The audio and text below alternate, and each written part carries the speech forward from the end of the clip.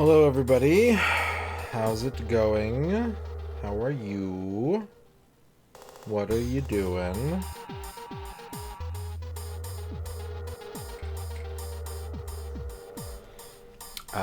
Congratulations, MG42 on your first. Congratulations, Flygon on your first. Congratulations, Al Pennington on your first. Congratulations, Dan Highland on your first. Congratulations, Flygon on your second first. Congratulations, Full Lizards on your first. Congratulations, Bear Mountain X on your first. Flygon, thank you for dabbing. Hello as well to Steven80s and Act Remix and Armored Macaw and Schemo and Dorky on television and Zalathar. Things are finally calming down. Good. You should have some cheesy French fries to celebrate. That's what I would do. I would make some crispy fries, or maybe some soft fries, and I'd just melt some cheese on those bad boys, and just... Zalathar, I keep seeing you popping up everywhere, Zalathar. You're hanging out in all the coolest places. What's up, Ragadom? Working all night. Working in a coal mine. Going down.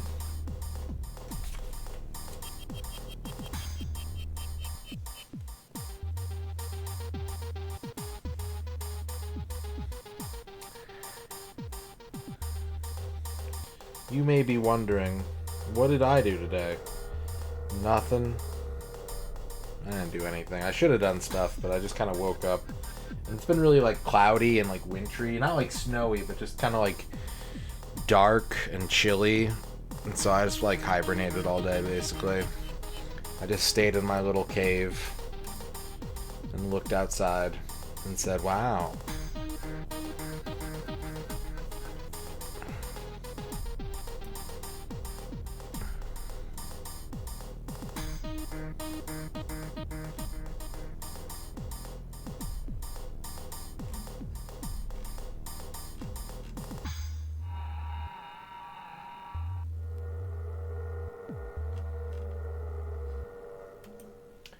Got the Lions game tomorrow. We got Thanksgiving tomorrow. If you're not in America, I recommend eating mashed potatoes anyways. You don't have to do it for America. Mashed potatoes are just delicious.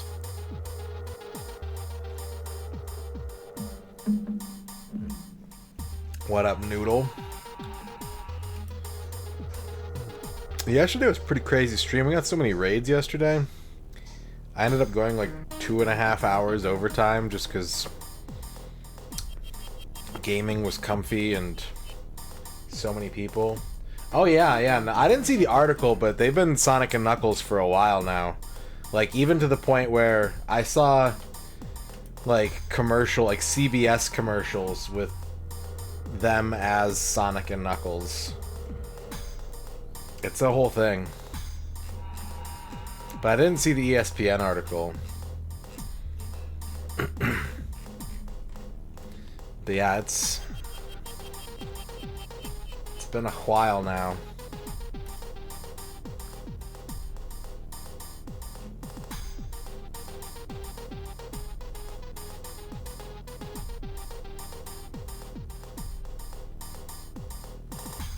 That's pretty good. As a video game fan, I'm here for it.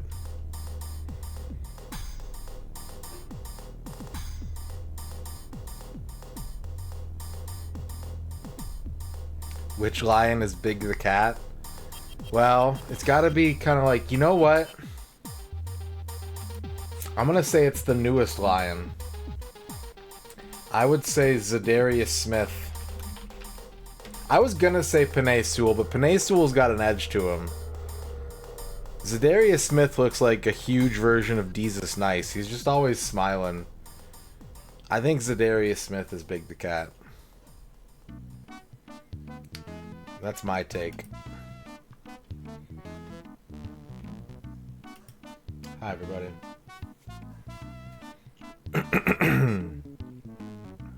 Do you like beverages?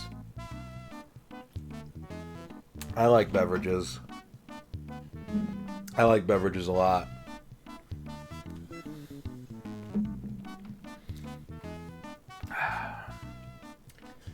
You like tea? Tea's alright. Tea's okay.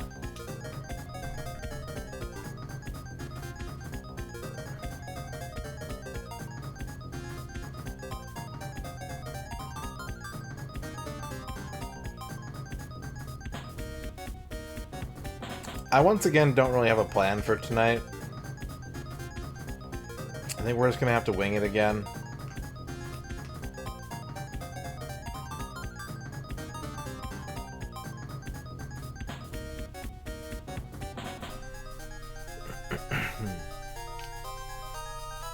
Steam sales started. I feel like I want to get some stuff in it, but I don't know what to get. I made a shopping list. I need to figure out what my budget is. Because I've got 14 games I'm thinking about. And they range in price from $18 to $40. Obviously, I'm not going to get all 14. But I might get like 2 to 4. I just gotta figure out what's gotta get picked up this time, you know?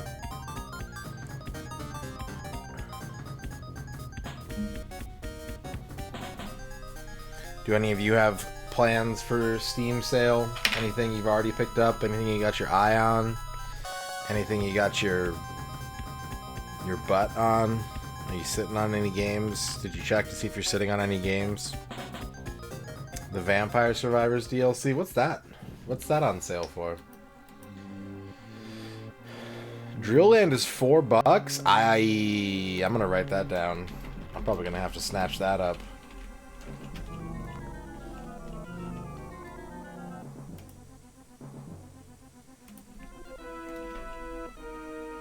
Vampire Survivors. Ode to Castlevania? That one?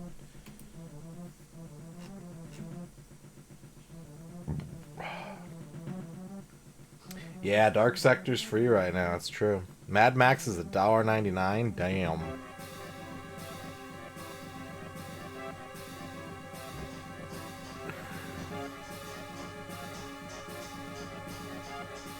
Castlevania's not on sale. I don't really know if I want the other ones. I guess it depends if... Because I know like the first DLC pack didn't come with achievements. I guess it kind of depends which ones have achievements that I would care about.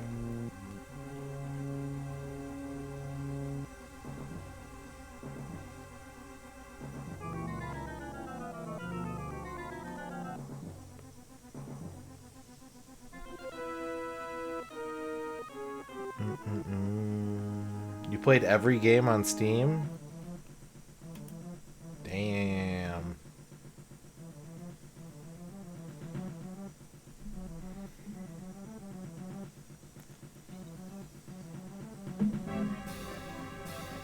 Dorky is the ultimate gamer.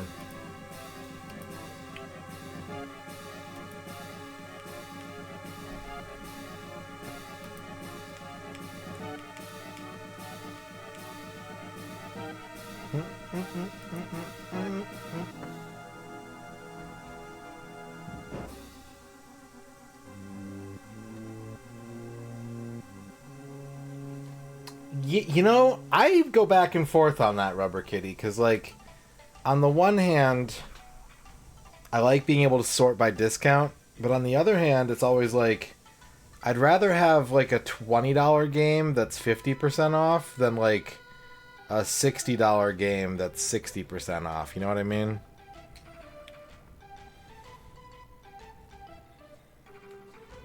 Well, we might discuss that a little bit later.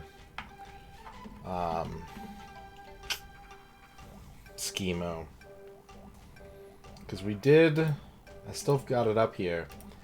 We did do some things last time. We did come to some decisions yesterday. We may have to follow this up and pursue this line of thinking tonight. But first, game. We should start with game. That's, yeah, I will usually grab those. The problem is that I've gotten like all of those off my wish list at this point. Most of the things that are on my wish list these days are like Japanese developed, and those games never go on like under $10 sale, you know what I mean? All the Sega stuff and all the Square Enix stuff, it's like if you see something for $10, like that's a rarity.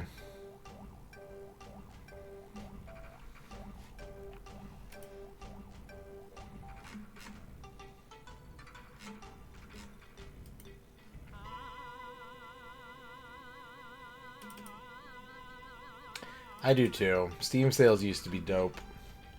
And now they're just kind of okay. They're just alright. They're fine. They're not like mind-changing like they used to be. And I hate to be that guy, but it's true. They're just not as good anymore.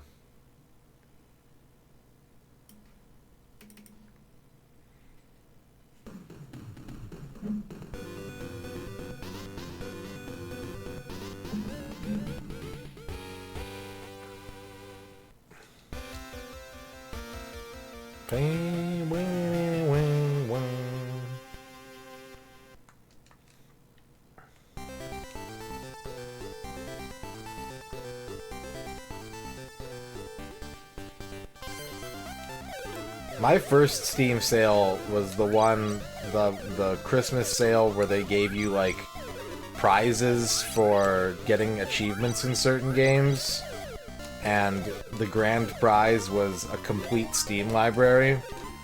So like it's been all downhill since then, but there were still a couple of years of like quality sales.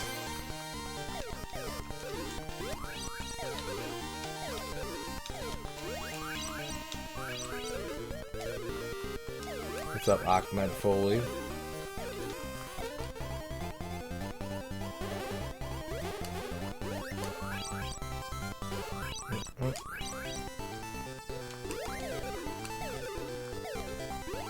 I think I've seen that once or twice. Where you have to like make a wish list and then like you can win everything on your wish list or something like that.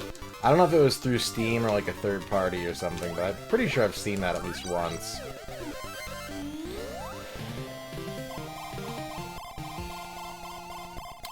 It's a lot less exciting to have me in bed than it is to have me on ice. What's up, Quicks?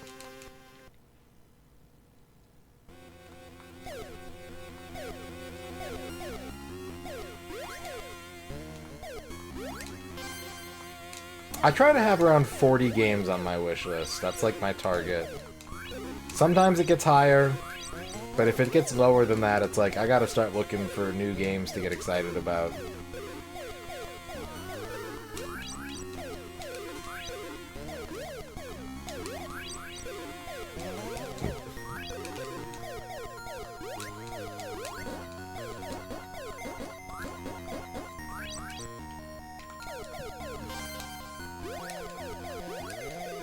You'll have to be more specific than that.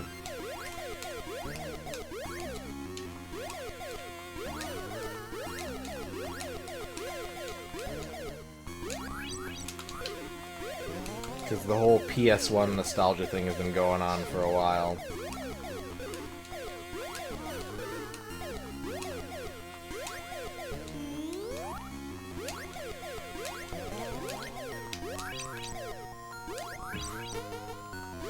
What's up, Minok Fox?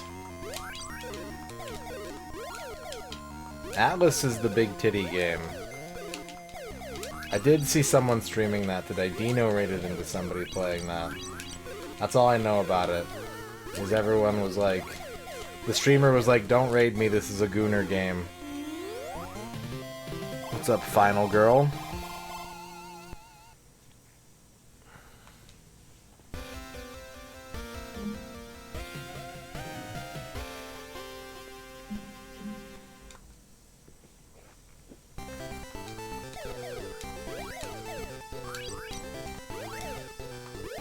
Now let me, I pulled up the store page for it when the raid happened, because I wanted to know like why it was a well-known thing.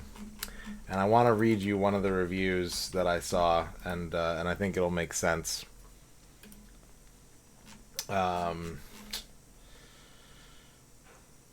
Well, this wasn't the review that I saw, but this review says, made a rat with a fat ass and literally no other body mass and got a spear 3 times the size of them. I love it here.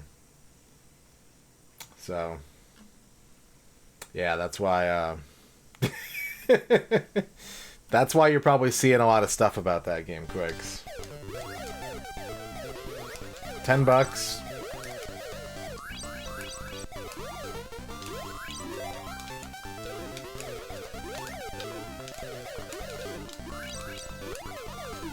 What's up, Liz? Happy early Than. Many Than.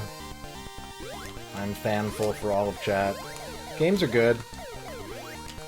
We're currently in the play games phase of the stream. We'll probably do some talk about games later again, like we did yesterday. When's the sponsorship stream? Let me check my bounty board real quick. I'll tell you what. If you want to be my street team, chat, reach out to the developer of any game you want to sponsor the stream, and tell them you want to see me play their game, and that I would prefer to be paid for it, and we'll make it happen.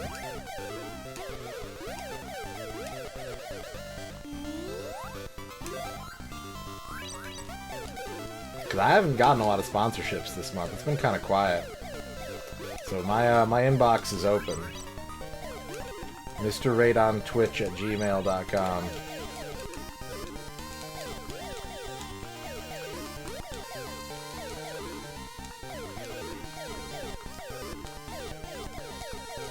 I'm running out of time. Kiwi fruit. Fuse Deluxe, how's it going?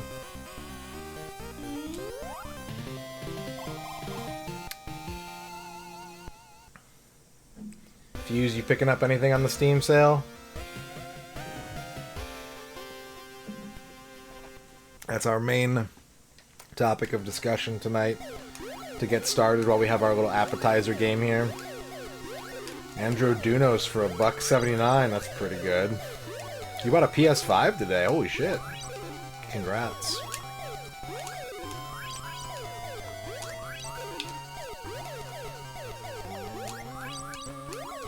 Oh, he juked me.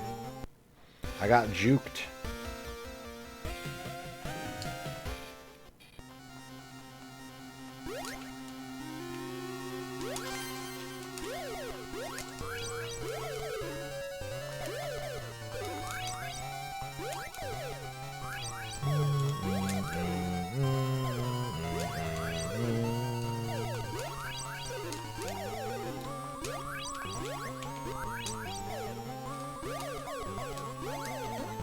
Whee!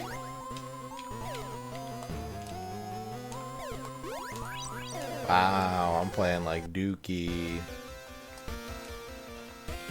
I had a friend in high school who did street team work for like a record label, and it was really cool. Like, I didn't understand how that whole culture worked, but I just knew that like once a week he'd have a bunch of like promo CDs and like bumper stickers and posters and shit, and just hand them out. That was pretty cool. You bought the taiko drum. Ooh, nice. I gotta figure out. I'm having a music game party this Saturday. I gotta figure out what to put on. I gotta do some hardware testing and some setup and figure out what to put on for the people. Finally upgraded? Heck yeah.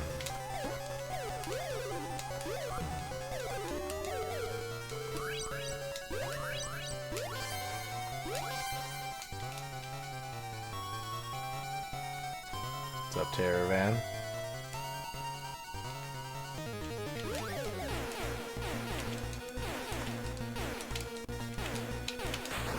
Ah.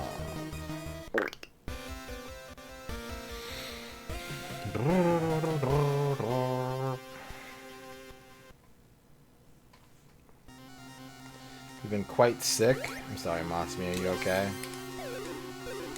Do you need Sprite?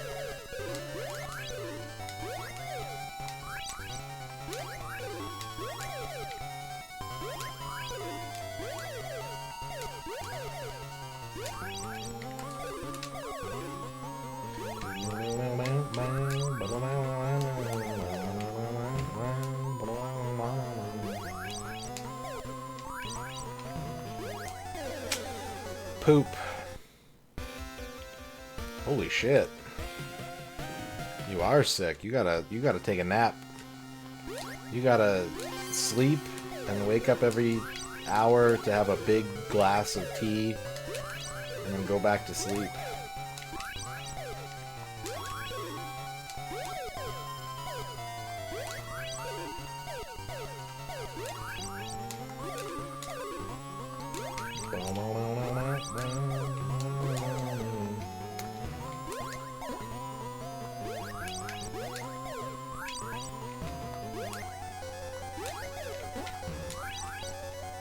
Hello, Duke Donuts. Hello, Astral Vortex.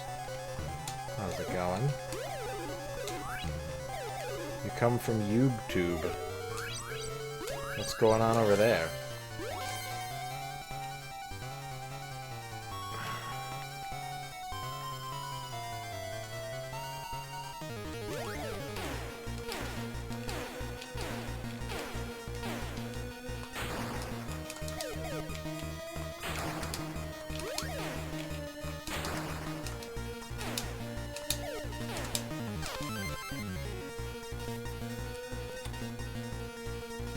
Well, I hope you got a good solution for your compressor.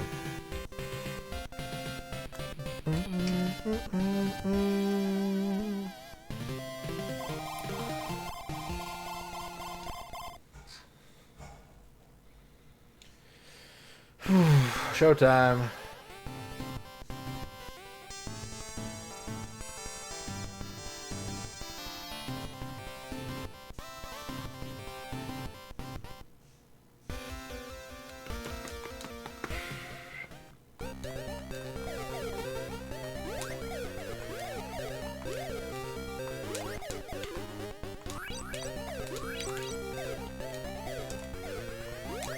There's volcanic activity here on this adventure island.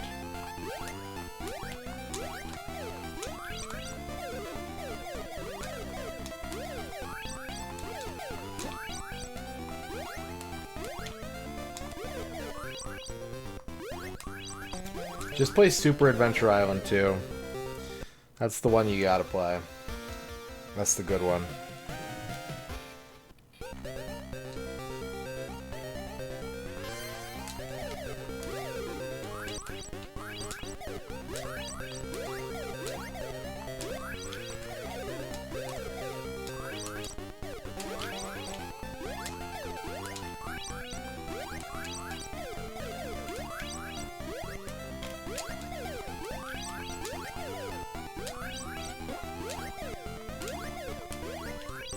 What is the secret here? No? I was wrong.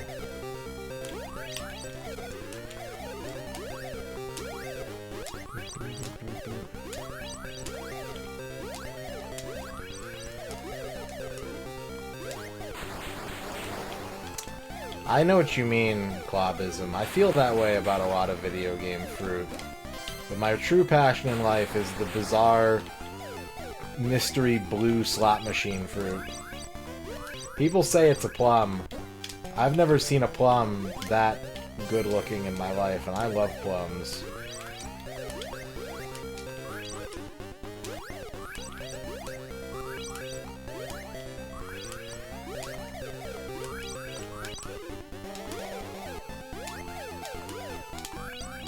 No, god damn it.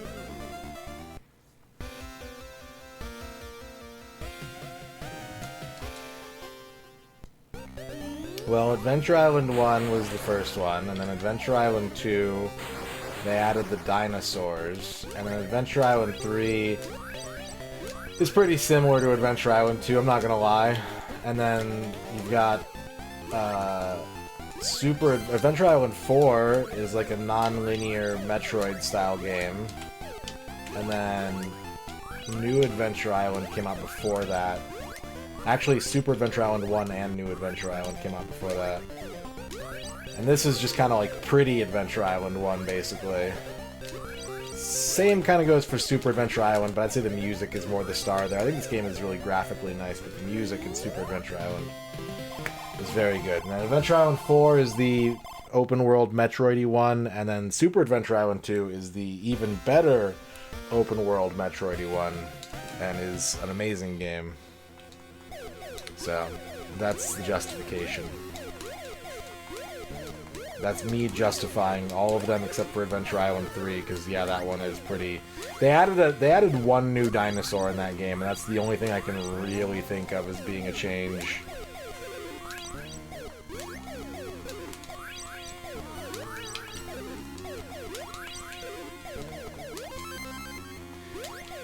I would say that it's kind of... You have to kind of think of it, this series, as being sort of similar to Mega Man, in the sense that the first one was really, really popular in Japan, and kind of, they just sort of stayed in that gear for a long time.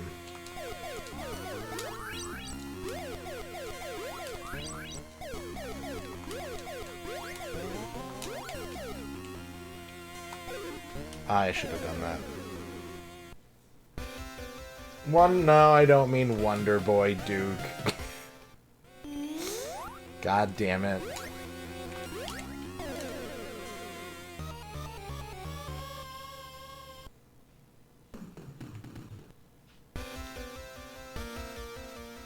Hey, is it potato time? It's your favorite time of year. It's potato time. Thank you. Texture good. Butter content good.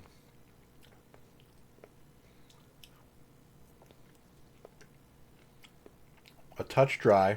Not overly, but a bit. And needs...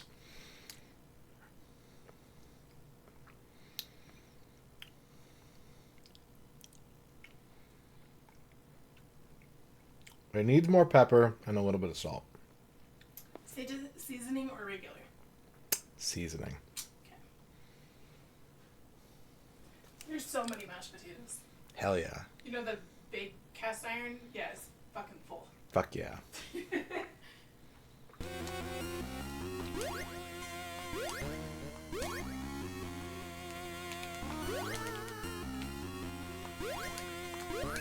There's a couple things that I'm really good at taste testing, mainly soups and mashed potatoes.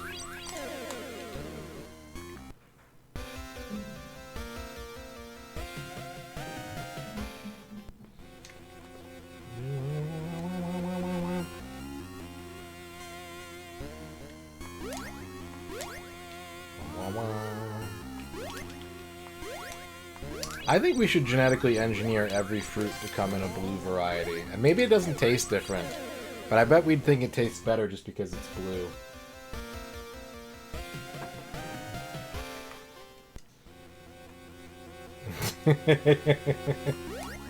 Yeah, this is... You've handed me the base for minestrone, now add all the other stuff. That's my tomato soup review. You're missing all the vegetables, beans, and noodles. But other than that, it's a pretty good minestrone.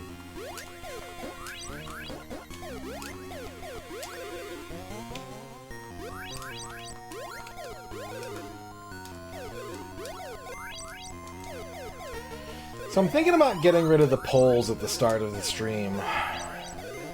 I'm giving some thought to discontinuing the poll feature.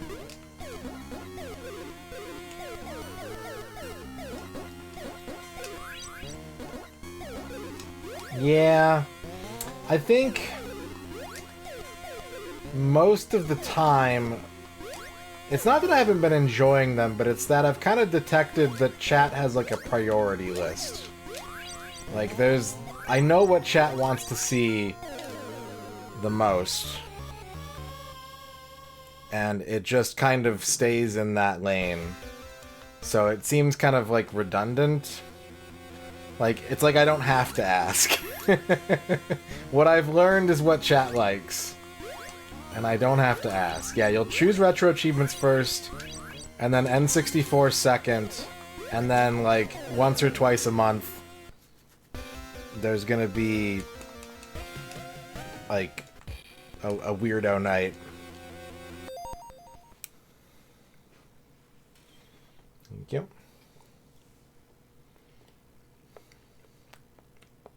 Why, sure, good.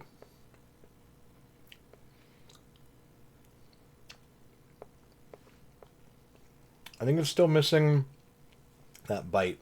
A little more pepper. Okay. It's hard because, like, I put a little, I mean, not a little bit, like, I'll coat it, but then, like, I mix it all in and it disappears. So, like, the volume is what I'm adjusting to. Yeah. Well, what is it you don't like about retro achievements, Grix?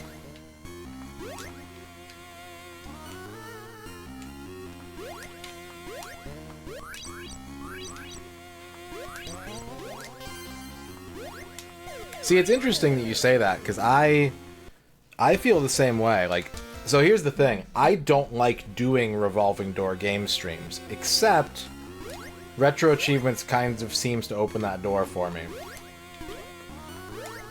So it's like, that's my way of doing that more variety type stream, because I don't enjoy doing them any other way.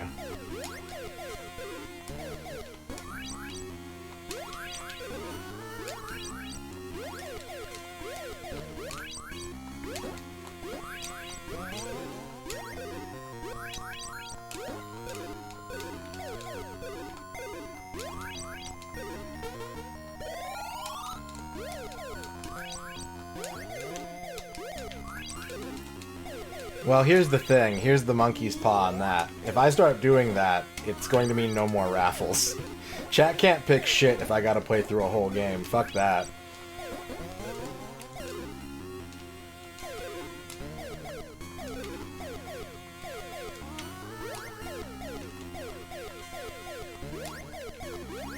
Parallax is always good. Every game should have 9 layers of parallax.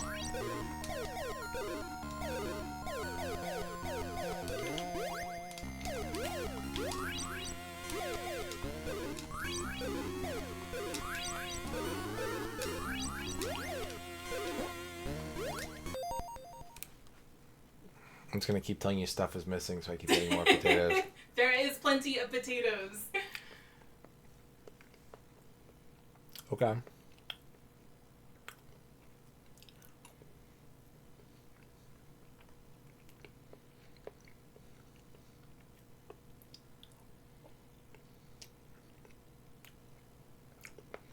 I won't need another taste test, but I would say if you want to finish it off, you want to just add a little more liquid and then a little more seasoning to balance that out. Because they're good, but they're not like... As creamy? They're not hitting me with that immediate like mouth punch. Okay. So if you want like a calm mashed potato, it's there. Okay.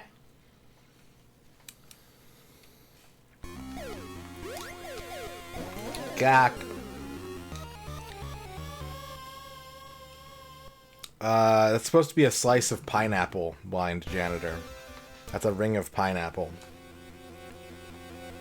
Like the kind you would put on a ham.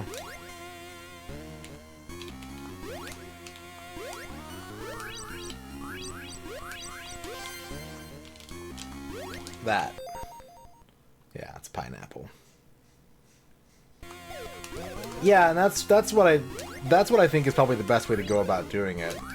That's why I always tell everybody, like, you're allowed to keep picking the same game. If you don't like the short bursts, you gotta champion the same game. You gotta keep trying to win raffles or get chat to vote for more of that game. But, like, I don't want to do a full achievement set all at once of some game that I don't want to play in the first place, so I'm not gonna... If I'm gonna start doing, like, marathon set completion runs, it's gonna be games that I want to play.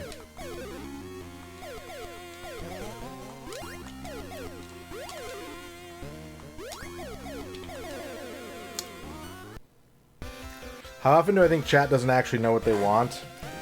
I don't think that's really a problem. I'm never like, oh my god, I can't believe chat didn't pick this game I put on there. But I just kind of, I kind of feel like I've learned enough from a couple months of doing these polls that like there's a flowchart to most people. The majority of viewers who are here early they want to see retro achievements first. When retro achievements isn't on the board, they want to see an N64 game. And every so often, they'll be like, he needs a break. I'm going to vote for this other thing. And that's just kind of the flow of things. So I'm kind of at a point where I'm thinking, like, is it really, is it necessary to do that? Or can I just sort of prioritize those things?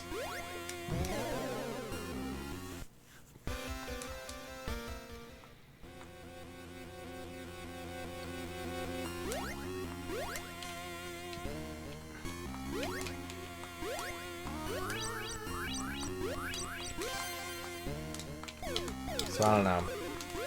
Just a thought that I've been rolling about, kicking around.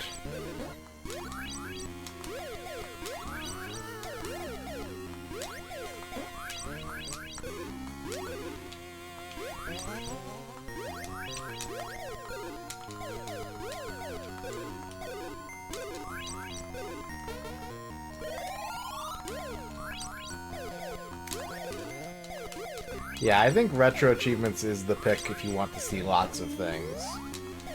If you want to have the, like, the all appetizers meal, like, that's the thing to vote for.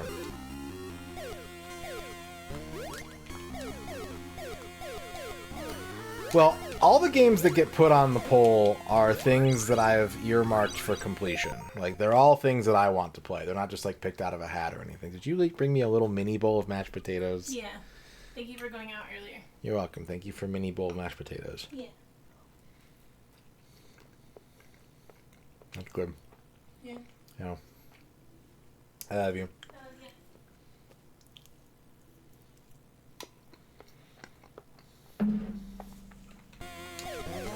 Like, the real problem is that there's too many games I want to play on stream, and I just don't have the time to finish them, you know?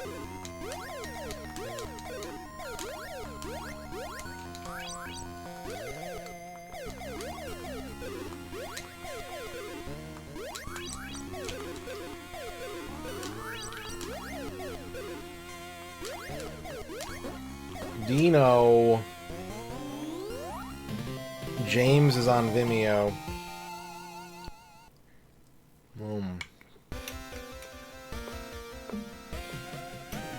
What goes well with mashed potatoes? A nap.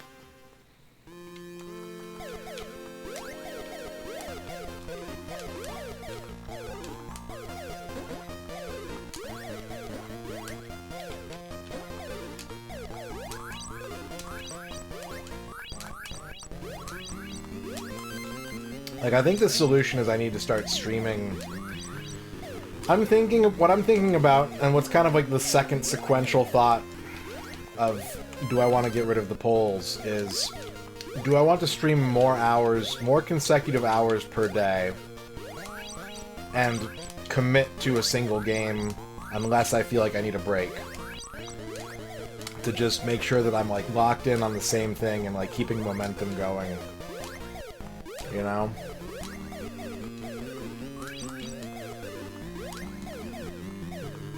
But I don't know if that's less interesting to chat. Like,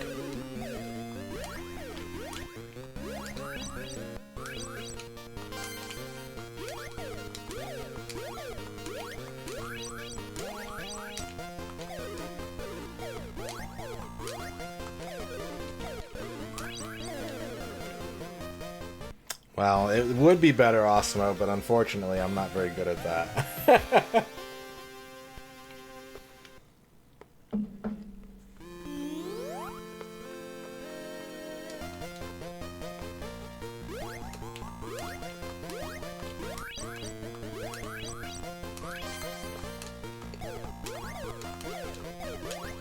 I think the only opinion that bothers me, the only take that bothers me about this problem, I forget who it was, but I was kind of talking about how I feel like I finish games a lot slower than a lot of other streamers. And I forget who it was, but someone was like, well, yeah, you don't let anyone backseat you. And I was like, that's some ignorant ass shit. I'm offended.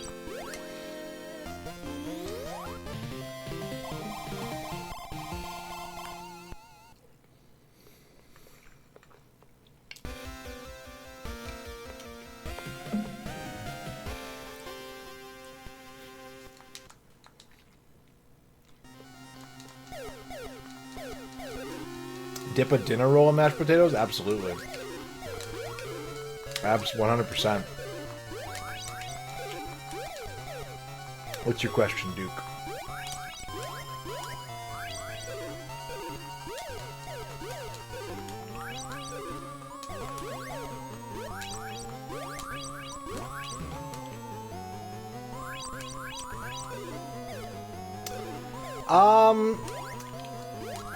I think a little bit of both is how I designed them, is like what I intended. But I've even been considering the fact that, like, because the results tend to be so one-sided, it makes me wonder if there are some people, and I'm not calling anyone out, and I'm not asking anyone to self-identify with this or deny it, but I wonder if there are people who show up for the poll and then leave if what wins isn't what they want to see, you know?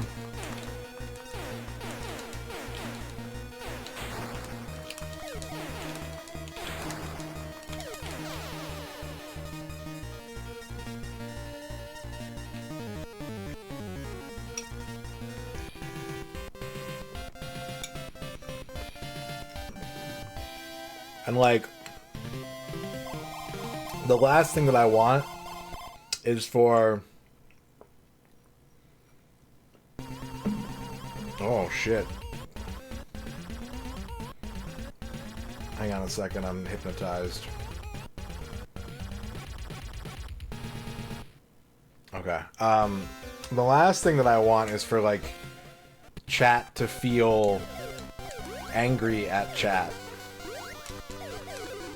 You know, I don't want it to be a source of contention.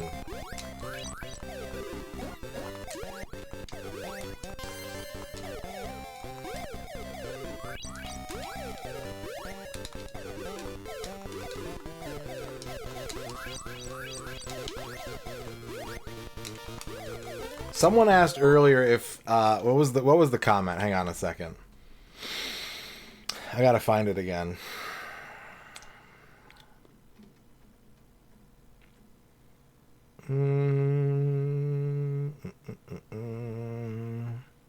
Masumi asked, how often do I think chat doesn't actually know what they want?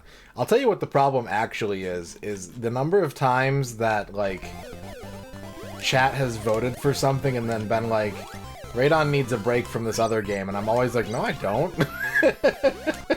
And whenever I'm like, I am so fucking exhausted with this game, and then it's like, that one again! So, like, that's the thing where it's like, I think chat knows what they want, but I think when chat tries to vote for my benefit, then they don't know.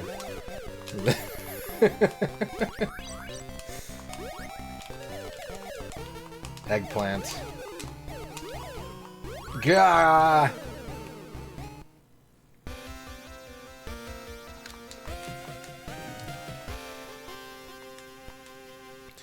Yeah, I have a set limit of how much retro achievements I want to do per month. I determine that sort of ahead of time. Like, I would never become like a full-time retro achievement guy because there's just too much other shit I want to play.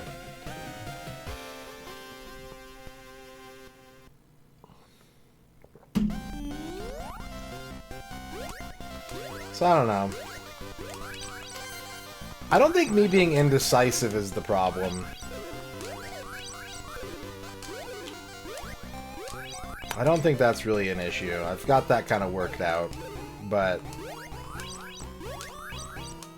I also don't want to be like,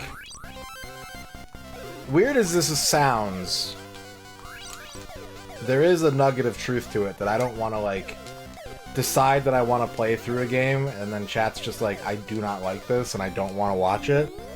You know what I mean? Electro wants a haiku about chat. Chat is always wrong. This is the streamer credo. Chat is always wrong. There you go. There's your haiku, Electro.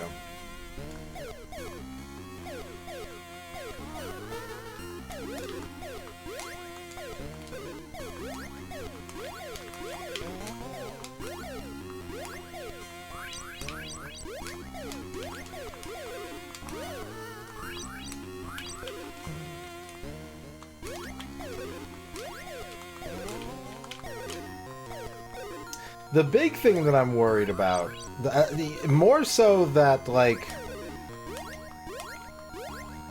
So the reason that I started thinking about this, the reason that, like, that sort of... me realizing that certain things are almost always going to win polls if they're on there is, like... that I have a lot of other projects that I want to get to. And... there's no way I can get to all of them. Like, my eyes are always gonna be bigger than my stomach. I can't fix that.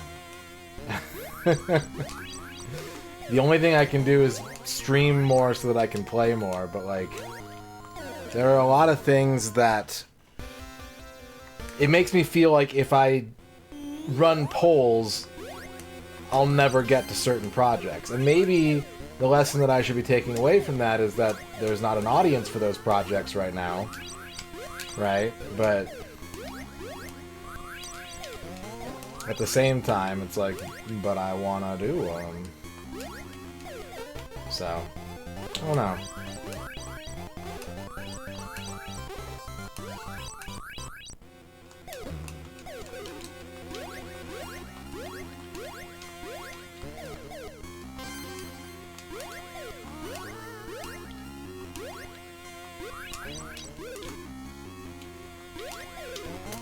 I miss Front Mission too.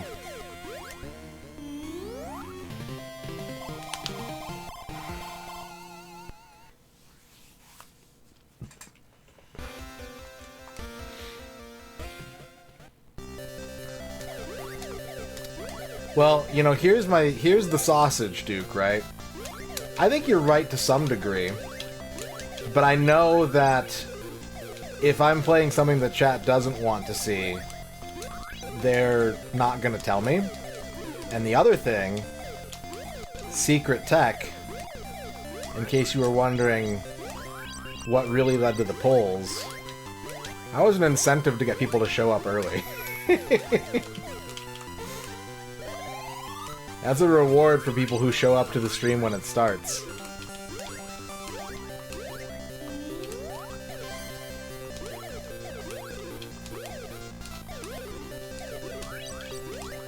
Do I miss Front Mission 4? I mean, yeah. But I don't miss it bad. If I missed it bad enough, I would have gone back to it already.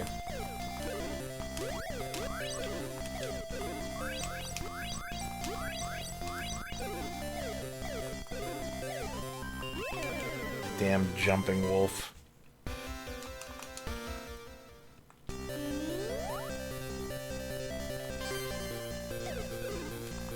I think it's just kind of like a New Year's coming up, and I'm trying to, like, really give some thought to what's working and what isn't, and what should I change, and kick the tires on everything, and figure it out, you know? I'm way behind on it, I'll tell you that much, but I'm still gonna do another list before the end of this year. I'm just gonna add more to my plate, because that just means more games to play. But, you know, like, that's always been a prominent feature on the polls, and it rarely wins, and I don't know if it's because of the games that are showing up on it, or if it's because, you know, the other projects are more interesting, but, like, that's part of it too, right? Is that that's a commitment that I've made, and if I leave it into chat's hands to vote for it before I do it, then there's a good chance it just never happens. But it's still an obligation that I created for myself, so it's like, you know, gotta figure that out.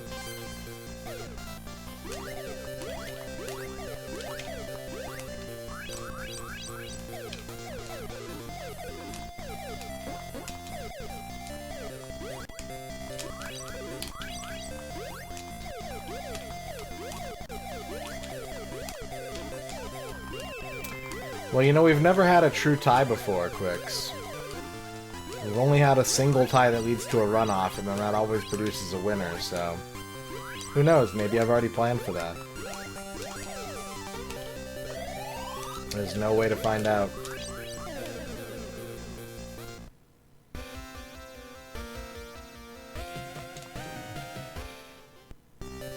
I don't know what you mean, Duke.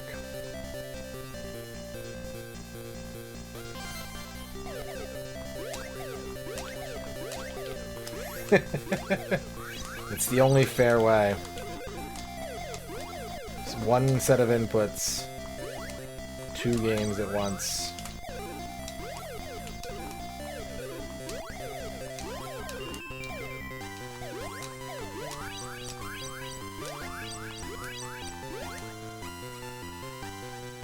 Yeah, typically. Typically, yes. You're pretty close to the mark, so I'll give it to you.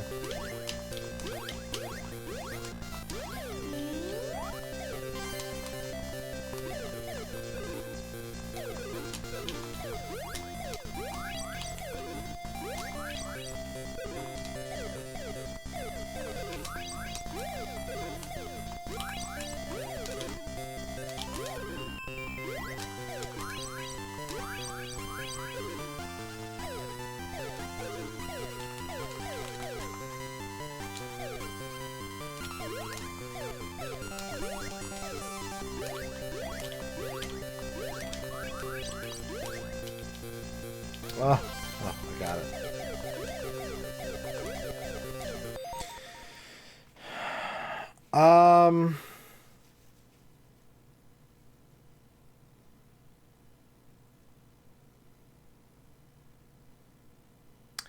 I think it does. I think it does. I'll tell you what I think it does. If I were to just make it a category, right? If I were to say, this is the N64 Complete Works category, and if you vote for that, then we're going to do N64 Complete Works.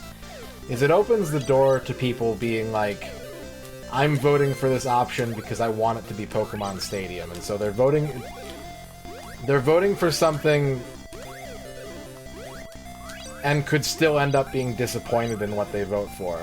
You know what I mean?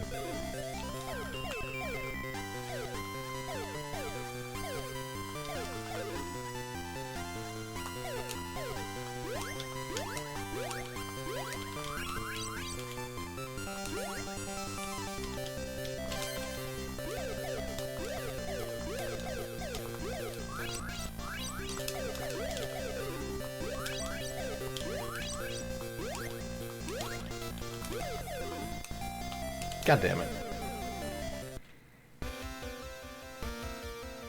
Yeah, kind of, Quicks. Honestly. But I don't try to mislead on that. I remain obfuscated for my own purposes, but...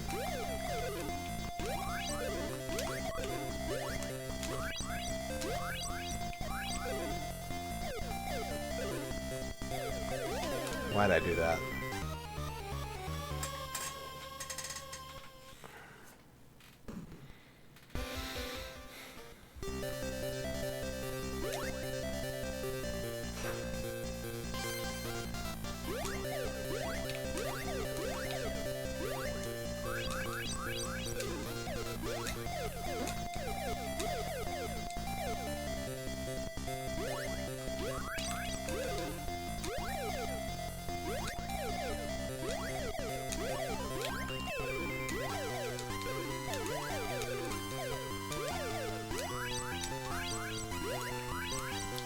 Here's what I think about that, is that there are a lot of people who watch this stream intermittently and don't...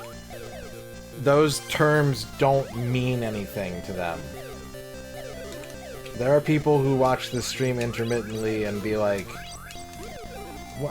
I was playing a Game Boy game the other day and someone was like, wait, so is this on N64? And I was like, it's black and white with like 8... What do you mean?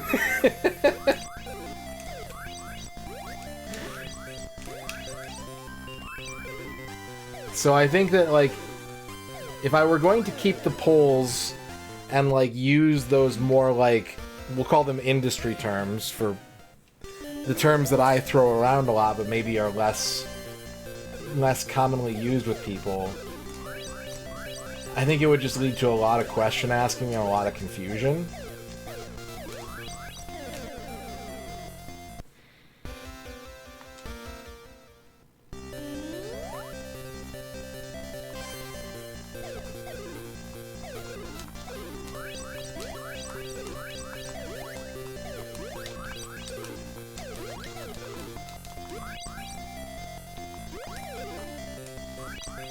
This level's hard.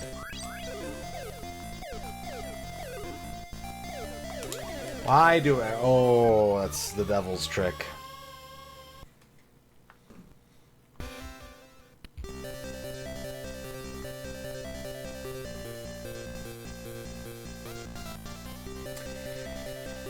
I don't think it dilutes the voting. Well, actually, I think there is... Yeah, in certain instances. Like, I don't think it would dilute N64 game votes, or, like, retro achievement votes, but I think it would dilute, like... If I was like, this category is for a backlog game, and, like, people don't know what that means, or, like... It's more... If it's more open-ended and they don't know what to expect from it, I think it would drive them to a quote-unquote safer pick that they think they would be more likely to enjoy.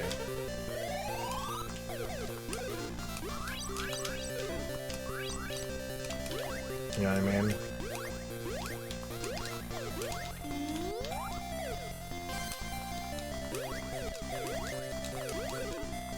Bear Mountain's right there. I didn't even read that message.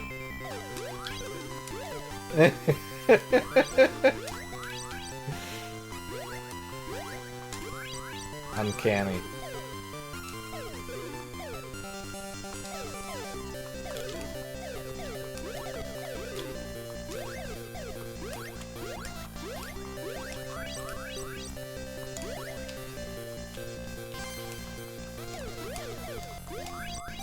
I did it again. Oh, I hate those guys.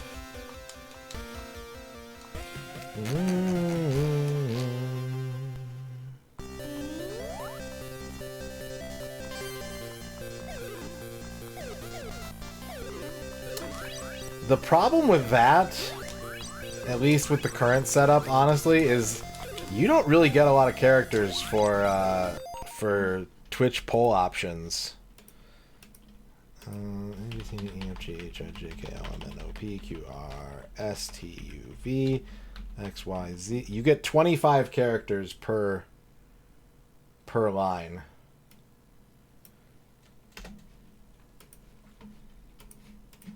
So you'd have to do a lot of shortening, and that would, I think, just feed back into, like, I don't know what this option means.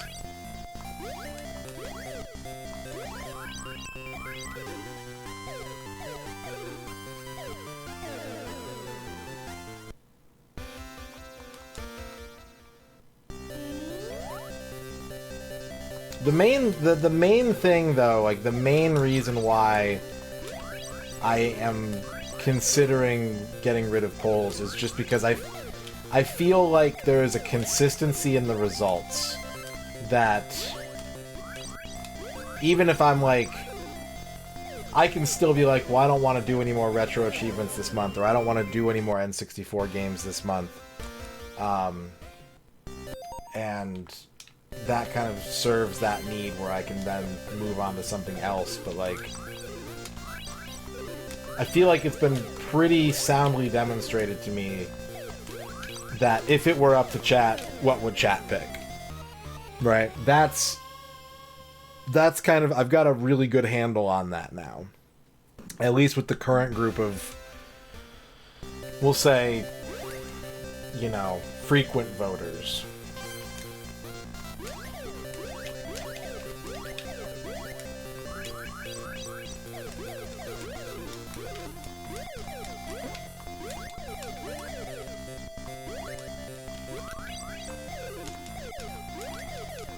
I love achievement hunting. I love achievement hunting. It is one of my favorite things about modern gaming.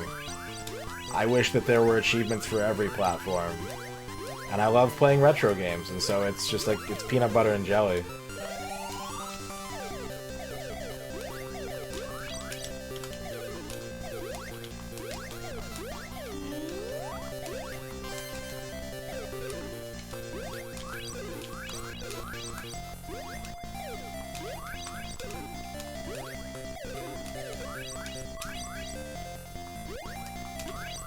I've been using retro achievements for years, but every so often I just delete my account after not using it for a while, and then make a new one, or clear it and start fresh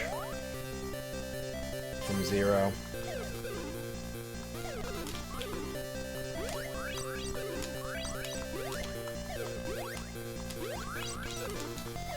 A 2-minute demo of new poll options.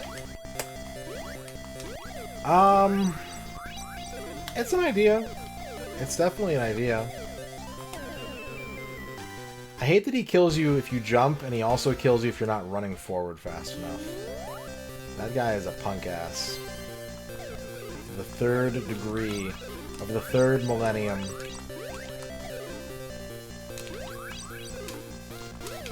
I do love chaos, that's true. I do have a fondness for chaos. What's the highest leaderboard position? I think I was in the top 1,000 at one point. I think I was like 600 or something like that. I want to say. Oh, are the little red flowers the tells for when the wolves come out from behind? I think they might be.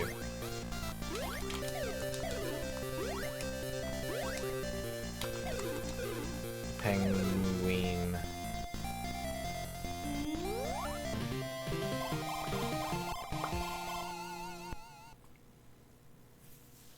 Do I think they'll ever add pinball? I mean, how would you do that? What would you use?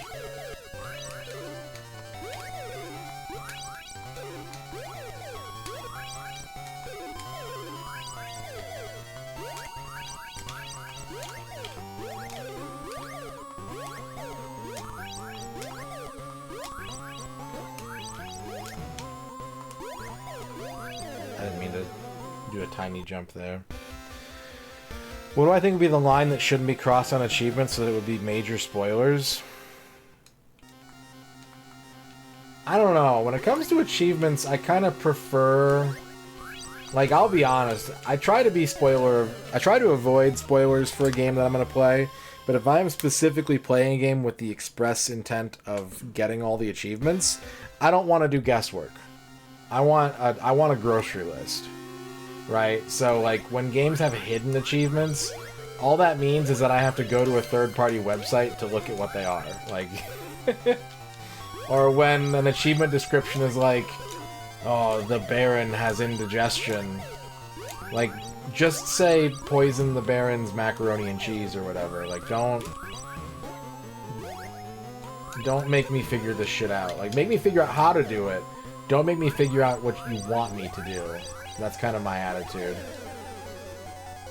More Tony Hawk, absolutely. Everything should be more Tony Hawk. If you want me to be happier, make every game more like Tony Hawk.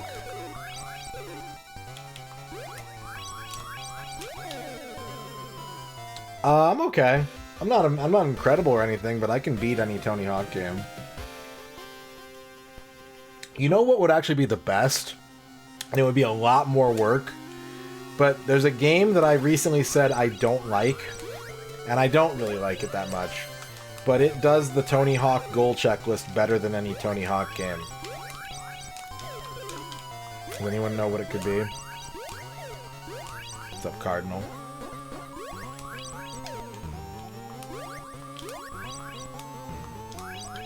It's Kirby Air Ride. For the GameCube.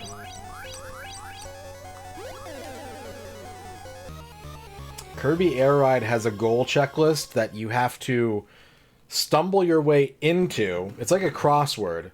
It's a grid of boxes. And once you once you achieve one of the checklist goals on the box, it reveals itself and says what you did to get that prize, but then it also gives the clear conditions for the prizes for each of the boxes that are adjacent to it.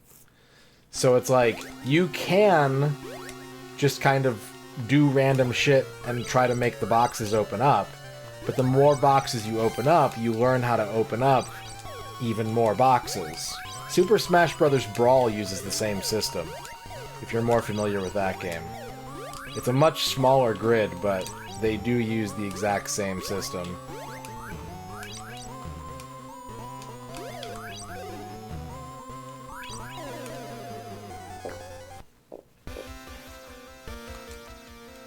And that's even better in my book.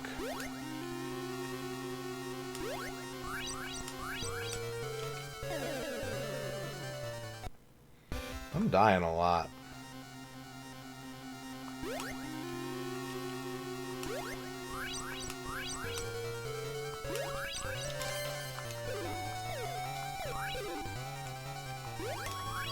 Well, Brawl did something that really pissed me off. Because there's another system in both of those games, right? And that is that sometimes when you clear a goal box, the prize that you earn is the ability to check off a goal box without doing the prerequisite goal. So if there's a challenge that's like just not fun for you or is like too hard, you can use one of your checkboxes. You can use one of your free checkboxes and just be like, okay, I got that one without doing it. What's up, Rachel? How was your stream? And both Kirby Air Ride and Smash Brawl have this system, but where Smash Brawl changes it, and I don't think in a good way, is that they determine that some boxes are unbreakable. They're like, you can use these hammers to break the glass and take these prizes, except for these boxes, we don't want you to use hammers on those. And so that kind of like takes away a bit of the personal agency. And like some of the strategy even of deciding when to use your hammers.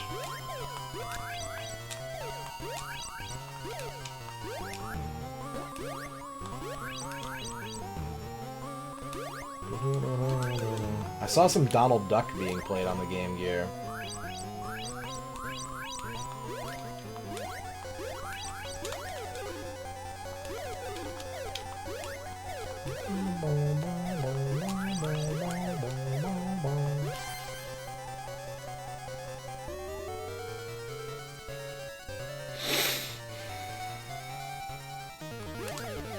It's Polar Bear Man. I don't know what his attack is. No, it's a big ice wall. And it's getting closer. And I'm in trouble.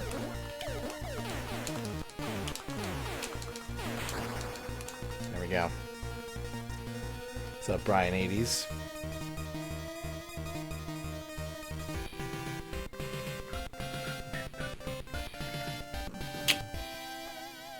I don't know what you mean, Al Pennington. I'm not sure.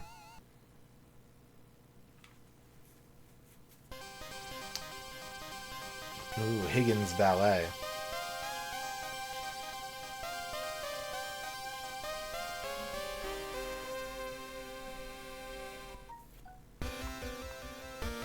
Oh, yeah, maybe.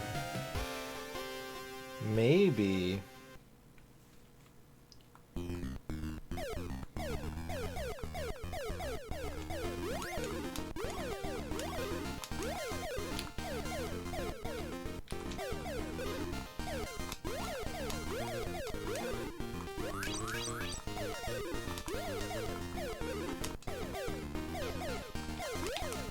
Hidden Bird. No, but for real, even if you do think Adventure Island is whack, play Super Adventure Island 2. It's the best. It's probably one of my 10 favorite Super Nintendo games.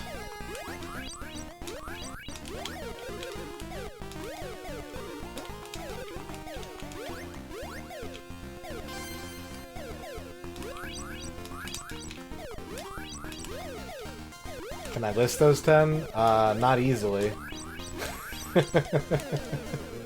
Not without great mental strain and anguish.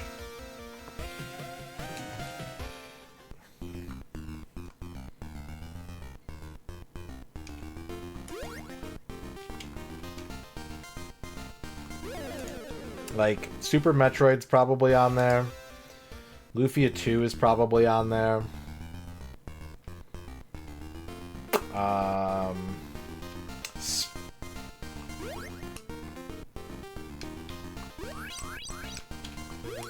I'm already starting to sweat buckets a little bit.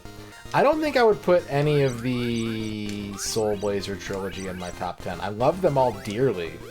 I think they're all marvelous games, but I don't think any of them would make my top 10.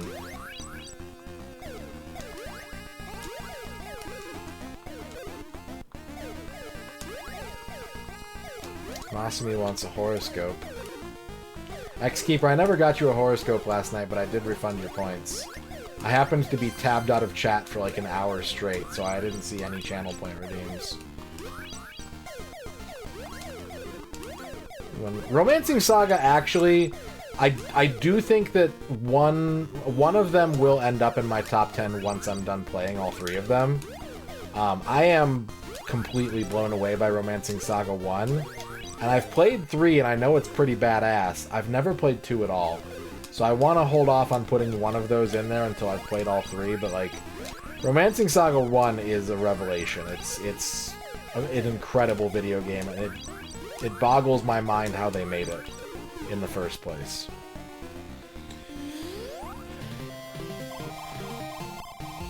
Well, Frontier is on the PlayStation, so that wouldn't be in my top 10 Super Nintendo games. I wouldn't say I've played the majority, but I've certainly played upwards of 500. Like, it's probably close to half. Oh, they're so fun, Liz. I think you'll like them. I think you'll like them. Unless you're the kind of person who wants to know everything about a game. And then you won't like them. Because they are deeply unknowable experiences. Masumi wants a horoscope. You got the Intercity Station, Masumi. It's time to pop over to the next city over and have a little day out.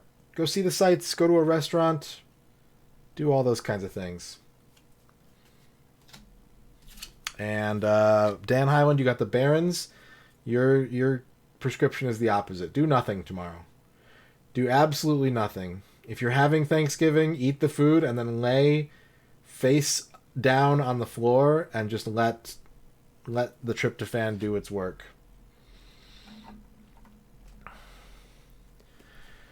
Ern wants a horoscope. Ern, your horoscope is Media Uncovers Bribe. Look for the truth tomorrow. Try and determine who's being paid off, who's poisoned the green beans. Tetrahedra wants a horoscope. You got the University Bookstore Tetrahedra. The University Bookstore. You're going to overpay for something tomorrow. Maybe it will be cranberry sauce. Maybe you're going to pay way too much for cranberry sauce. Dorky wants a day planner. The whole day. The whole ding-dong day.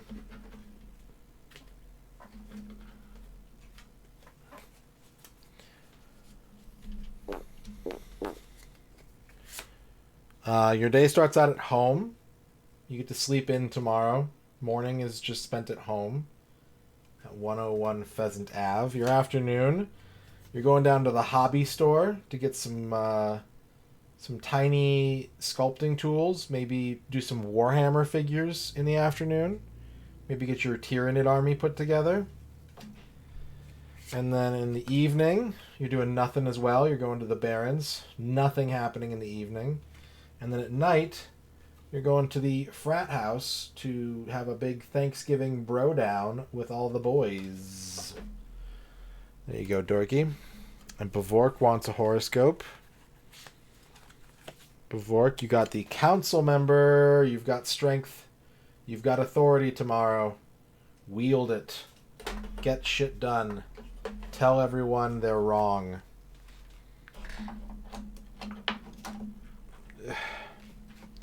And Shadrock wants a Retro Island Gaming shout out.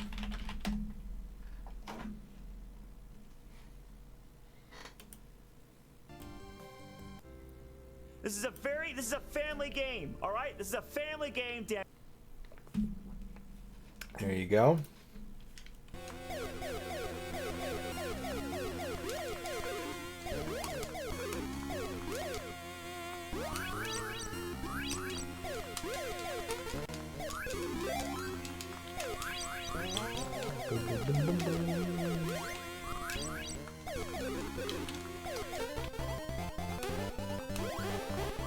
Killing God with one character in Saga isn't that bad actually, but it's a knowledge check. There's gonna be a ton of knowledge check achievements for a game series like that, so that is going to be something that you'll have to deal with if you're doing it on the retro achievement side of things.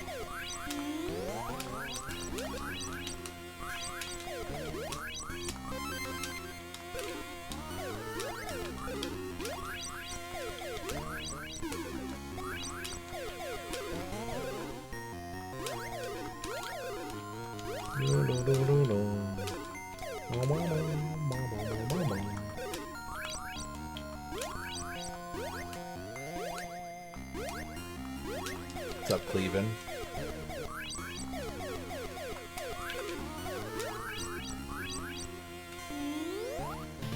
Being the pizza, huh?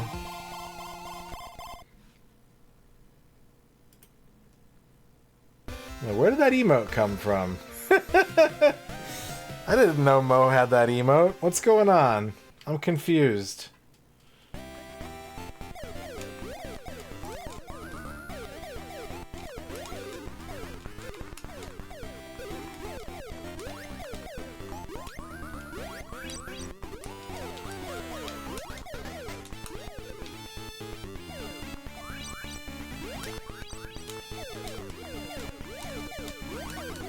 Leg day.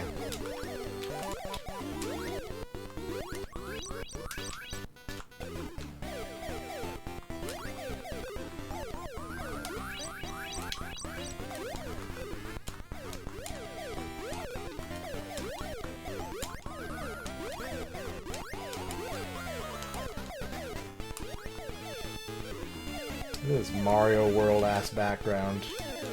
The milk. Pizza is Eddie's Maria, trying to drag you to your baser instincts. I was Ness for Halloween many years ago. On stream, even. It's the only time I've ever worn a Halloween costume on... Wait. Yeah, I wore it on stream. Yeah. 2016. I can tell you the year.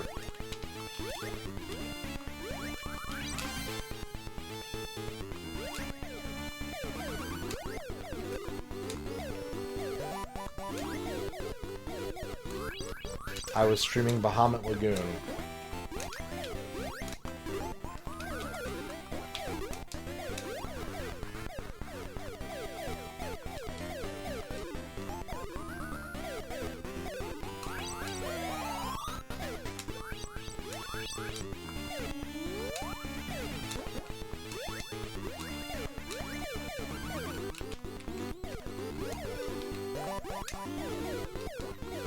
It would be good.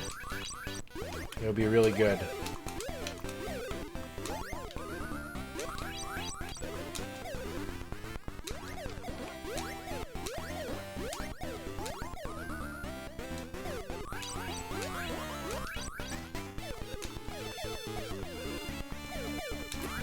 Alright, Ragadom, I'll get to that in a little bit.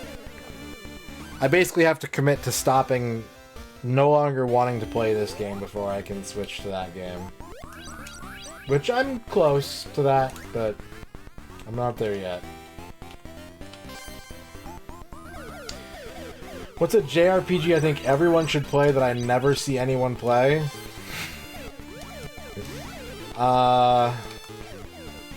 This is like a trick question.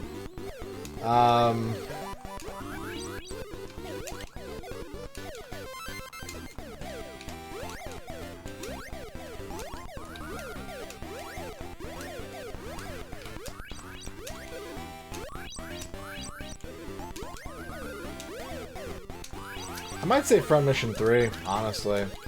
I'm tempted to say, and it's true, Unlimited Saga or 7th Saga, but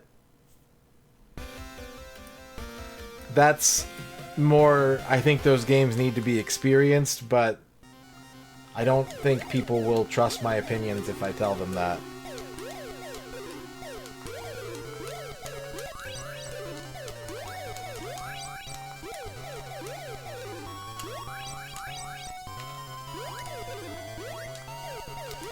Seventh Saga, the American release, is poorly balanced in such a way that it makes every single turn of a turn-based game something that merits your consideration.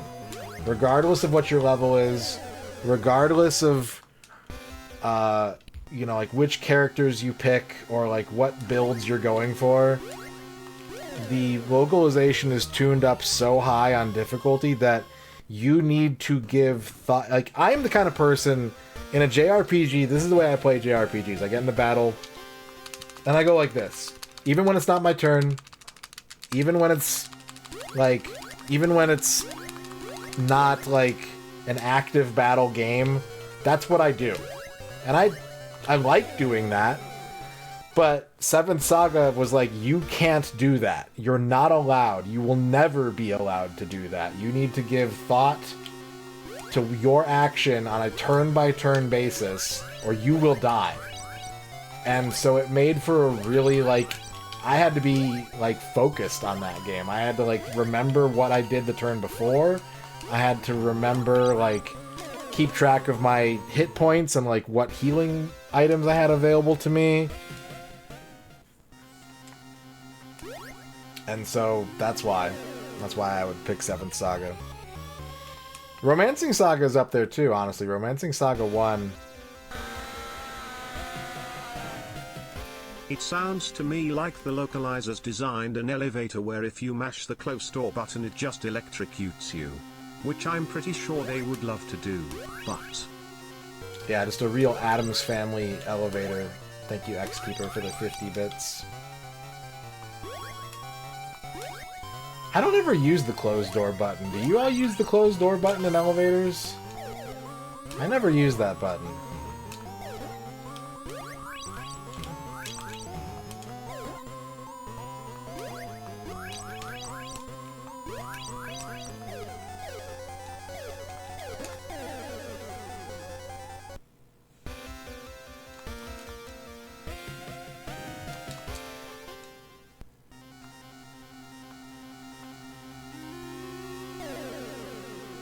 There is a placebo effect.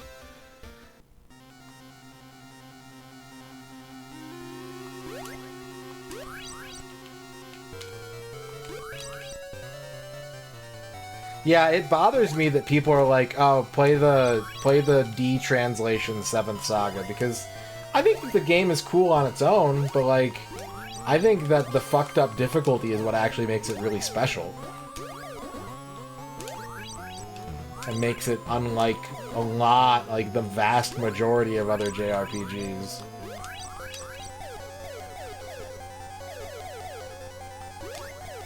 I have not played Mystic Arc yet.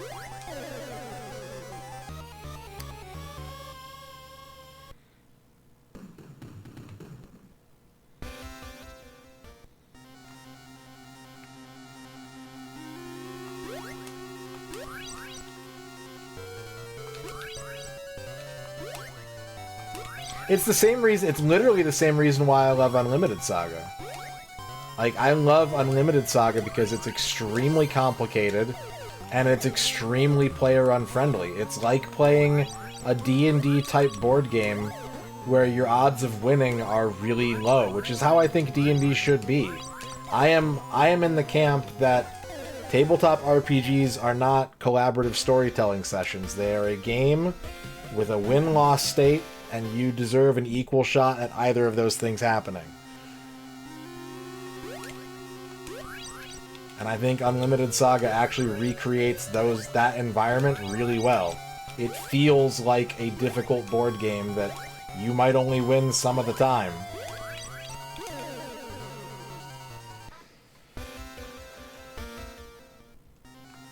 It's why I like roguelikes. Or at least like early roguelikes. I don't mean early like older ones. I mean like the early game phase of roguelikes and roguelites where you're just dying a bunch and you keep trying different things. Once you get pretty solid in your run and you know like what build you're going for and what items are meta, then I lose interest. Then I don't care as much. But it's that like constant threat of like, oops, I went right in this room and I was never supposed to do that. I got hit once and I died. Like that's the good shit.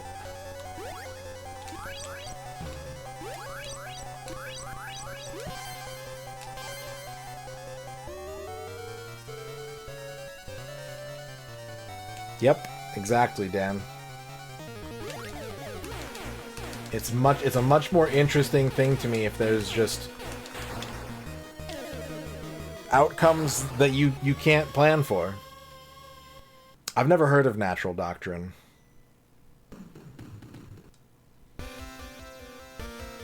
Octopath Traveler, yeah, that... I mean, I got to the first boss.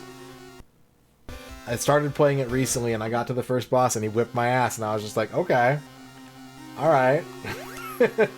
We're not playing around. Good.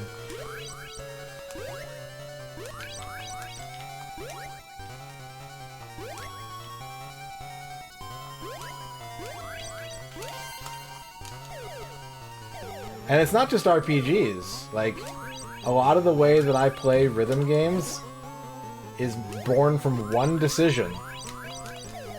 And it's when I started playing Beatmania. I had already been playing DDR for like 3 to 5 months at that point, and I had gotten to the point where I had passed almost every... There was one song on singles that I'd never passed. And so I picked up Beatmania, and I was like, I don't want to hit that wall. It's funny. It's very ignorant for me to say this, but I was like, I don't want to hit that wall. I don't want to get better than the game is. So, what do? I'm going to play one-handed, not two-handed. I'm not going to use speed mods. I'm not going to use any kind of, you know, anything that's going to give me an advantage. It's just me versus the chart. Default, the way that the developers made it, and I'm just going to run that and see what happens. And if I never beat all the songs in Beatmania, you know what that means? I've always got more Beatmania to play.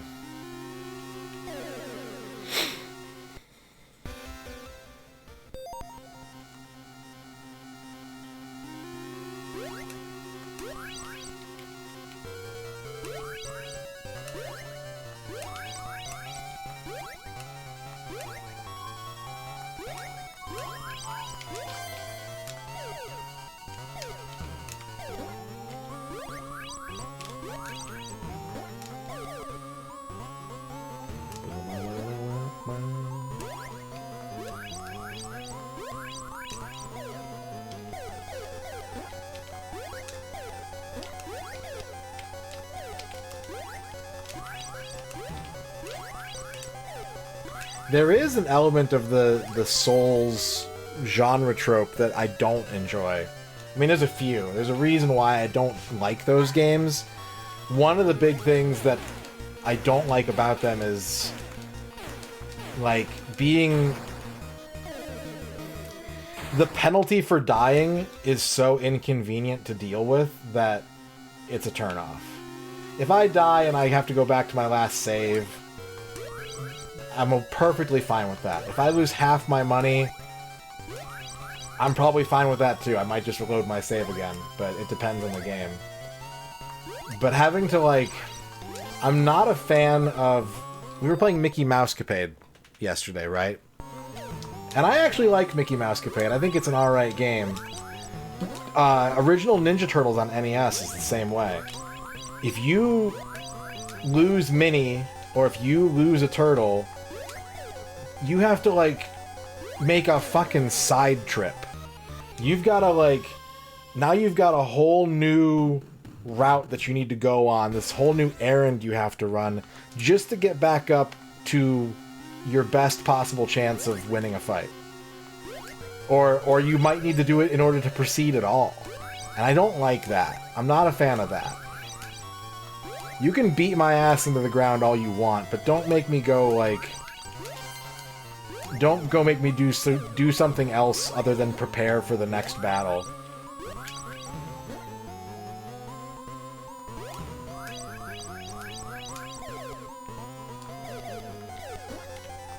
That's one of the things that I don't enjoy about Souls games. There are a few things, but that's a big one for me. This is New Adventure Island Personal Play Paradigms.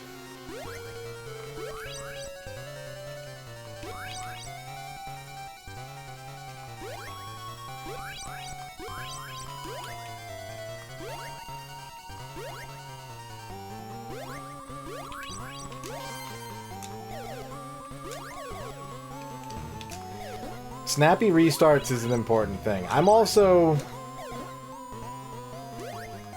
There's other things. I don't really feel like I have to get into it, but there are other things.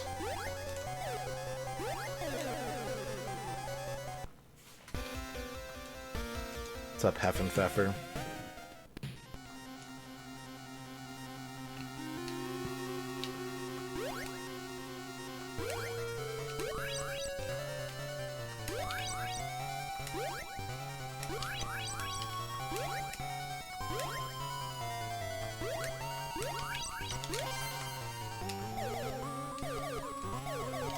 That's part of it, but I wouldn't necessarily describe it as an awful feeling because A, a lot of people love those games, and B, the thing that I would most compare the feeling of how those play is another series that lots of people love and I don't, and that's Monster Hunter. Yes, yeah, we beat Ready to Rumble Boxing. We're currently working on a fishing game for the N64, but I do not have an agenda to get anything done this week on stream. We're just kind of doing random shit.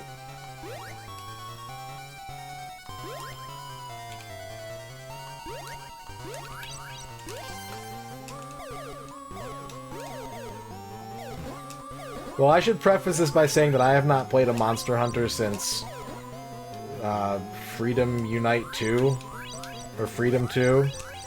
I'm way behind on the Monster Hunter series. But it is one of those games where it's like, at least the early ones, they're all about choosing an action and committing to it. And, you know, if you choose to attack, you better be damn sure you're ready to attack.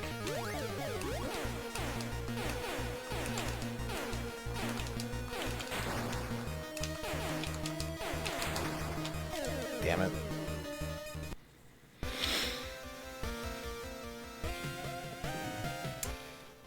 Echo the Dolphin, yeah.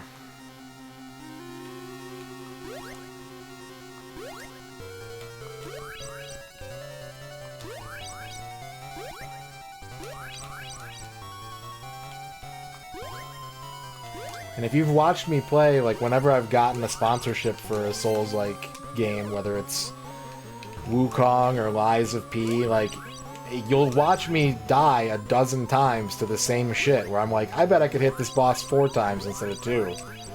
Oops, I died. Like, that's just... It is the biggest cause of death for me in that genre of game.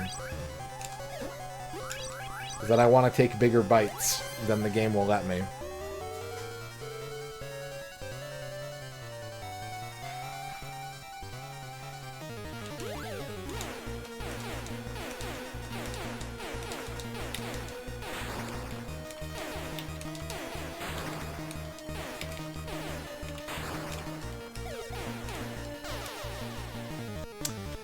Well, there's another game in that series for the PC 88? 98? I think it's 88. But that's a pretty unique game in a lot of ways.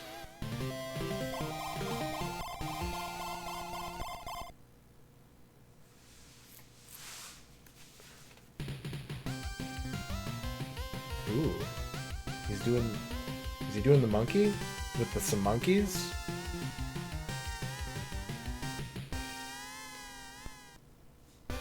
It's sitting really close to me. My copy of Neo is sitting very close to me. I'm just not sure if it's, you know... It's low on my priority list because it belongs to a type of game that I'm not especially, like, fascinated by.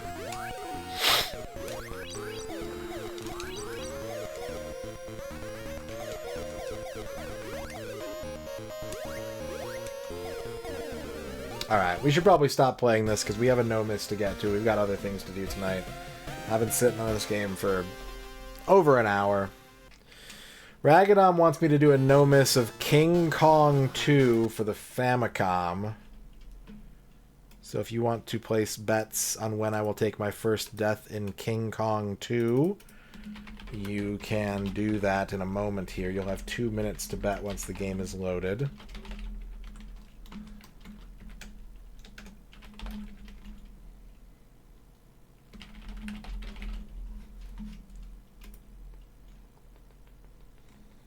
Yeah, and Cave does play that game every so often.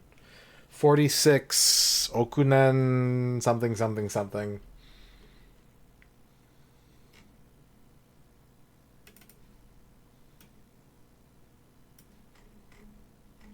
King Kong 2 Ikari no Megaton Punch. 2 minutes to bet. There he is.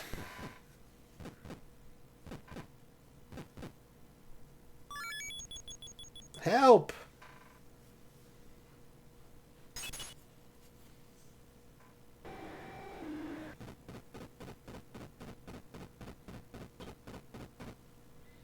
There he goes.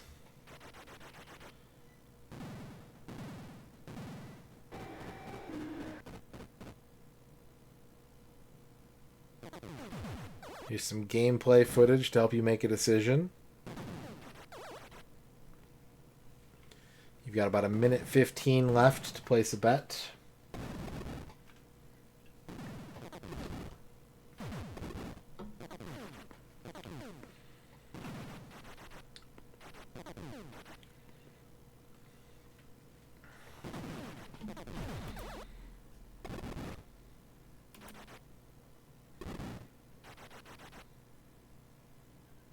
You need slime for every video game. Every video game needs to have slime and bees. X-Keeper wants a horoscope. 40 seconds left to bet. Do not forget to bet. You got the post office, X-Keeper, which is closed tomorrow. So, take the day off. You deserve a day off, too.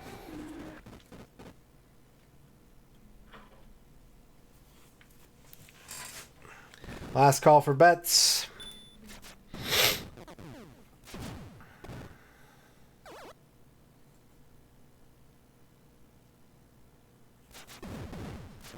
Pumpkin pie in the oven. Good job, babe. Yep, it's by bosses. Alright. 34% say stage 2, 32% say stage 1, 24% say stage 3. I played this game once and I couldn't figure out where I was going. And I expect the same thing to happen this time. 1987, The Kong Lives... Wait. Back up. 1986, The Kong Lives trademark is a trademark of De Laurentiis Entertainment Group, Incorporated. Good.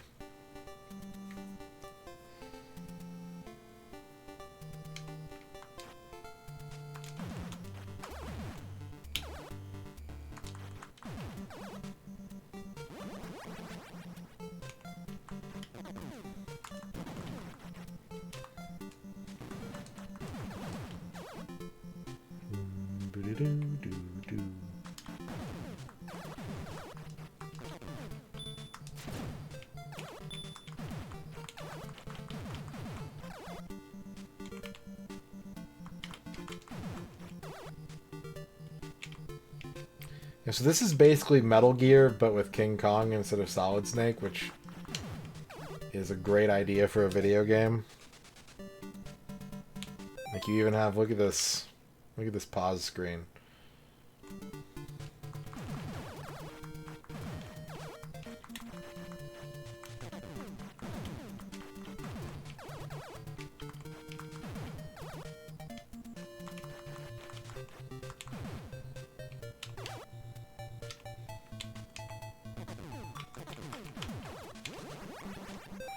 What did I just pick up? I don't know what I just picked up.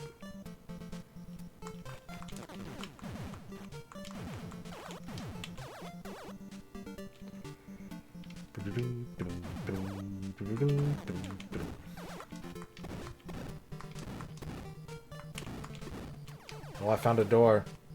I found a Kong dungeon.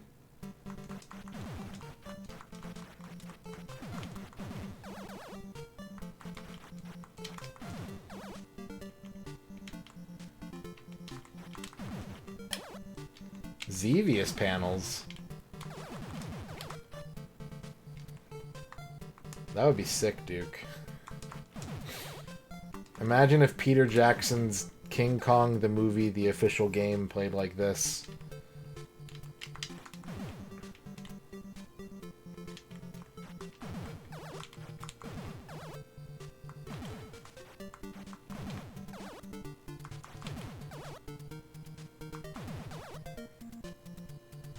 Dude.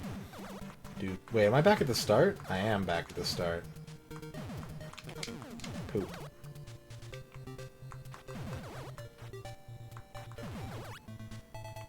I want to get that bottle of sauce. I don't know how to get over there.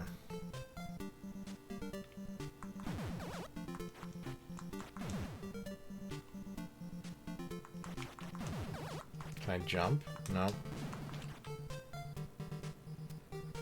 I haven't played it, but I've had friends tell me that it's really badass.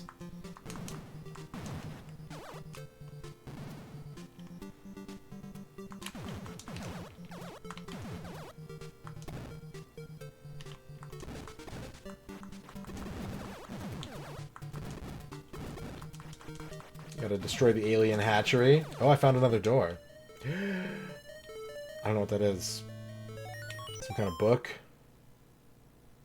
I have no idea what that is. It says I'm in World 3, apparently.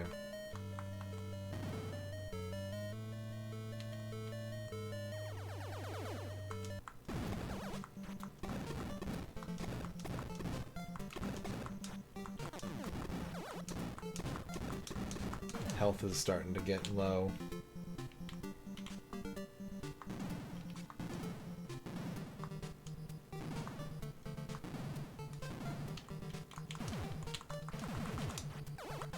Xevious panels are good for health. Can I make this jump or am I gonna die? Well, let's first of all, okay, we can jump diagonally. That's important to know. That's very crucial knowledge. That means we can do this. Dude, where the fuck am I?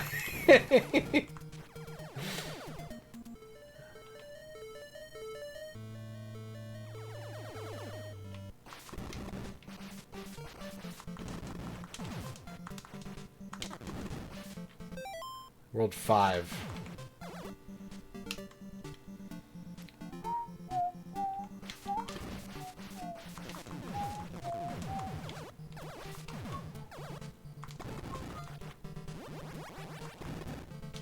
I can't believe they added, or they're adding new Genesis games to the Switch Online service after, no joke, a year and a half with no new releases. And then tomorrow there's 3 more being added. I'm like, that's fucking wild, man. I thought they were done for some reason. Apparently not.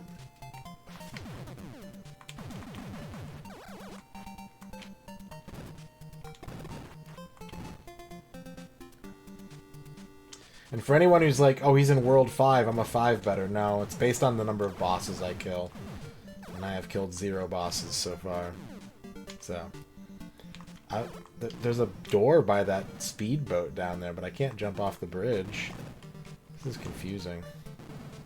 A tiny salamander? Some kind of ghost? Does anyone know what's happening? Can anyone explain what King Kong is doing? Oh, I got a new Rock Max. Hell yeah.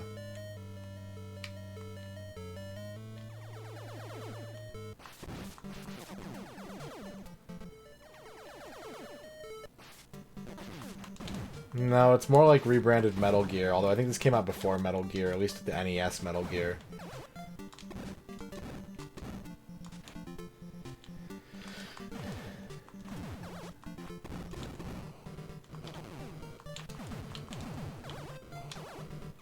It's in this door. Another door.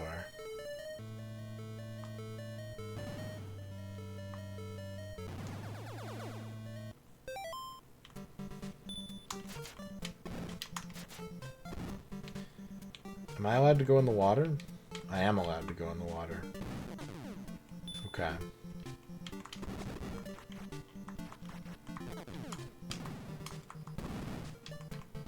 Oh, wait, wait. There's juice on that island. That's Juice Island. Oh my god, I'm getting squidded to death. I don't know what that did. I keep thinking that that must be like a life up, but it's not. It's just some kind of juice. Orcas? Remember that time King Kong punched a whole colony of orcas? Swarm of orcas?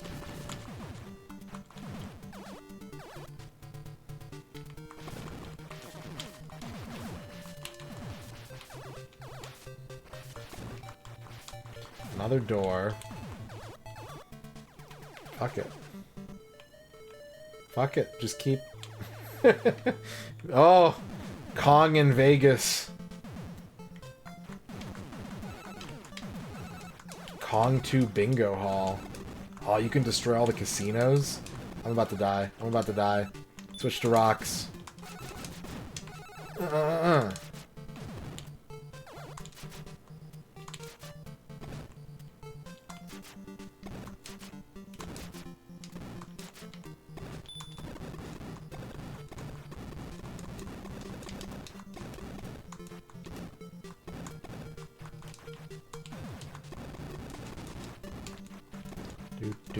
Dude.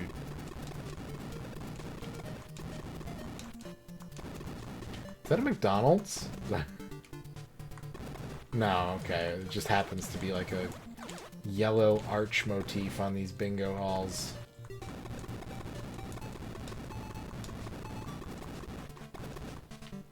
Oh, shortcut.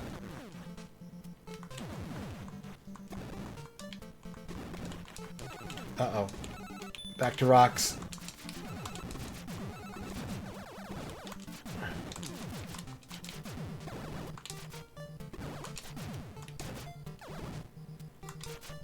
Can I... Okay, we can't go up anymore from here.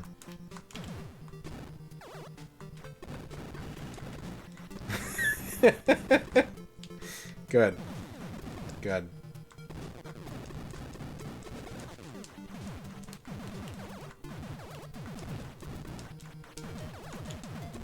Where are these missiles coming from?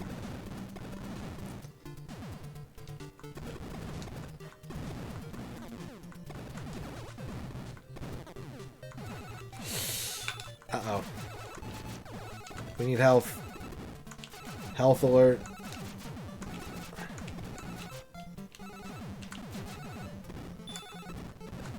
Can we get... Oh, Konami! Konami, man! Full health. Let's go.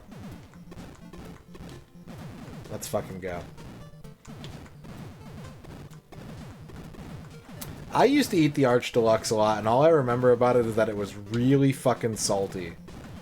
It was like the saltiest hamburger McDonald's has ever had.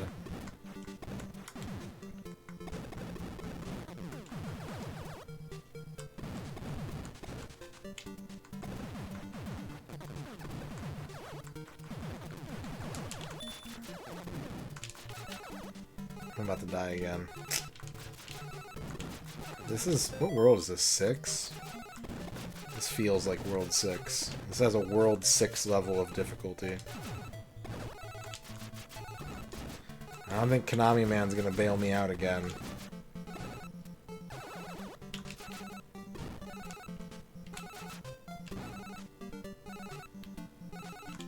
Whoops.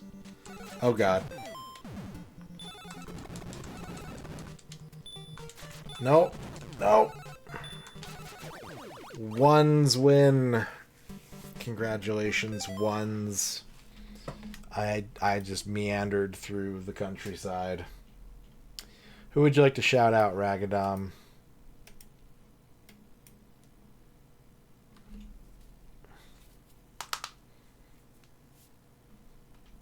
Fuse Deluxe.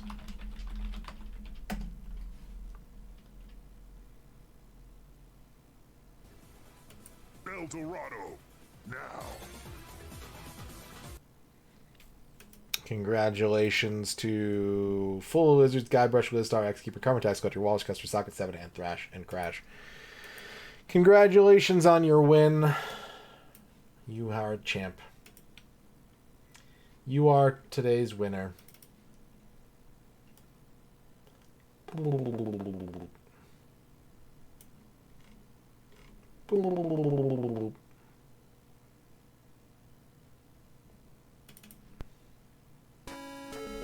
Miracle Ropit's Adventure in 2100.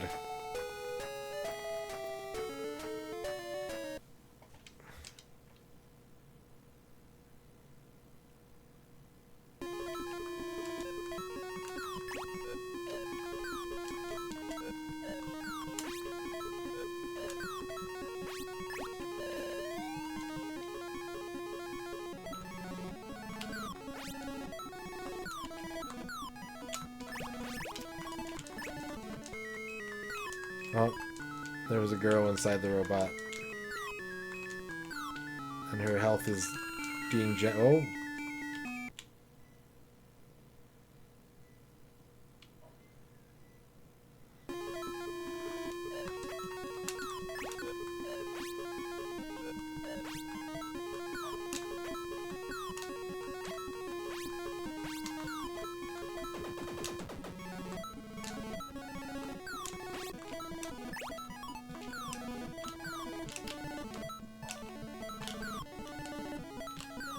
How do I... Hup. Hup. There we go. Oh. I like how going into a cave makes my monitor go into the mode where it's like nighttime and there's less blue light so that my eyes can get tired.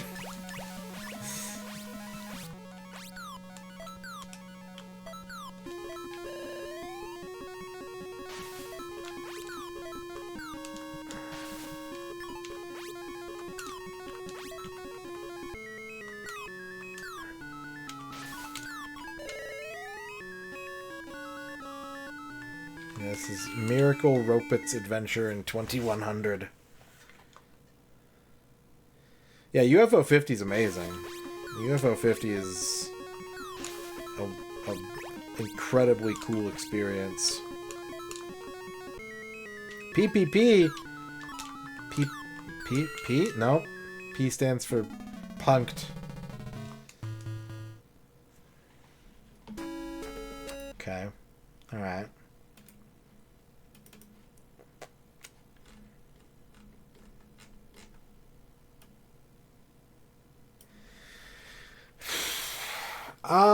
I think that the games are good on their own, but I do think that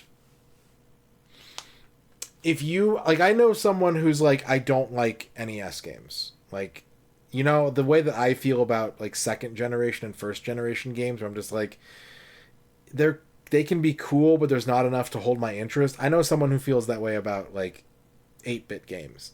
If you feel that way about 8-bit games, then maybe not. But I do think that it is a pretty damn good package on its own merits. That just so happens to kind of be 8-bit coded. Yeah, I've played Odalis. Odalis is cool. Not as cool as this.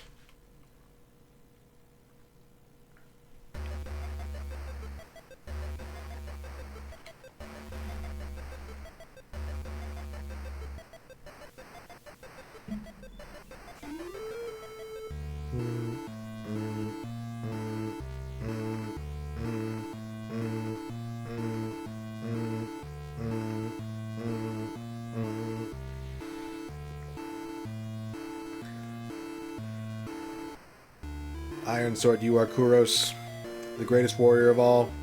Since defeating the evil wizard Malkil, your renown has spread far and wide. Today you are summoned to the land of Sindarin, the once great kingdom where Malkil has taken the shape of 4 evil elementals: wind, water, earth, fire. Each infernal elemental must first be vanquished in his own domain before the final conflict. To succeed, assemble the 4 pieces of the shattered Iron Sword. Seek help from the 4 animal kings. This is your toughest challenge yet, and it's only just begun.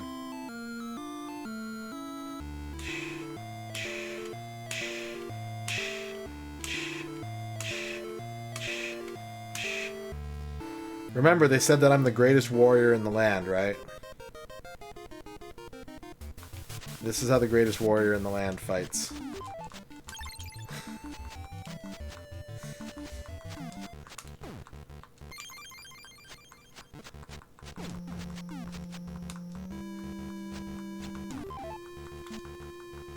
We need an emote of that guy. Doop, doop, doop, doop, doop, doop.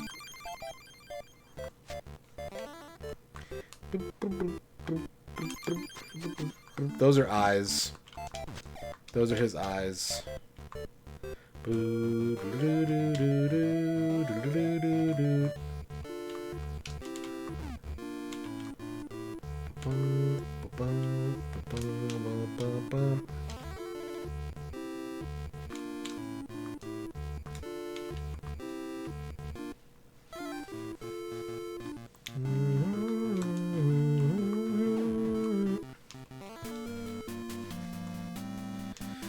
Super C loops infinitely. It has an ending, but it just keeps going. So, if you're wanting to play it until it stops, you can't.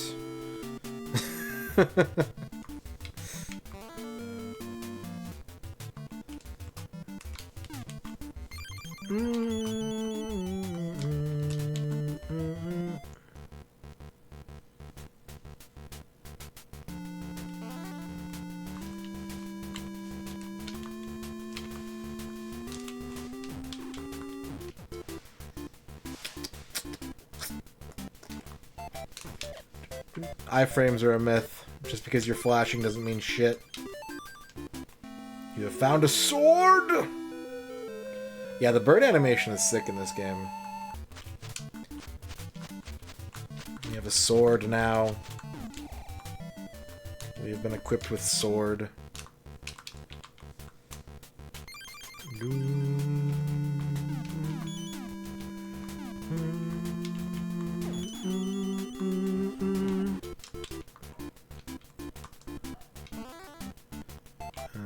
Yoop.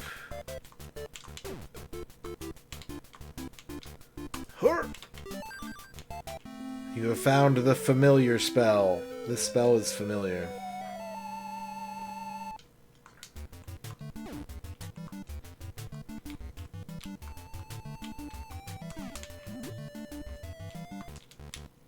You have found the golden egg.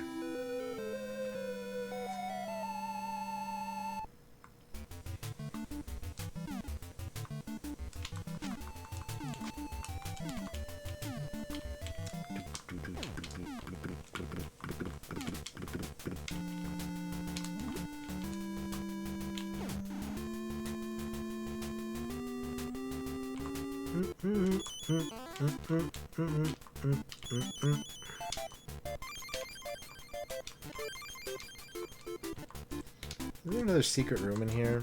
Or am I thinking of somewhere else?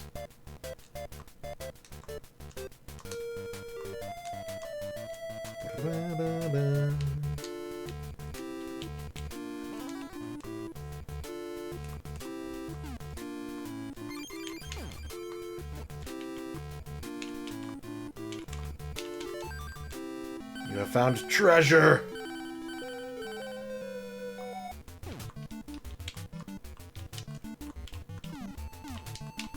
I can't get that giant gem. That's the store. I want to buy the Veil of Slumber, but you know what we really need to do? We need to gamble. What's your play?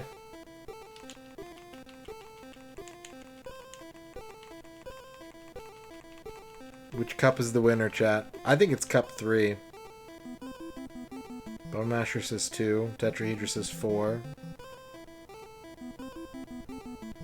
Cyril Palazzo, thank you for the raid.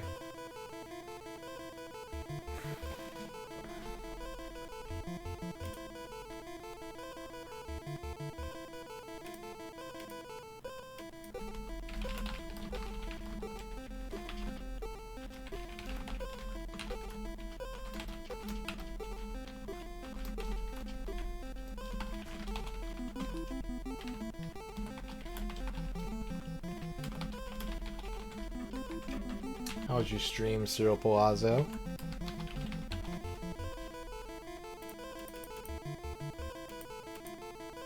One-minute channel point prediction.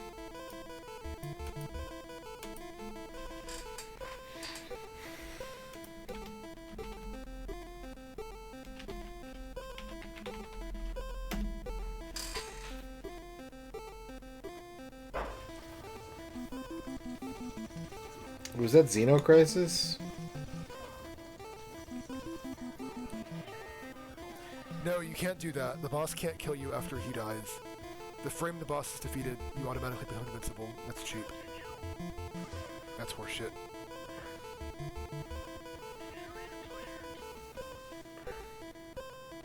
It's also kind of a weird thing, because, wait. No, it did make me continue. We got a bet going. Thank you for the raid, Cyril Palazzo.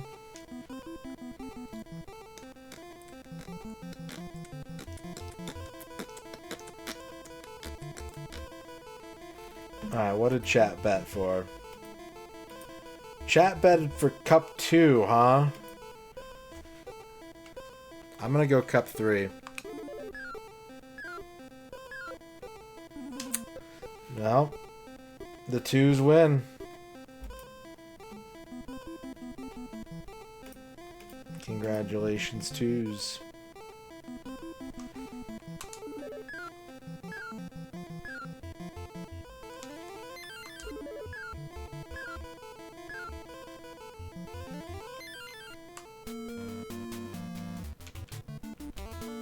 One veil of slumber, please.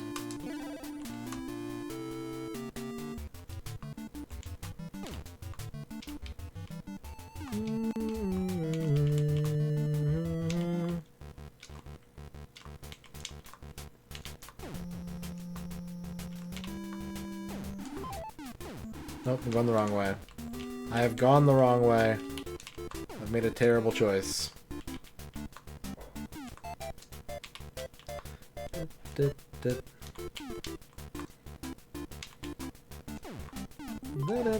Come with me to the clouds where you may continue your quest.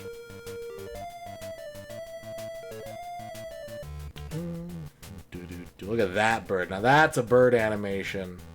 That's how you animate a fucking bird. Yes, good emote, Rachel. I can carry you no further. You must venture on alone.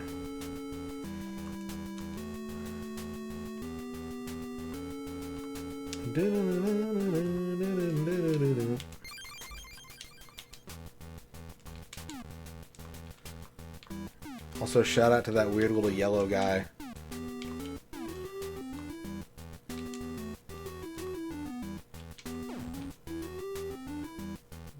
Blah, blah, blah, blah.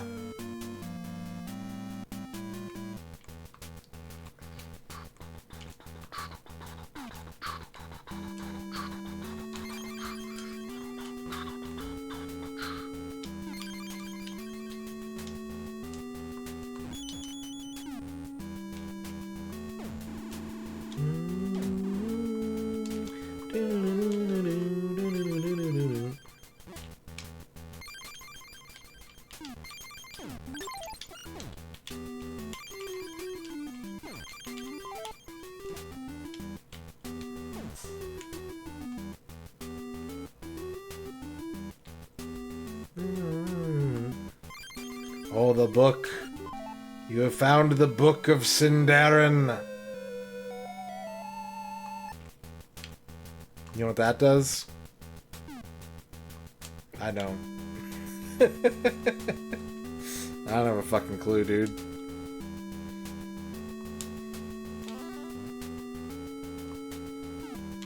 Do you want to know how to play this game, Smebble Bear? Because I will teach you. This game requires one button. That button is the select button, and you use it to write down your password. Every time you manage to accomplish anything without taking damage, hit select and write down your password.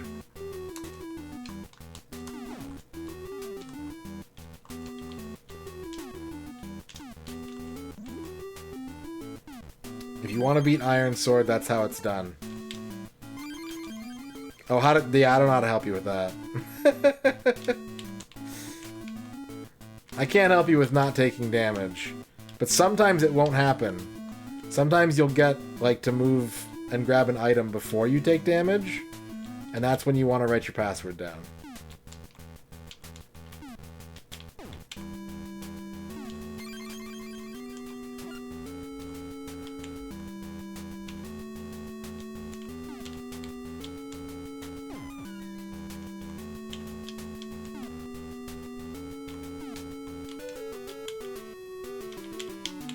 Extra life. Extra chicken.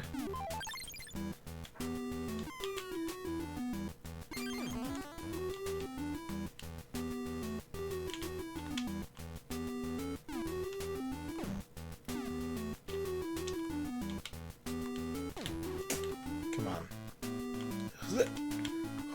Nope.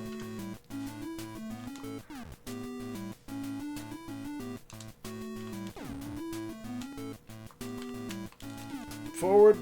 Momentum. Hey, familiar. Get out here.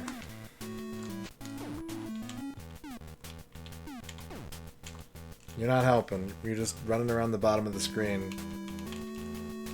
That isn't accomplishing shit.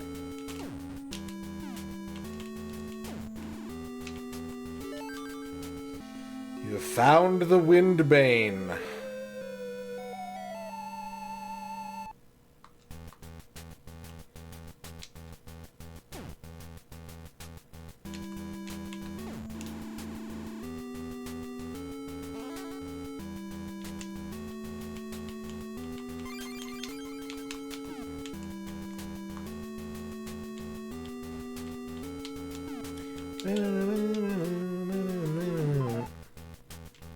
Can I even... Oh boy, this is not good. It's not good. Oy.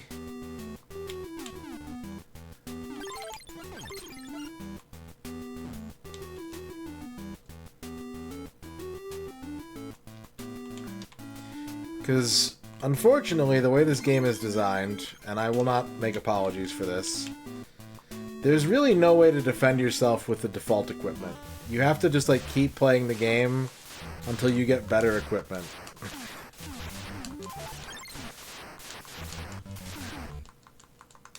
Oh, I ran out of Windbane.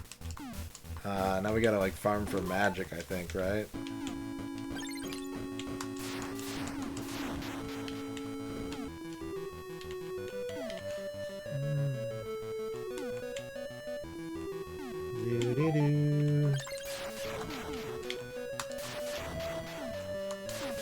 There we go. Ice Fire Mountain! Exclamation point!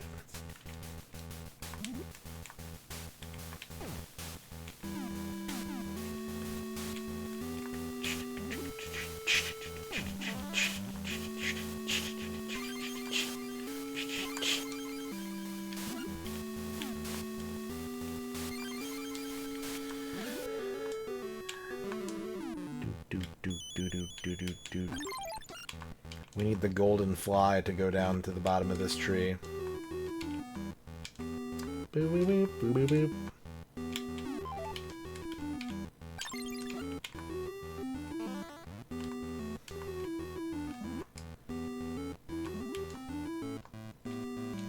There's so much chicken in these trees.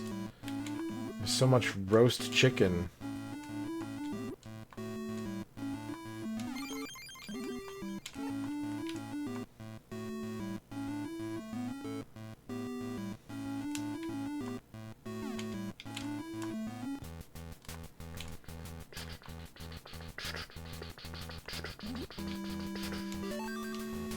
You found a shield. I think tree chicken would taste better.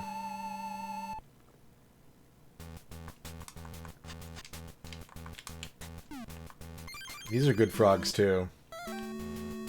Me.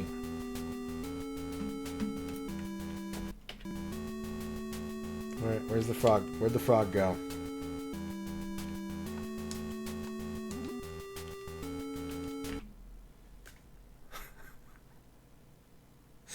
Look at that. That's good. I need a key. I'm out of keys. Where can I get a key? Oh! King Frog.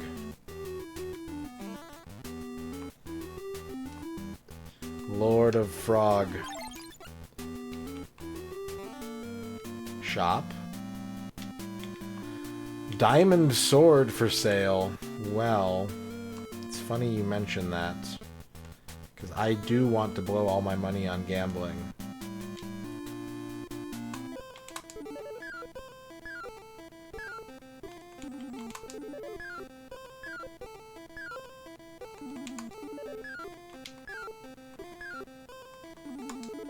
Costs 100 to play.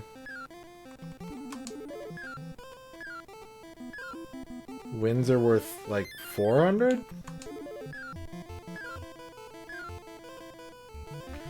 Wins are worth 390. Okay, I get it. It's like a blackjack payout.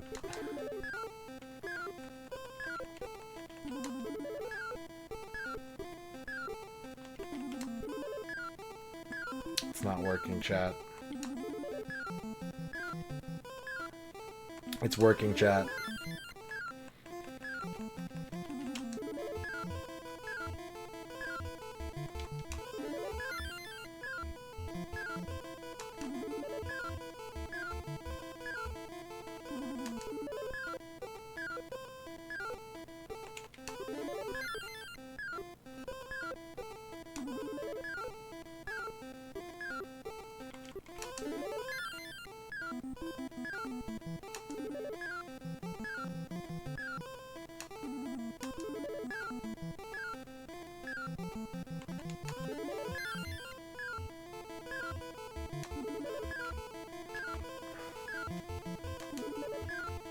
It's not working, chat.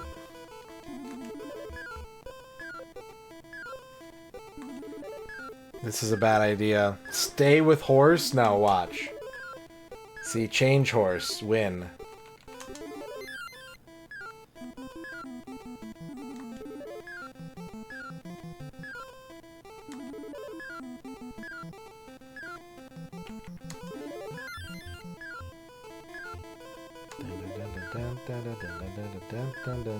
Alright, I made like 300 bucks. All that got me was like 300 bucks. I'm gonna buy some keys. 2 keys, please.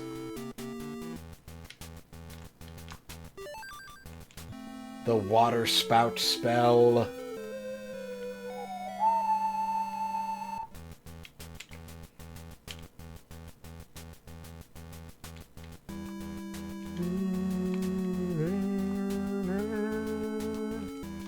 Wasn't there another treasure chest around here somewhere that I didn't open? I guess not. I guess I'm tripping.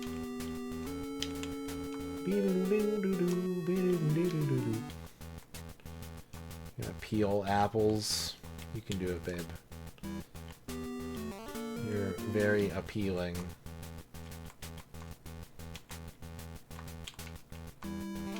Oh, bonus. Bonus zone.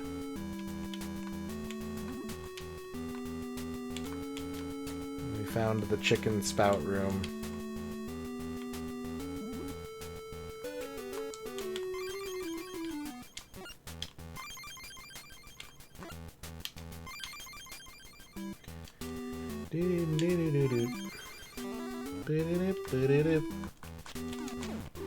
Damn, I wish I could get that diamond sword though.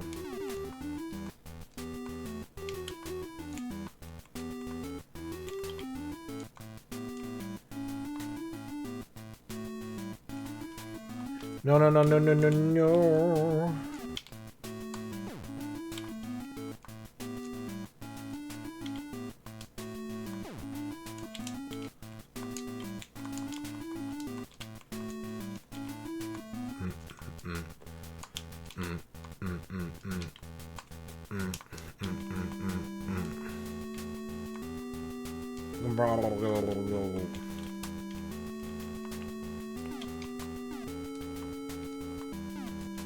No shit.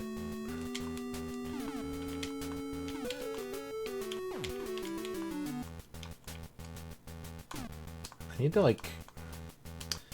Isn't there an item or something that I'm missing maybe?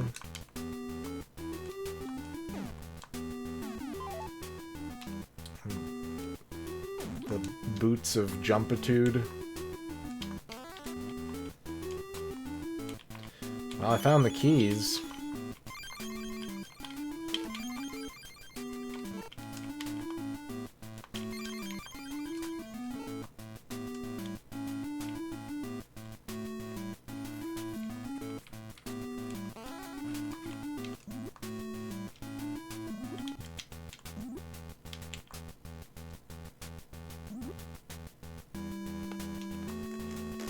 The water spout chest recloses itself.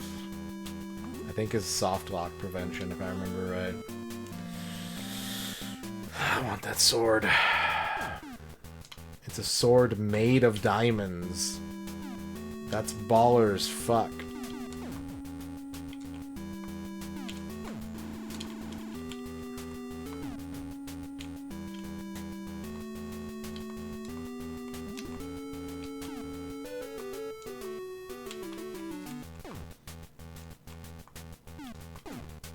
$4,000 gold is all it costs.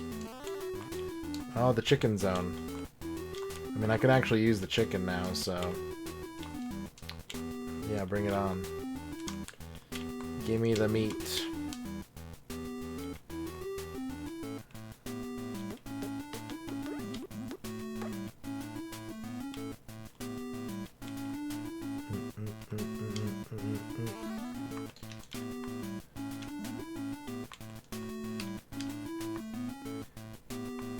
What's going on, chicken?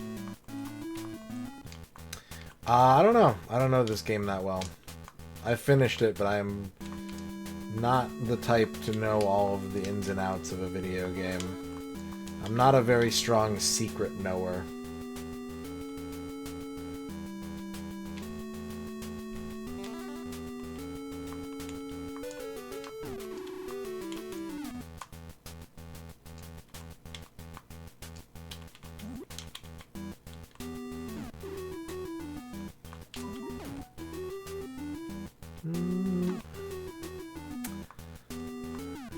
Well, here's the deal.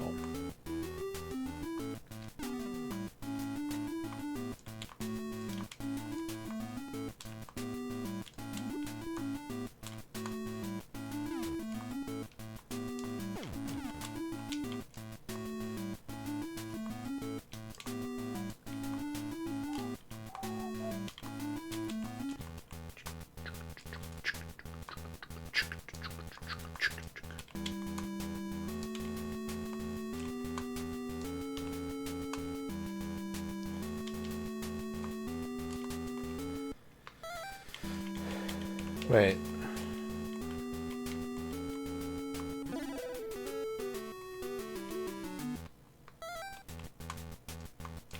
What happened to my water spout spell?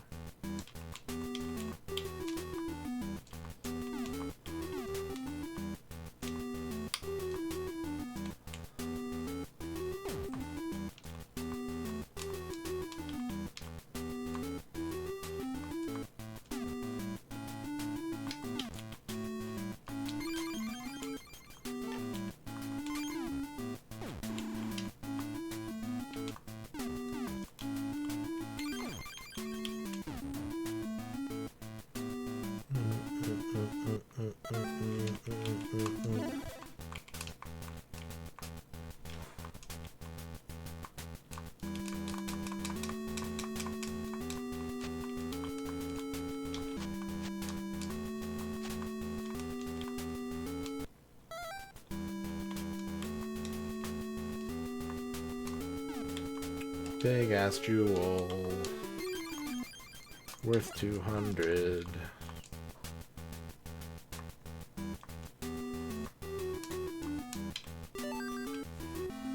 Ragadon, have a good night.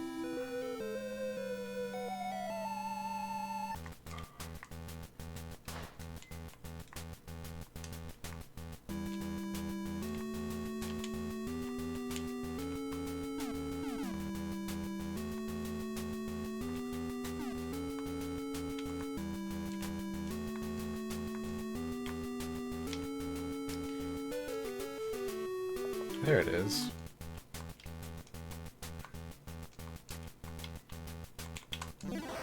Whoosh! You found the golden fly. Okay, so that was all I was supposed to do.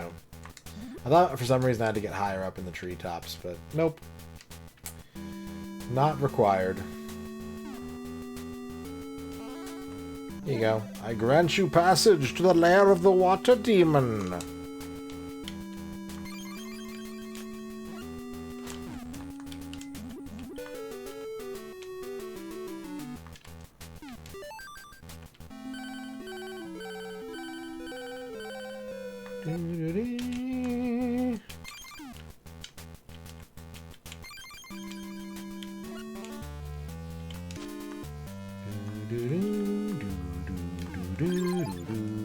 If you think every face in this game is a meme, you ain't seen nothing yet. There are some very powerful faces coming up, if I can survive long enough.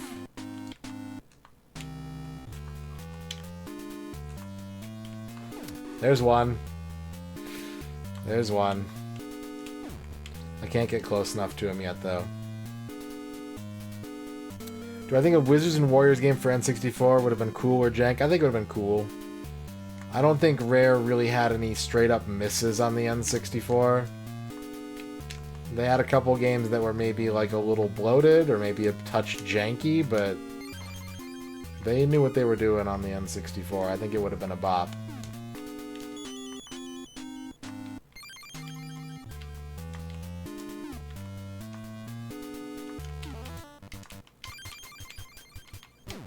Oh, generated!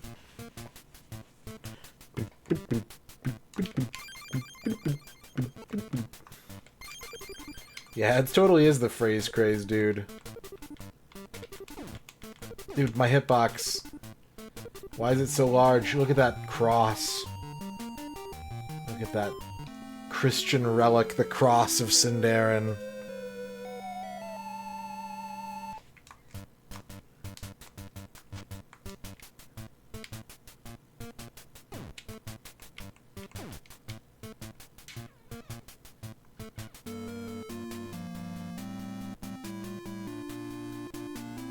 Died. Dag.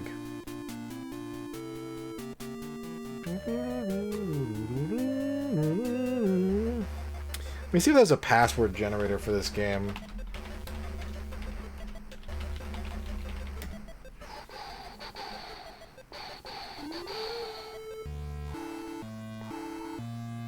Well, there's a video from 5 years ago.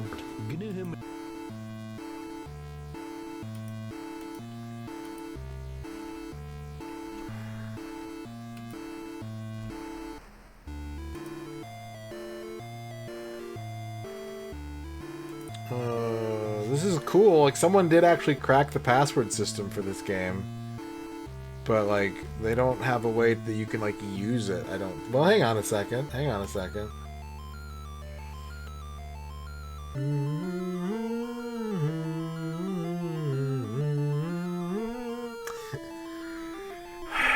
This is just a PHP file.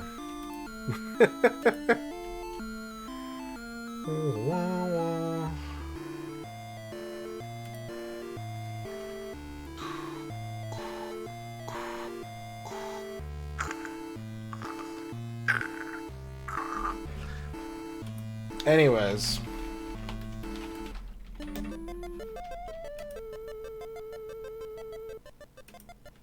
This is the third boss of this game.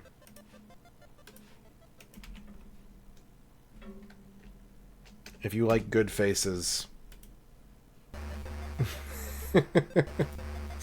If you're a fan of good faces, that's boss number 3.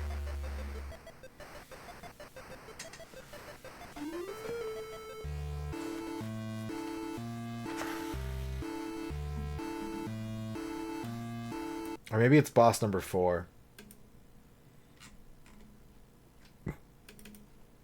It's one of the bosses. Should we talk about game? Is it talk about games time or is it still play games time?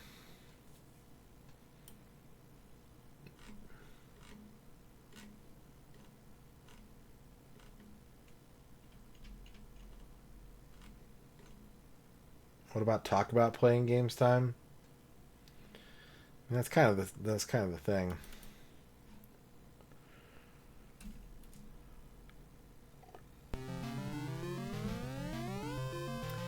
Cutie Project and Battle Quiz 10,000.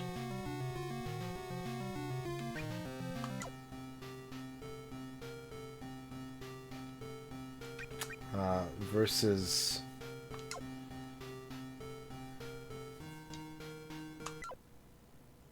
Hell yeah.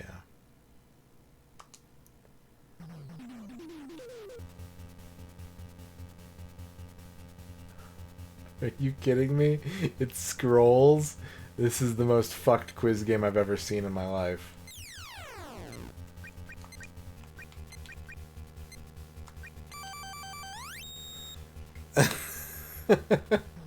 I got it right though. I'm a winner. I'm a champion. The end.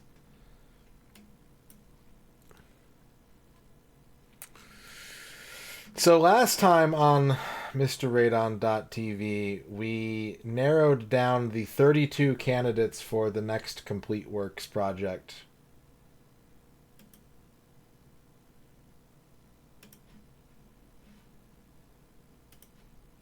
And I said that I would run a chat-driven elimination tournament.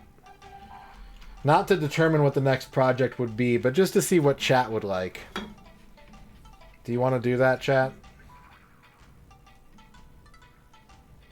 Does that sound like fun, or do you just want to watch video games? If you just want to watch video games, that's totally fine.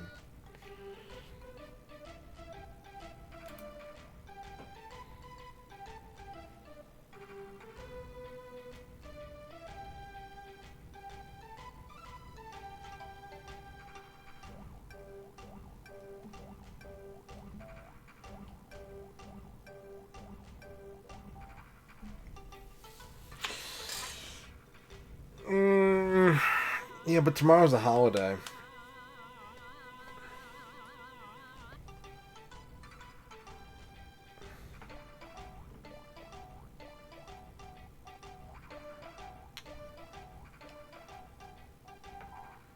Here are our 32 contenders, and then you can make a decision.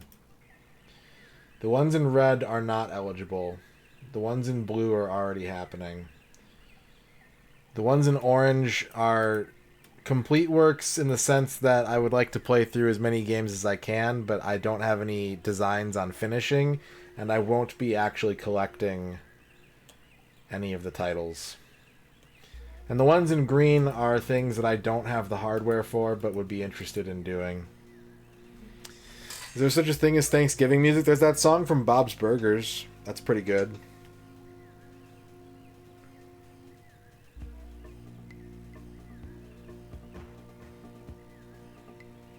So last time we kind of made this list of potential contenders, and then I disqualified ones that I wouldn't want to do at this time. I don't own a Vita, so it would be in the green because I don't have anything. I don't have any Vita games. I don't have any Vita system. I got nothing for the Vita. So it would have been on the green column, but I'm also not terribly interested in the Vita at this time.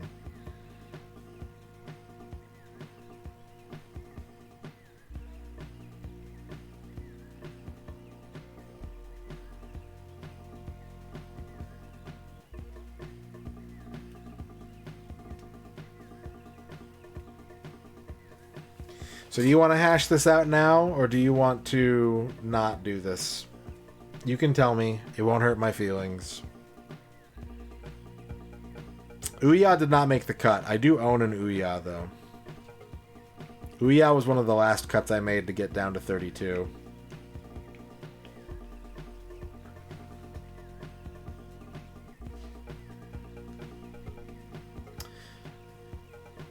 Yeah, CDI didn't make the cut.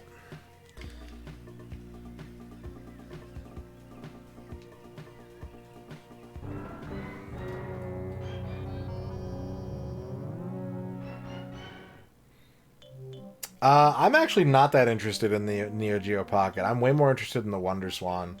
I've played a decent amount of Neo Geo Pocket games, and there is some cool things in there. But there's a lot of stuff that just, like... I don't really love the fighting games for the Neo Geo Pocket. There's a lot of, like... There's a lot of really simplified, like, gambling games on the Neo Geo Pocket.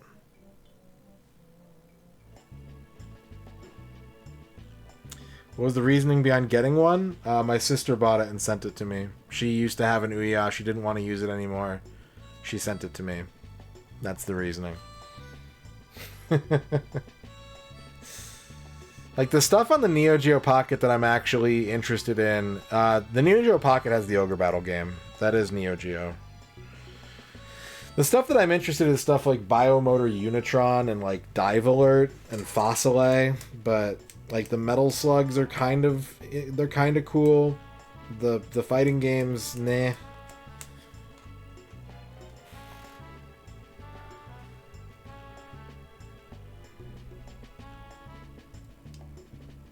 But there is an Ogre Battle... There is an exclusive Ogre Battle game on the Neo Geo Pocket Color. This spreadsheet is me tossing around the idea of starting another Complete Works challenge next year. And trying to figure out what system I would do it for.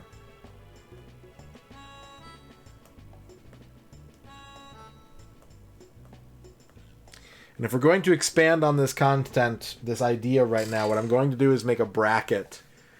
And chat can vote on each matchup so that I can get a feel for what chat is most interested in me doing a challenge of. It's not binding.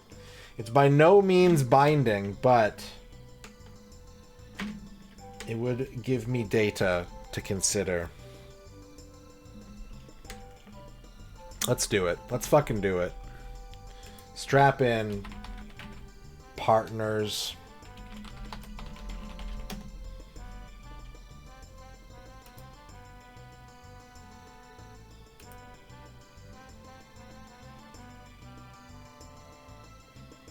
Should I just use challenge? Do people still use challenge?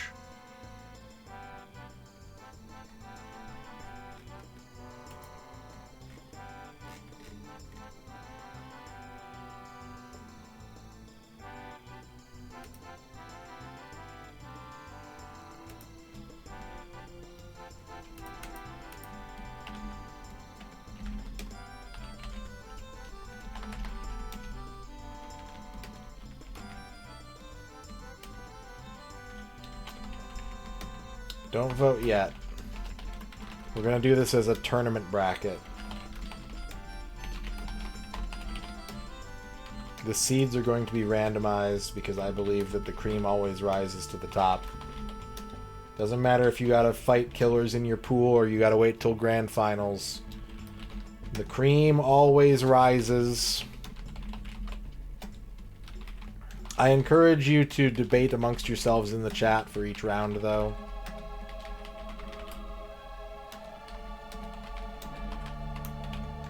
I encourage you to explain why you would choose one over the other.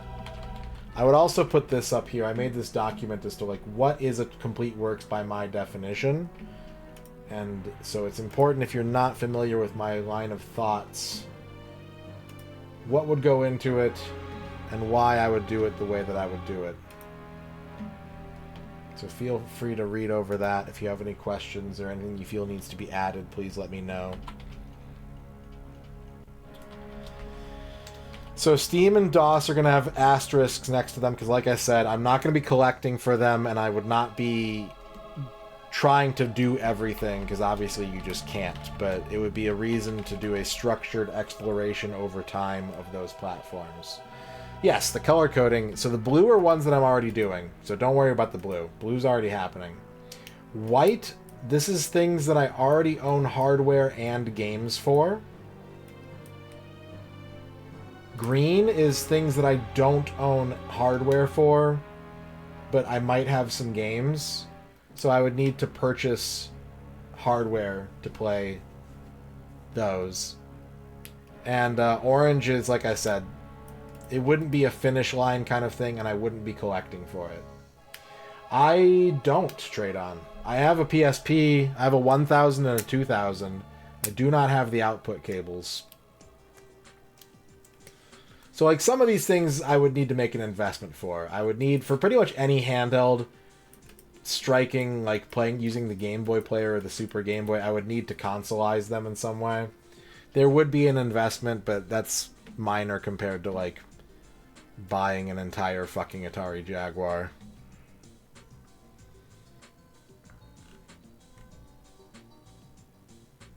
What are the logistics? What do you mean?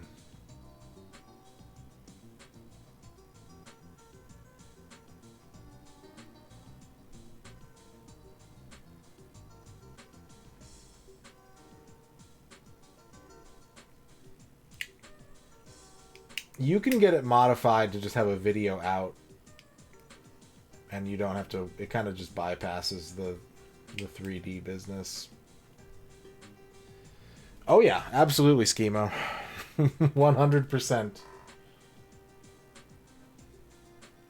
Amiga did not make the cut. The red ones are ones that I determined I did not want to do at this time. If it's in red, it's not on the list. It was something that I considered, but I wanted to get this number down to 32. So anything red was stricken off the board.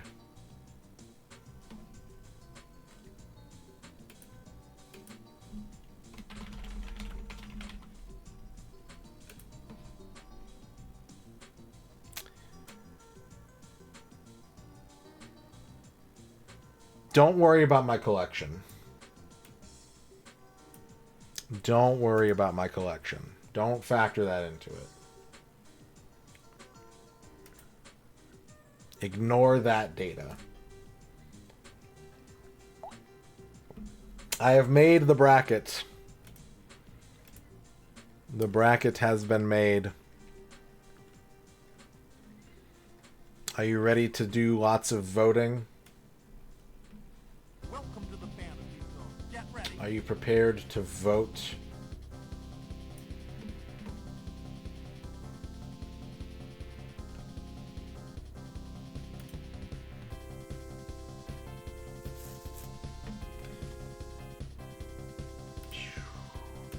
Does anyone have any other questions?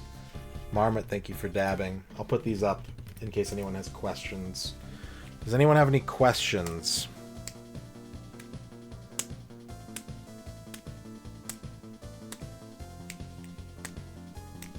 I do. Meet Wisdom, yes.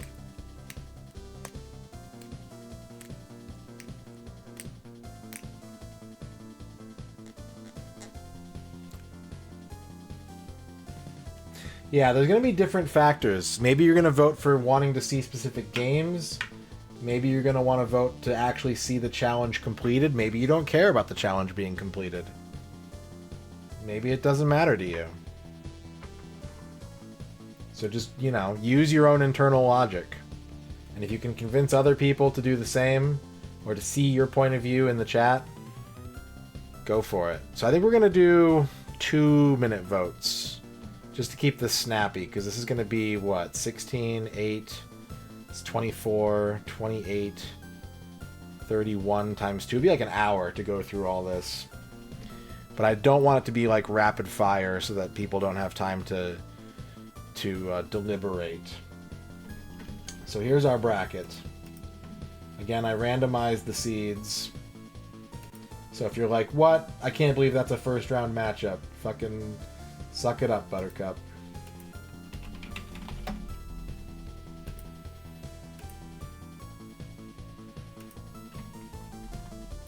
We have our first match of the tournament. And again, I will remind you that this is not legally binding. Oh yeah, digital is included. For anything that has a digital storefront, digital is included. Yeah.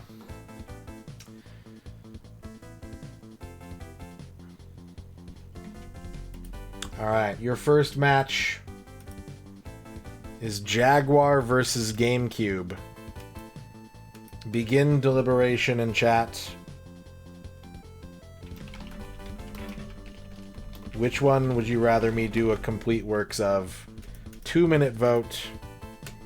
Clock is running.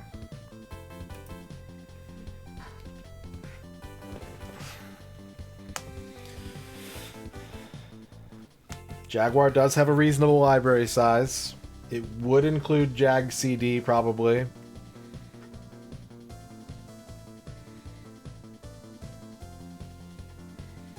GameCube, more modern games, larger library, more to see. You know, what's appealing to you?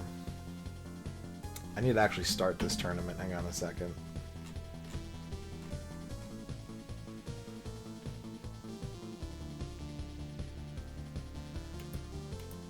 Wait, they're not going to let me start without an account? Okay, hang on a second. There's still a minute.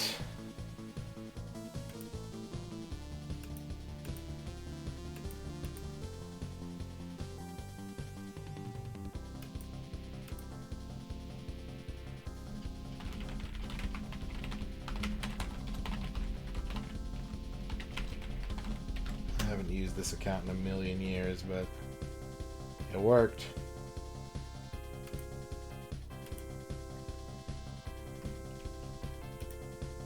There we go.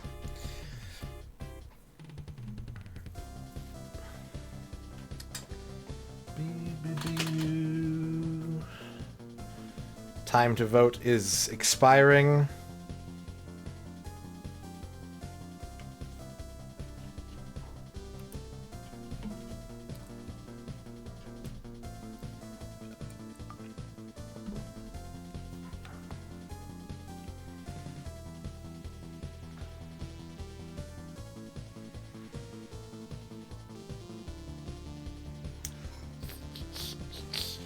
Jaguar defeats GameCube.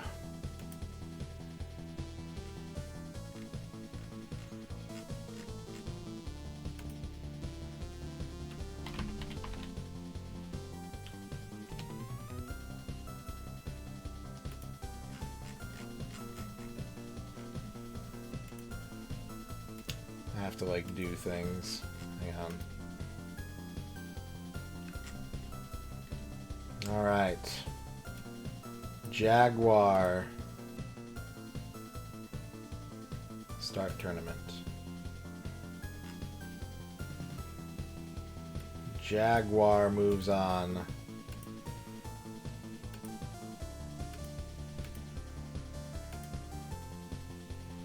Defeating the GameCube 22-10. Am I footballing tomorrow? Yes, I am. Yes, I am. Alright. Next match. We're still in round one. We've got the PC Engine CD versus the Game Boy Color.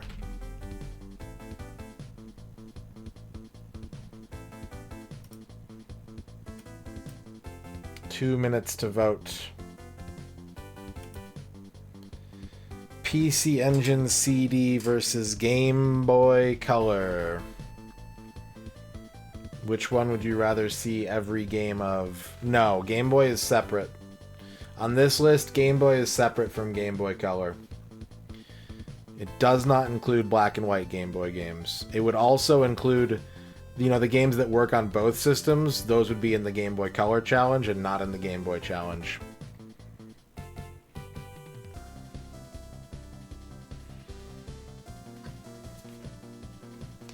And likewise, this is only for the PC Engine CD and not for the Hue cards.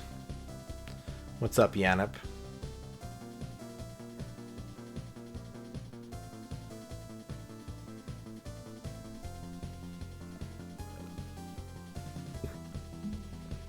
Boom, boom, boom, boom.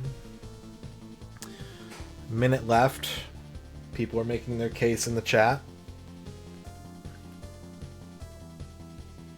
Whose Line Is It Anyway on Thanksgiving is pretty good. I just found out that Mystery Science Theater premiered on my, 4th birthday. The first episode of Mystery Science Theater was shown on television when I turned 4.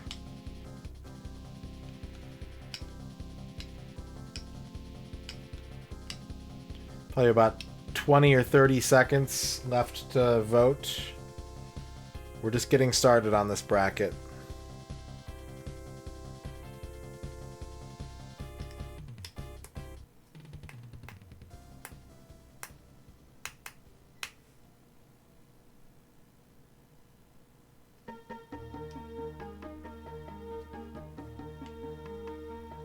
$20 to $13 for the PC Engine CD.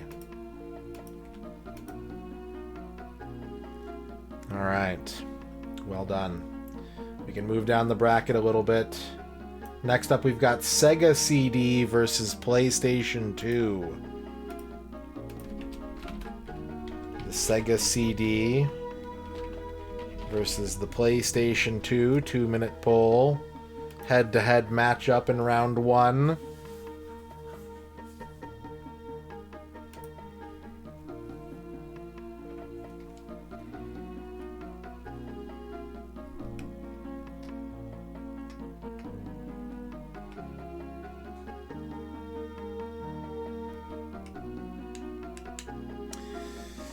Yeah, the PS2 is pretty unbeatable, it's true. But we can always try.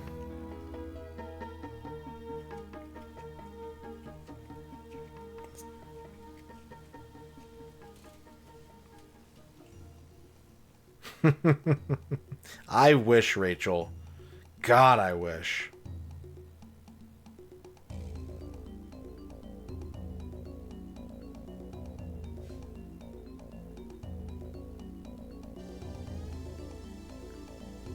Well, CD32X is already part of the 32X Complete Works. That's already rolled into that one.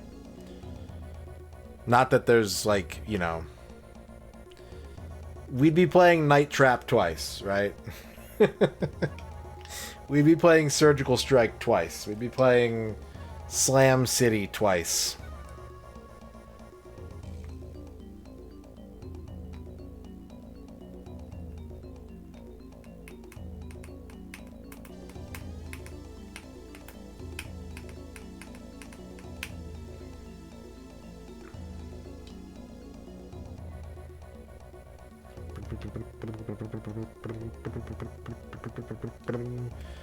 Time's about to run out on this matchup.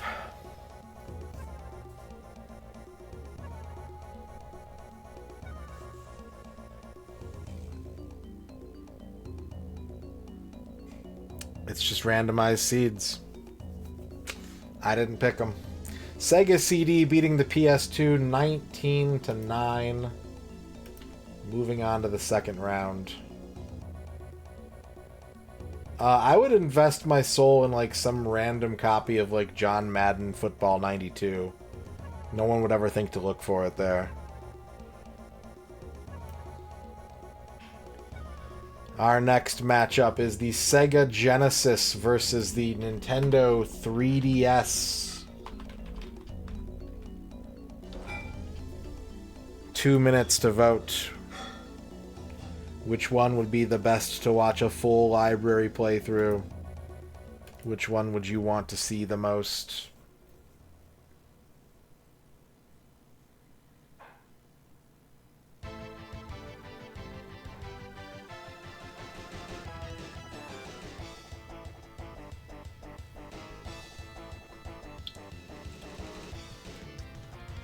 It does include eShop. Yep. eShop included.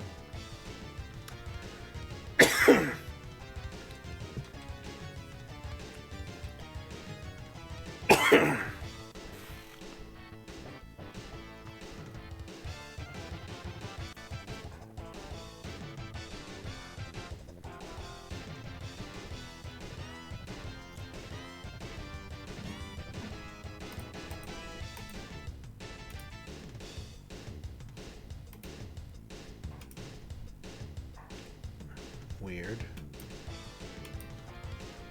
There we go. What is this from? Arrow Gauge. It's about 30 seconds left on this showdown between the 16-bit Sega Genesis or the final true Nintendo handheld, the 3DS.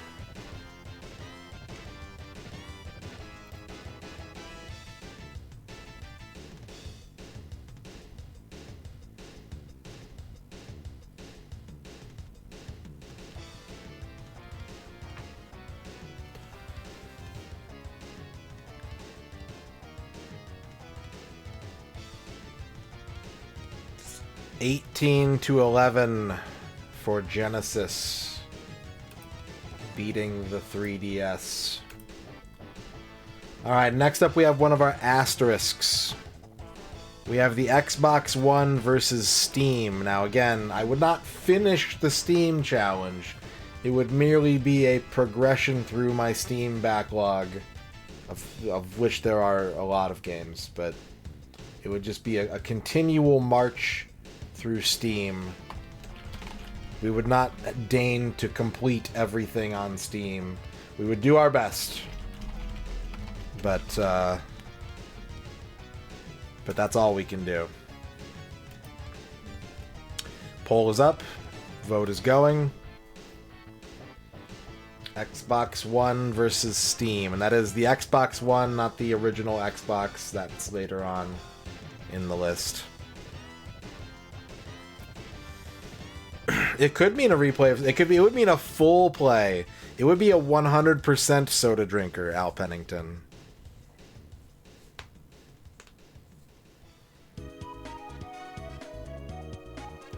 Yeah, weird, huh? Can't believe this chat likes retro games. What the hell is wrong with you?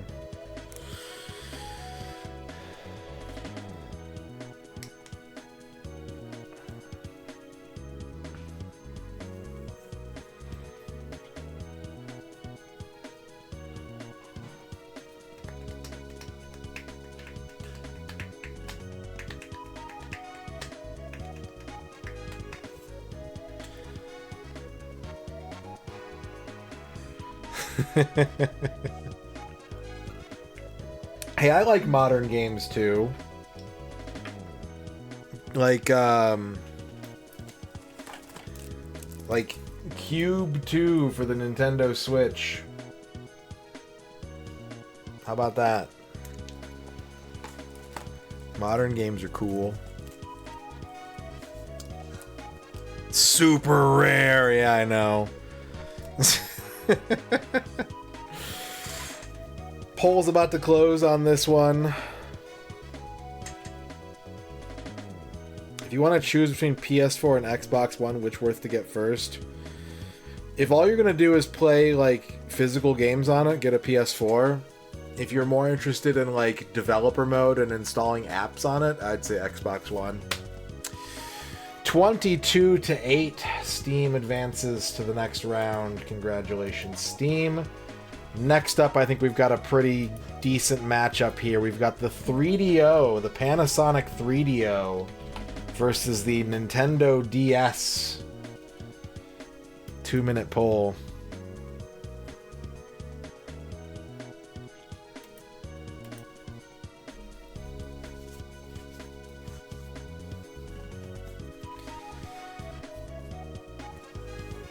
Panasonic 3DO versus the Nintendo Ds.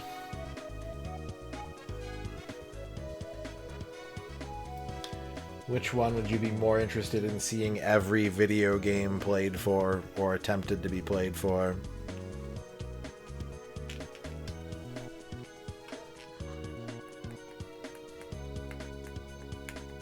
No, I've never played Ghost Trick. I played Touch Detective.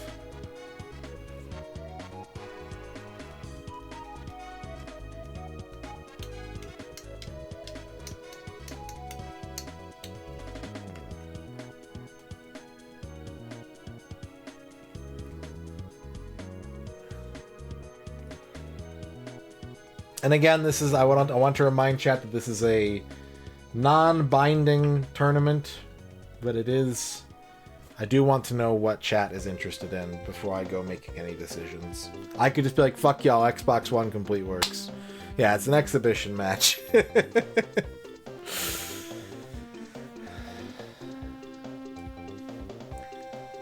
About 30 seconds left on this round.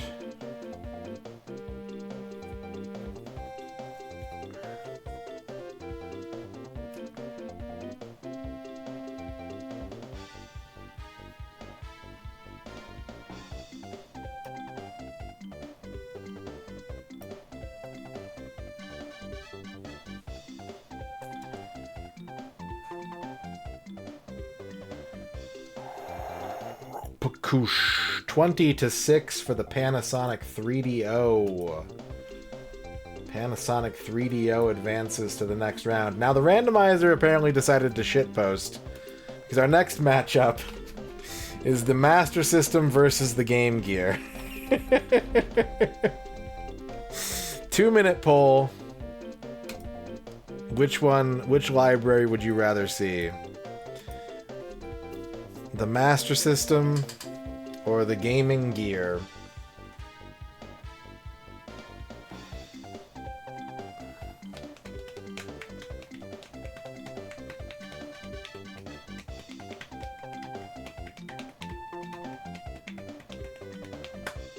Game Gear's got some good exclusives. Game Gear's got Axe Battler. Game Gear's got Crystal Warriors. Master System's got Golden Axe Warrior and Phantasy Star 1. There's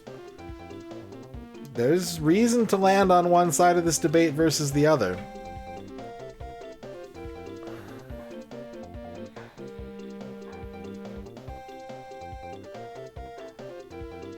I think of all the Game Gear games I own, Axe Battler is the one I like the most. I was delighted to get a copy of that game. I don't feel very strongly about a lot of Sega 8-bit games, but there are some that I resonate with.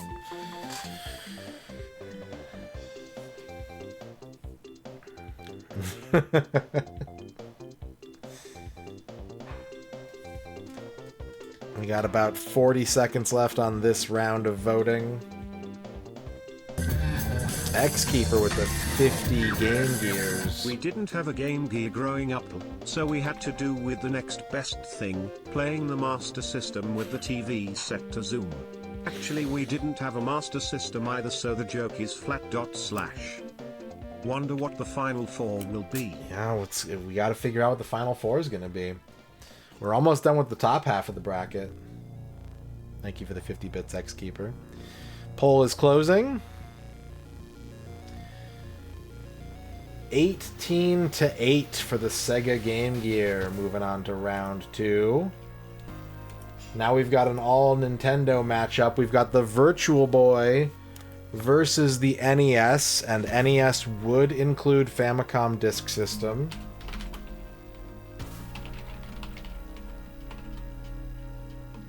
Two-minute poll.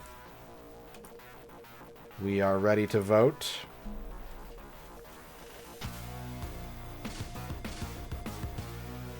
I have a Virtual Boy signed by Keith Apicary, Tetrahedra.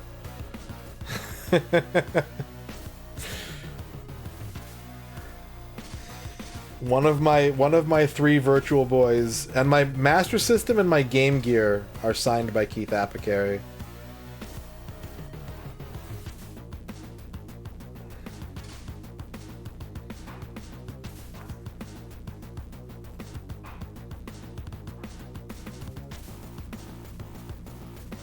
Yeah, I own 3 Virtual Boys.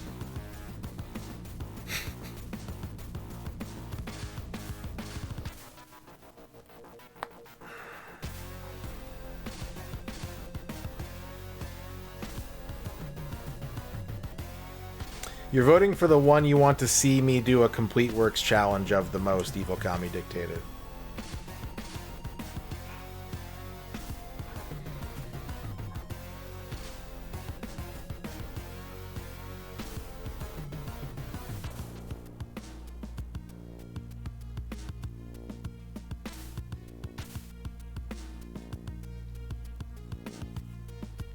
This has got to be from the X-Men game. No, this is Xenocrisis. Okay. About 30 seconds left on this vote.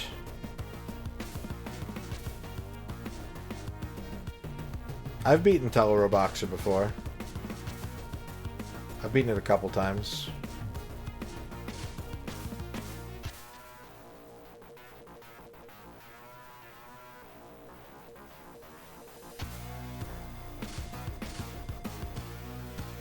And by one vote, 16 to 15, the NES slays the Virtual Boy. And moves on to the second round. Next up, we've got another asterisk. We've got DOS Games, an infinite march through the marshes of DOS gaming versus the Game Boy Advance. 2 minutes. I would not be collecting DOS games. I would not be hoping to finish every DOS game. We would simply be going as far into DOS as our legs can take us. DOS versus Game Boy Advance is our next round.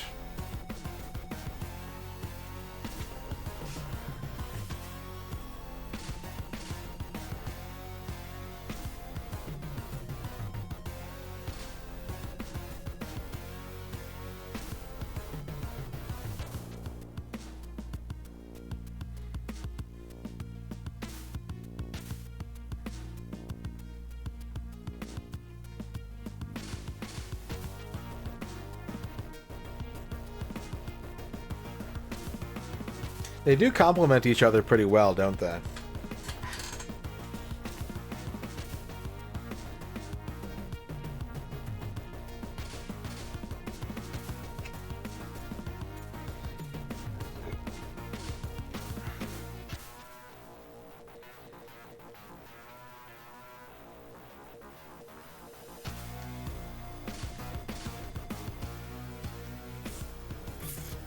I mean, we've already done SimCity 2000 on the N64. We've done one before.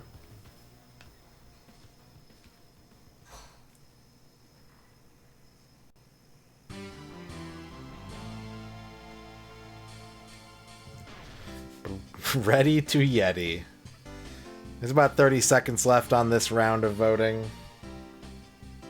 DOS Gamers versus the Game Boy Advance squad.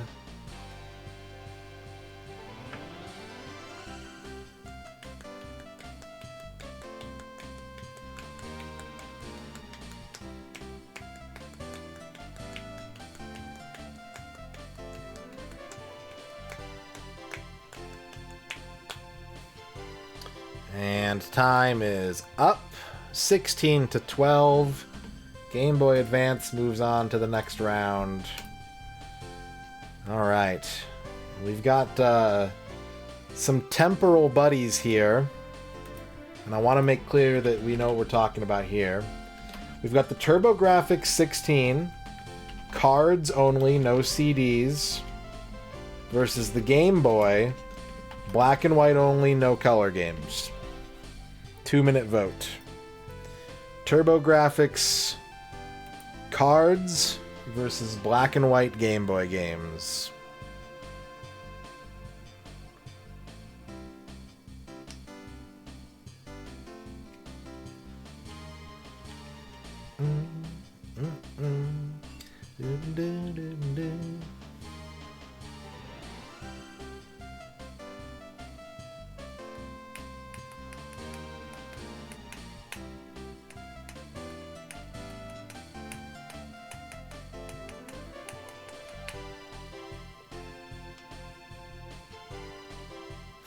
Yeah, I would have to beat Tricky Kick.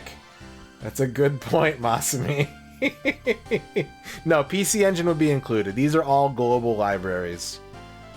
All of these are global libraries. None of them are region locked.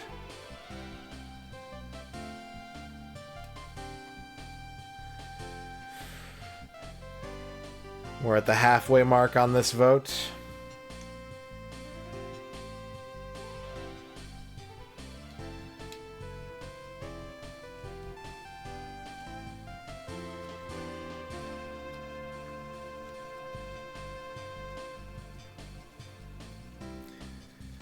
It's true, Tetrahedra. I'll get there. I'll get there.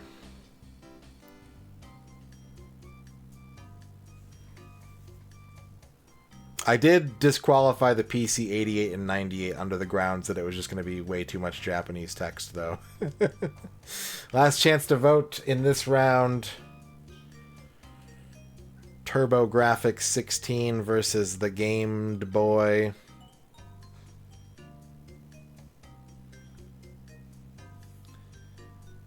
And our final score is 23-8 for the TurboGrafx. A sound thrashing. TurboGrafx moving on. Next up, I think we've got a pretty interesting matchup here. We've got the Sega Dreamcast versus the Microsoft Xbox, the original Xbox console. 2-minute vote. Sega Dreamcast, Microsoft Xbox.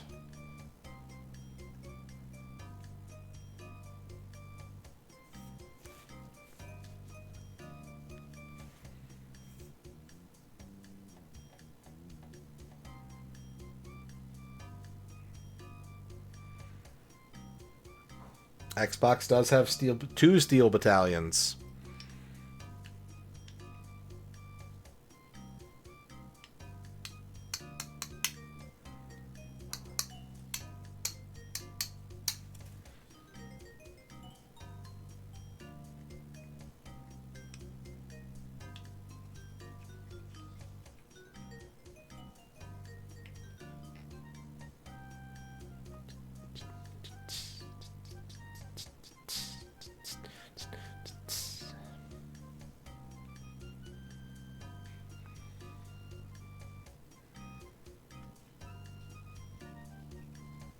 We're past the minute mark.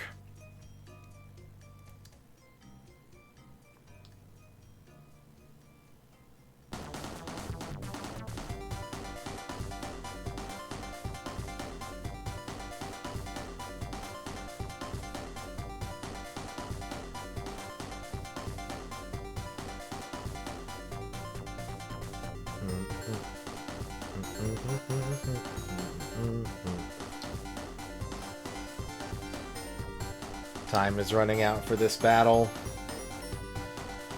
Dreamcast Complete Works versus Microsoft Xbox Complete Works.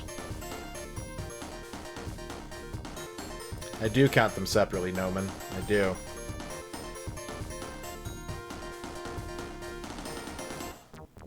Final vote is cast for Sega Dreamcast.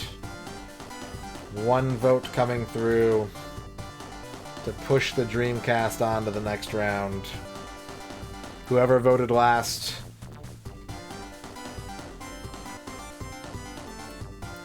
you chose Sega Dreamcast. Good night, Noman. Next matchup, the PlayStation 1 versus the Xbox 360. 2-minute vote.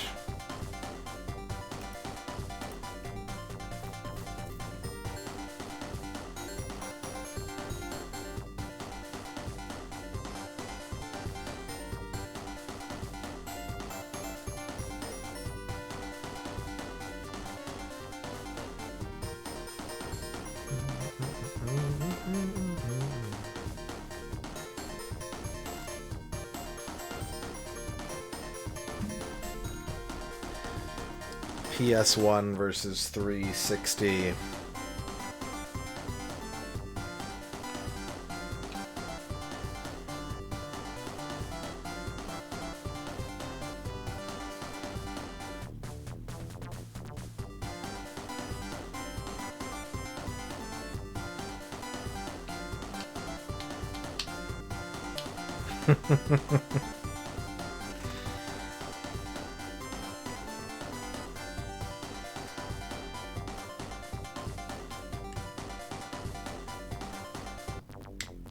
We've almost got our round of 16 built out.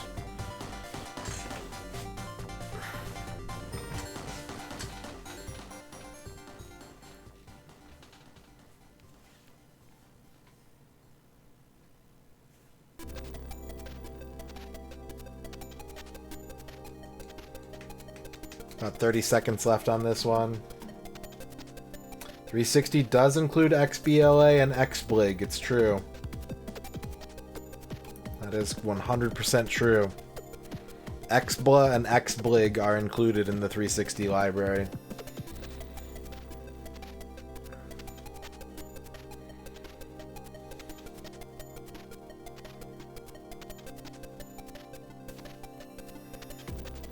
(24-6).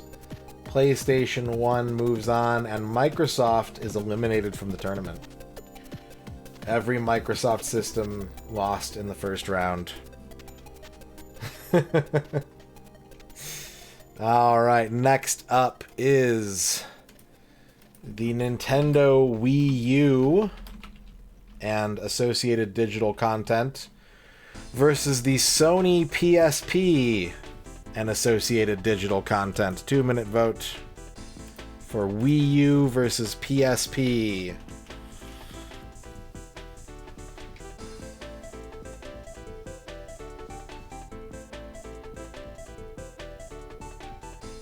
Wii U had games.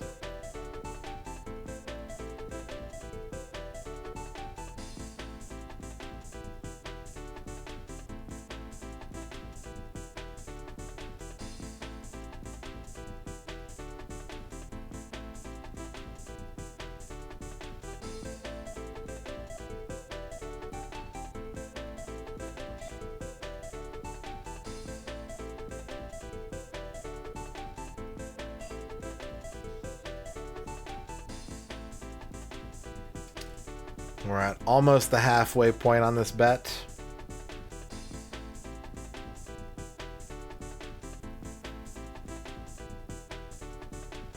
I mean, vote. Vote bet. Vote.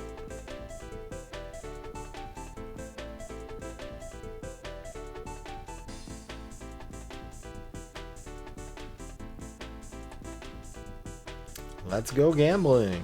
I missed that meme. Come back, let's go gambling meme.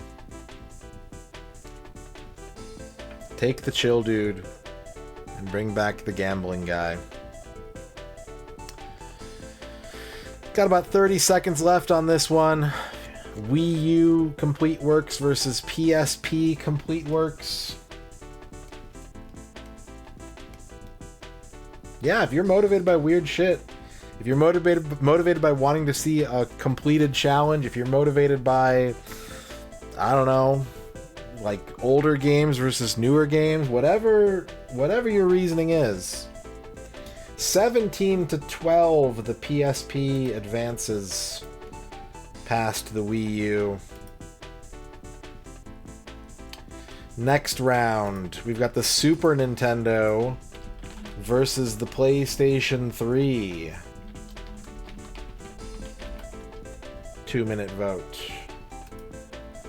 Super Nintendo Entertainment System versus the PlayStation 3 multimedia platform extravaganza.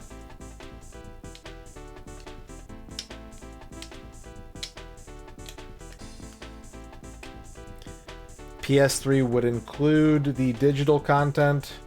Super Nintendo would include, I'd probably have to emulate the, well, I'd probably get, emulate is the wrong term. I would get repros for the Satellaview stuff when possible.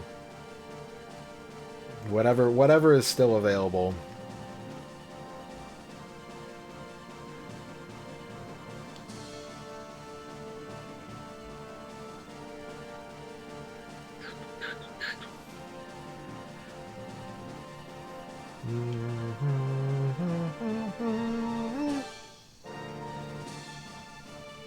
One minute left.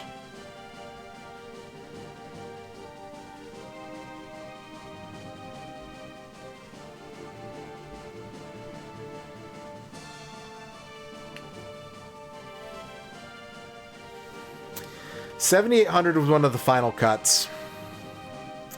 5,200 didn't make the list at all. 7,800 was one of the final cuts. I'm not generally into most Atari stuff. Like, the Lynx didn't really make the cut either. The Lynx was a much earlier call than the 7800, though. I kept the 7800 on the list for a while.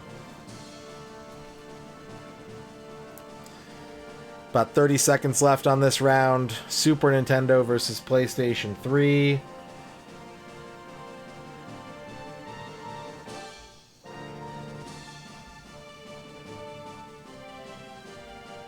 Mac games were on my short list. I did cut Mac games.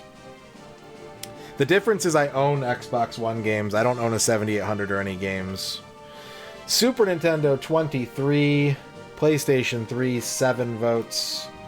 Super Nintendo is moving on to the next round. We got a couple more matches left.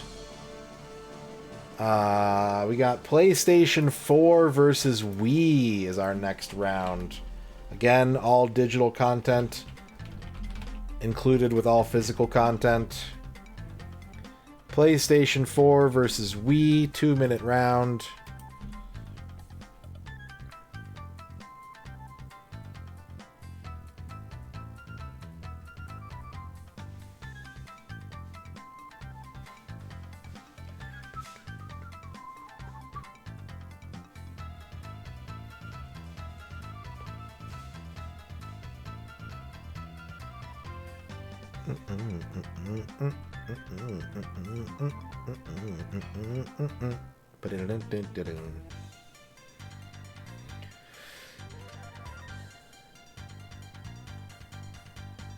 Yeah, of all the Atari systems, the Jaguar is the one that I'm the most interested in. I've played the most 2600, but I don't think a complete works of 2600 would be very entertaining for me or the audience. Hello, Nasser. One minute left. PlayStation 4 versus Wii deathmatch. We are voting for... Chat is voting for what they would hypothetically like me to do a 100% completion run of. And why, yes, I do happen to have my copy of Ninja Breadman close at hand. Thank you for asking, Masami. There it is.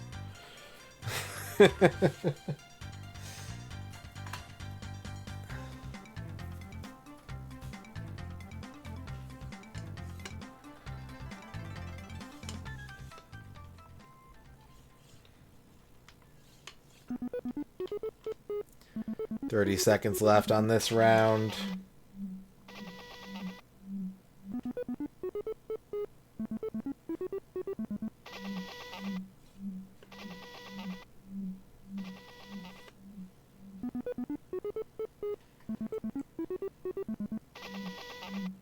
(29-5). The Wii coasts into the second round, the round of 16. Big win for the Wii. In our final round 1 matchup, we have the Sega Saturn versus the Nintendo Switch. 2-minute battle.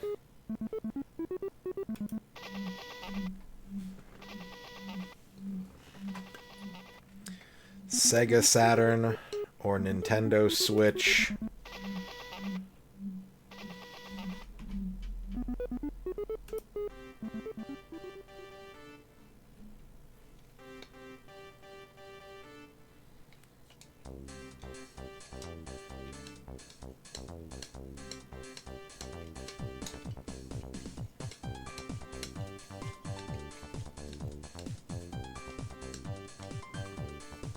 I hope...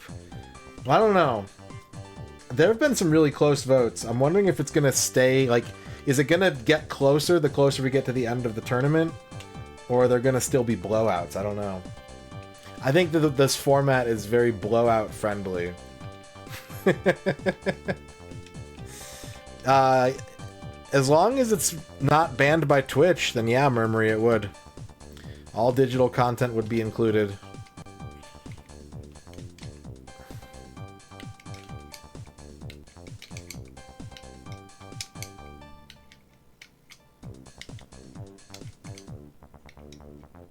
Sega Saturn versus Nintendo Switch, our final matchup of round 1. When this is done, we will have 16 advanced systems beloved by chat.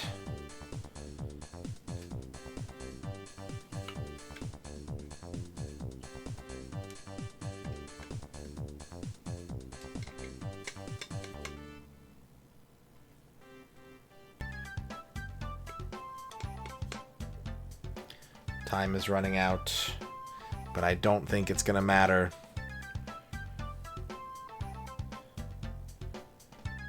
$27-4, Sega Saturn moves on. And now we get to go back to the top.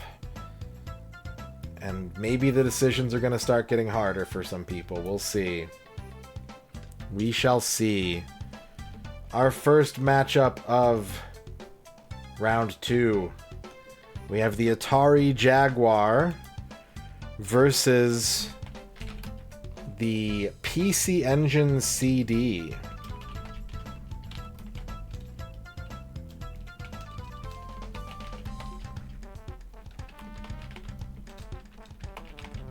Two-minute vote.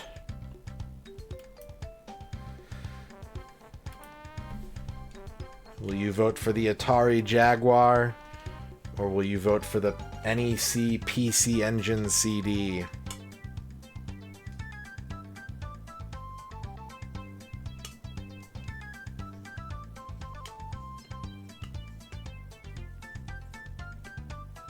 What will it be? What is your reasoning? How will you convince other chat peoples? How will you sway them to your side?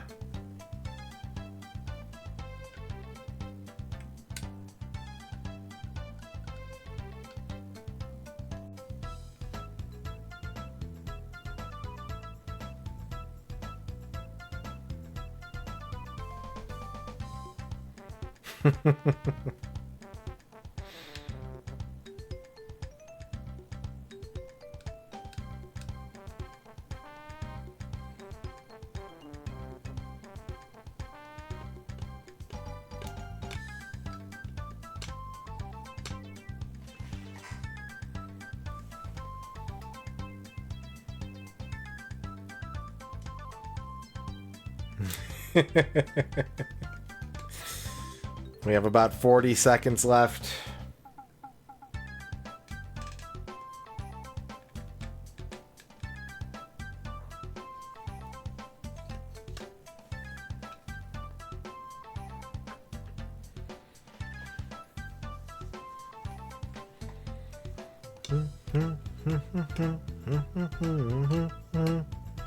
Time's running out. Time is running out. Final seconds. And we have our first tie. 14-14. Streamer breaks tie. And it's interesting that these two got matched up because these are the two in the bracket that I don't own the hardware for. I do own some Jaguar games. I own nothing for the PC Engine CD. So it's kind of tricky because I'm probably more interested in PC Engine CD games than Jag games. But I'm closer to being able to stream Jag stuff, and it's a much smaller library. So this is it's kind of a tough choice for me.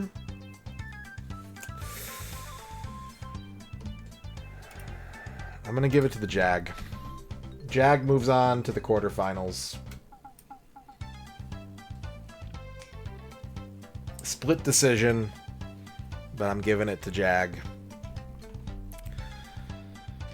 Next matchup, we've got another Sega showdown. We've got the Sega CD versus the Sega Genesis. 2-minute vote.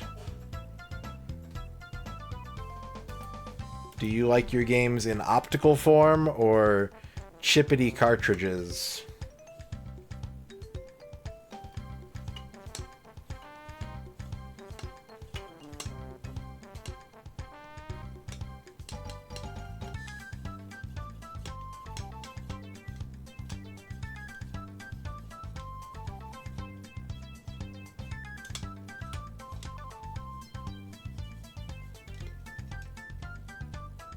But the boot up music is different. Which boot up music are you hoping for?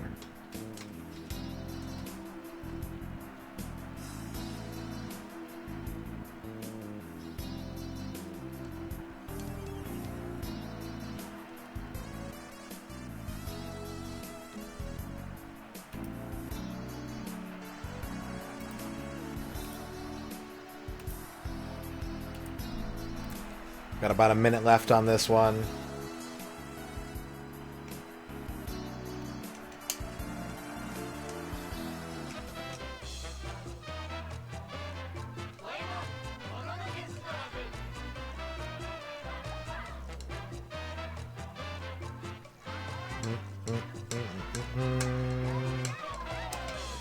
What's up, Nichisai?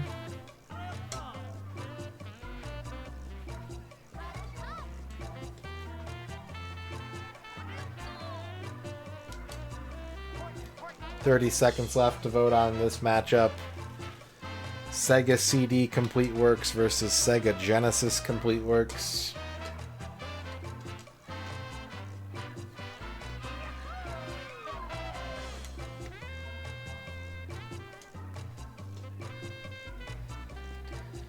And 26-6, the CD defeats the Genesis. CD moves on to the quarterfinals.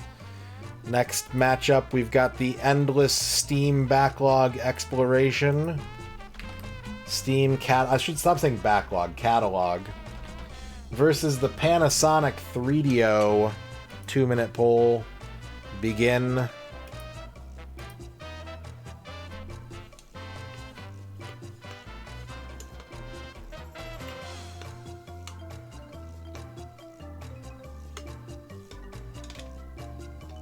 Steam versus 3DO is our next matchup.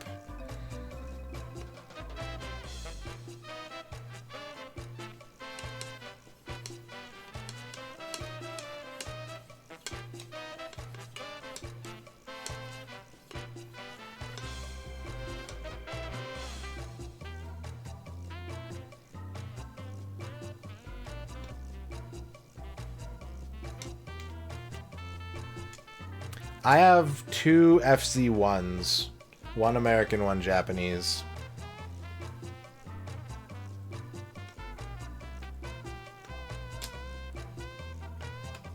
Oh, my Steam library is jacked, Murmury.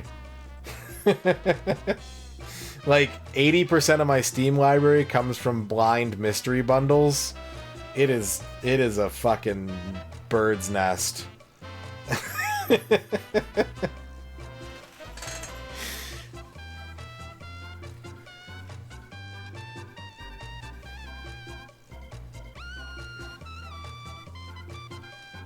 Probably about 30 seconds left on this one.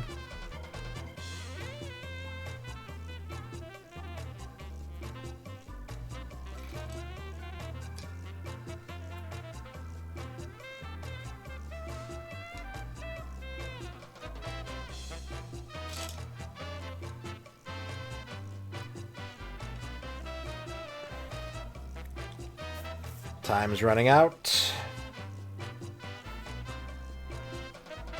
And the 3DO defeats the Steam library to move on to the quarterfinals against the winner of this next matchup.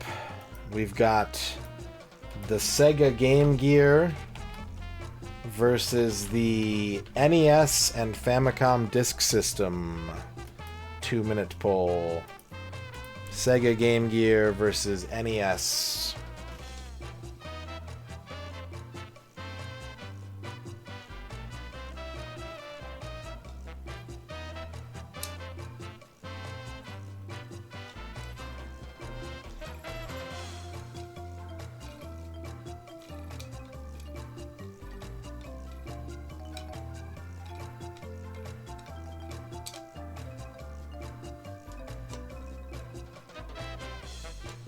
You can get it consoleized. You can consolize a Game Gear. Get a video out on it.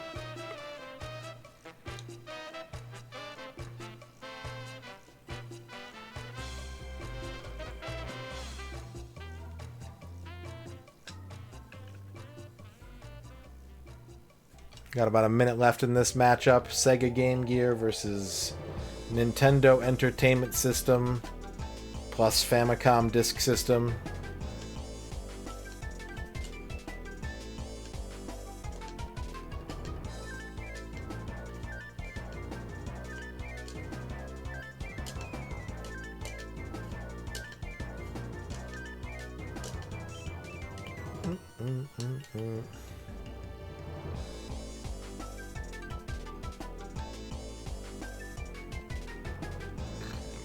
Excuse me.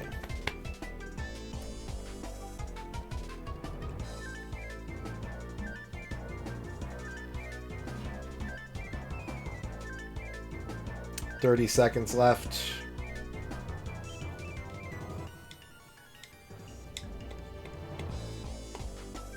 There are at least 5 Sonic games on the Game Gear. There's probably more, but there's at least 5. 21-14, the Sega Game Gear moves on to the quarterfinals. Next up, Game Boy Advance versus TurboGrafx 16. Hue cards only, no CD games. 2-minute vote starts now.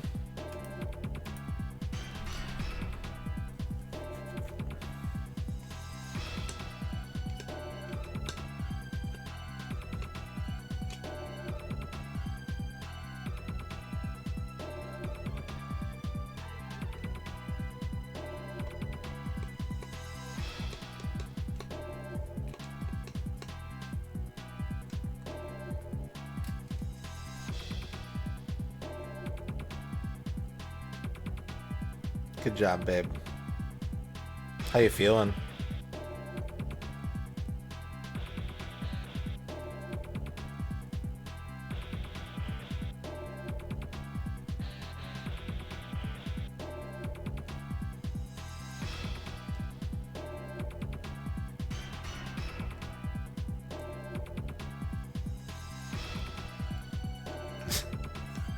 Hopefully you can lie down and rest soon. 1 minute left. Game Boy Advance versus TurboGrafx 16 in round 2 of our bracket.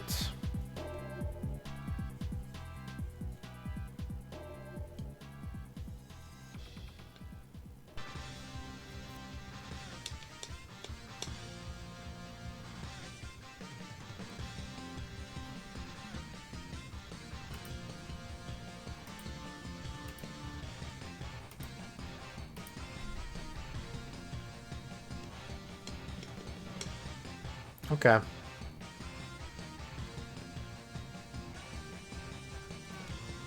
Last chance to vote on this one.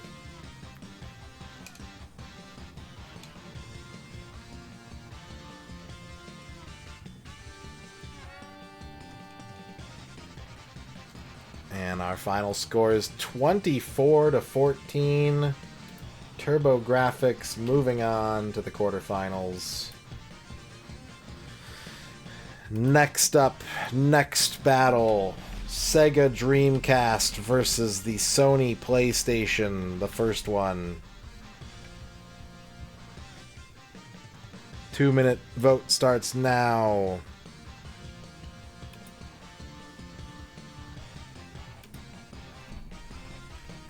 Dreamcast v PlayStation.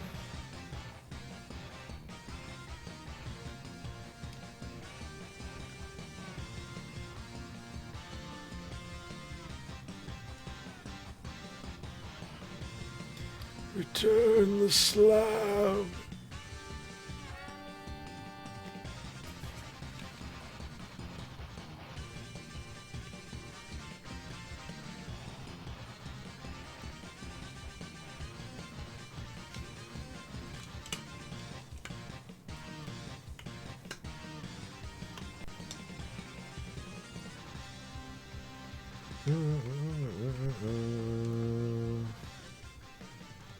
We're at about the halfway mark on the timer here.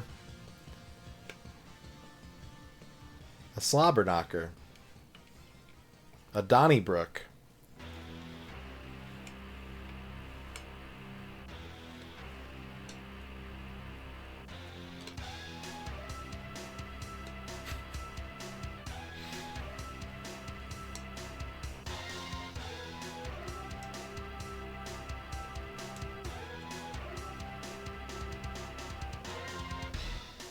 $30 seconds left.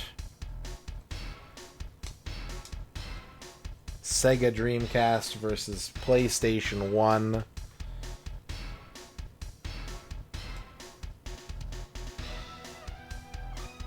Sony PlayStation 1.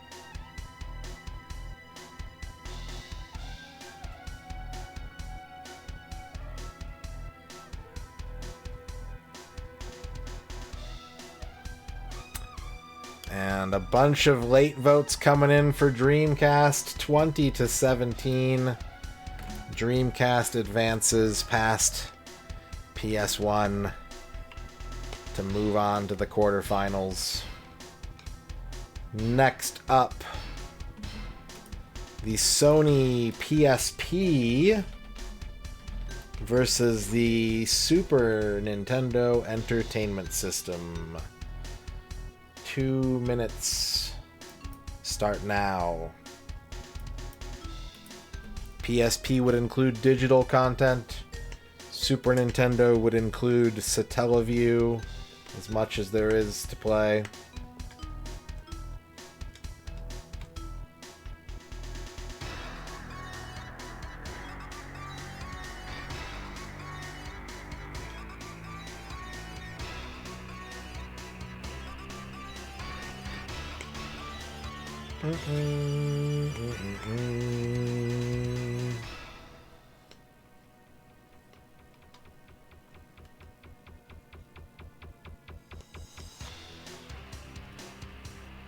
Yeah, I think Sega has only eliminated Sega.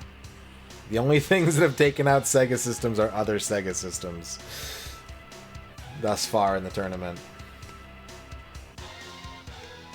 Game Gear killed the Master System, and Sega CD killed the Genesis.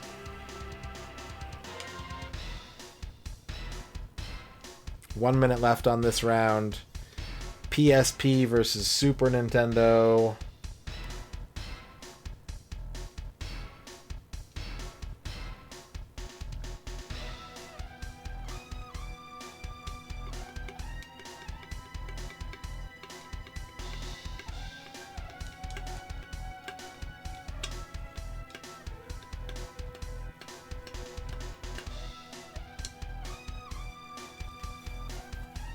$30 seconds left. Maybe less.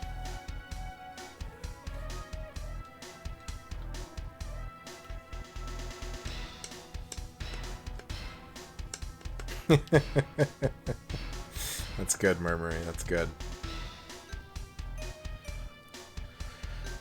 Final score 21-12. The Super Nintendo is moving on to the quarterfinals. Sony has been eliminated from the tournament in round 2. There are no Sony systems remaining. And our final round of 16 matchup is the Nintendo Wii and associated digital content versus the Sega Saturn. 2-minute poll starts now.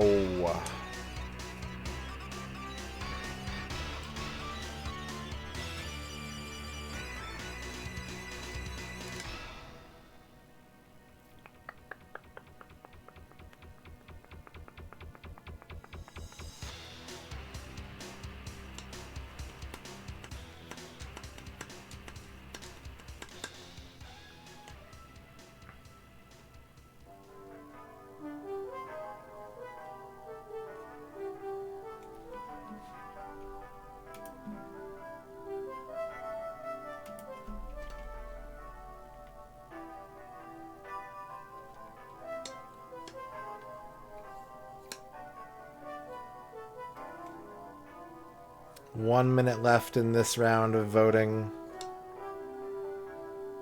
Nintendo Wii versus Sega Saturn.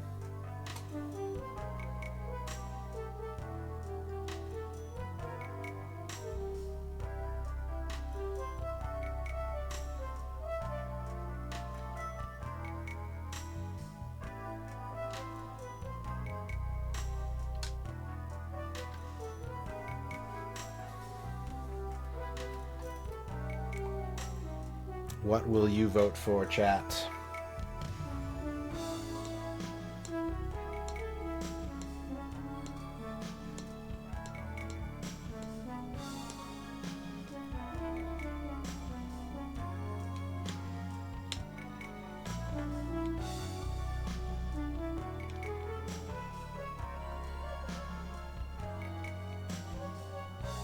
Final seconds ticking down. And the Saturn advances to the quarterfinals, 23-13.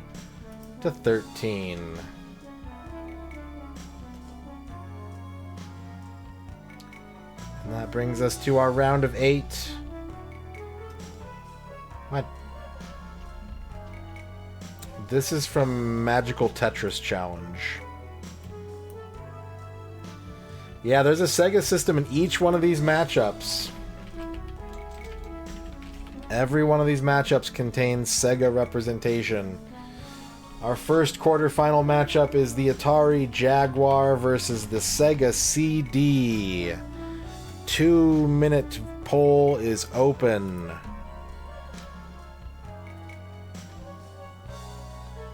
Jaguar versus Sega CD.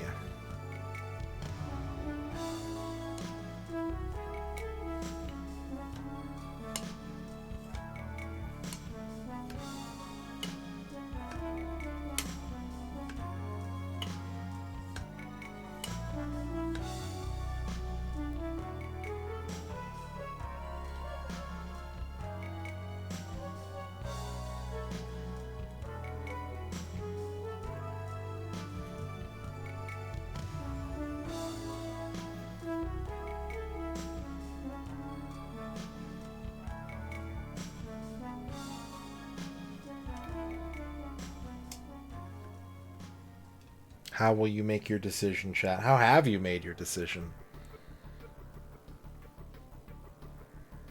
We're getting down into the big battles. 1 minute left on this one.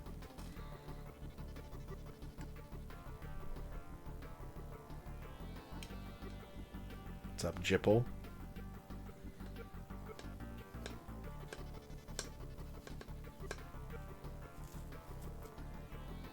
Sega CD does have Sewer Shark.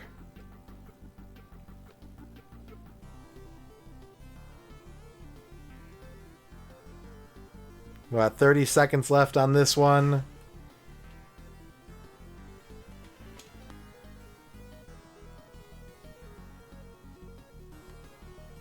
What's up, Thirsty Fly? There is a Highlander game on Jag CD, that's true. That is true.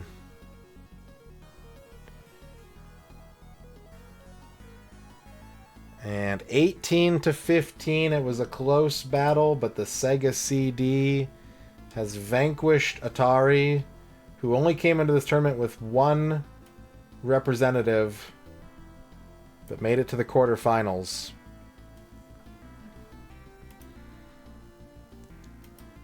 Our next quarterfinals matchup, the Panasonic 3DO versus the Sega Game Gear. 2-minute poll begins.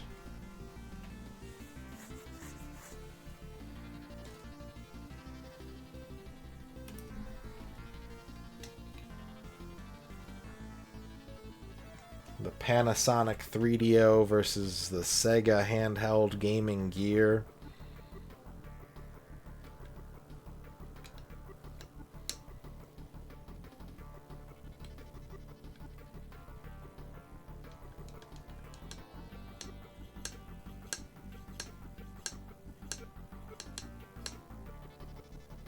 I think I included a third place match. I did. Good.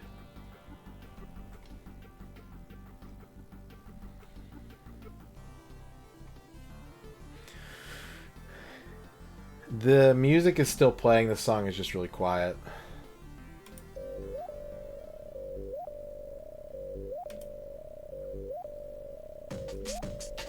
One minute left on this round. 3DO versus Game Gear. John Matrix with the 50 bits. Iron Angel of the Apocalypse. Only on what? Well, it's not on the Game Gear. I think there's a DOS version, maybe. But it is on the 3DO. Thank you for the 50 Iron Angels of the Apocalypse, John Matrix.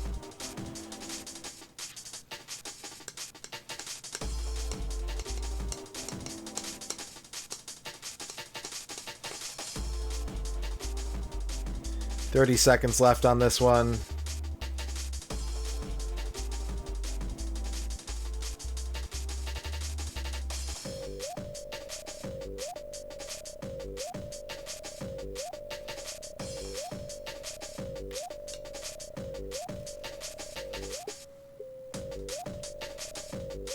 The results are in. 21-12. The Panasonic 3DO makes it to the semifinals. Next battle is ready. We've got the TurboGrafx 16. No CDs, cards only. Going up against the Sega Dreamcast. 2 minutes begin now.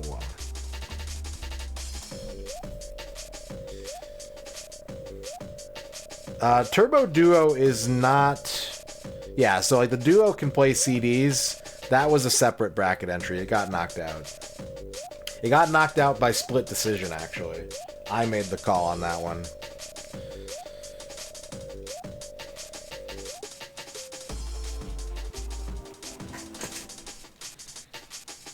TurboGrafx versus the Dreamcast.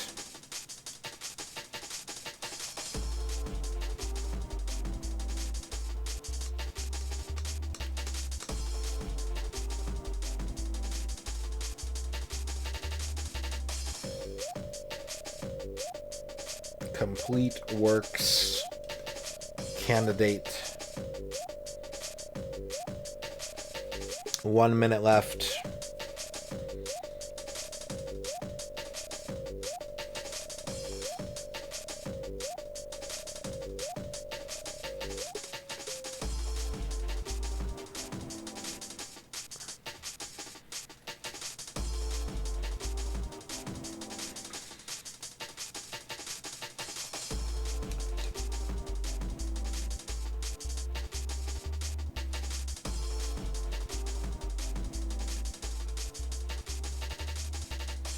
About 30 seconds left on this round. NEC TurboGrafx 16 versus Sega Dreamcast. Last chance to vote in this one.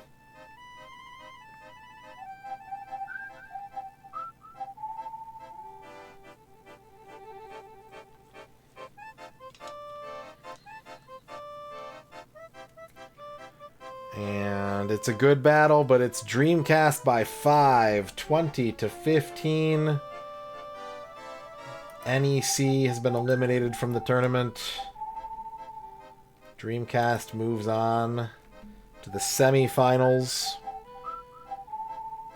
Alright, Tradon, have a good night. Alright, final quarterfinals matchup. We've got the Super Nintendo versus the Sega Saturn. 2-minute poll starts now. Yes, I would be using... Well, I would probably try to use a light gun. I would try to use a light gun.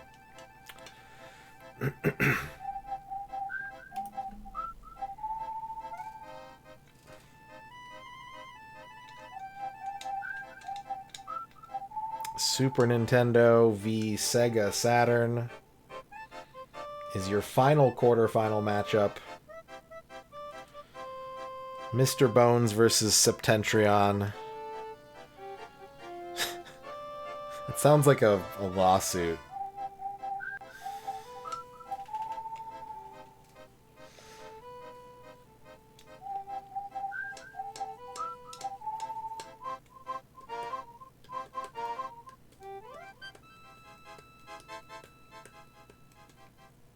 One minute left on this one.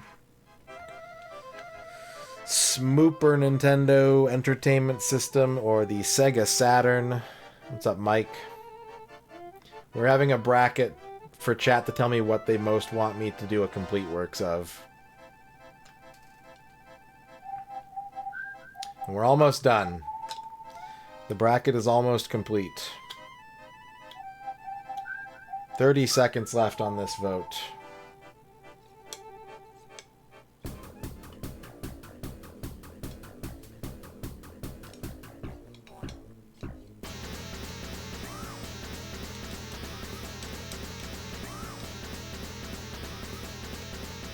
Last chance to vote on this one.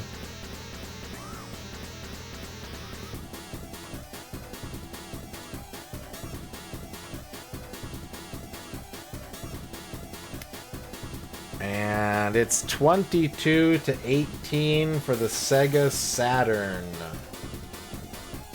Saturn moves on to the semifinals. Nintendo is eliminated from the bracket. We've got Sega, Panasonic, Sega.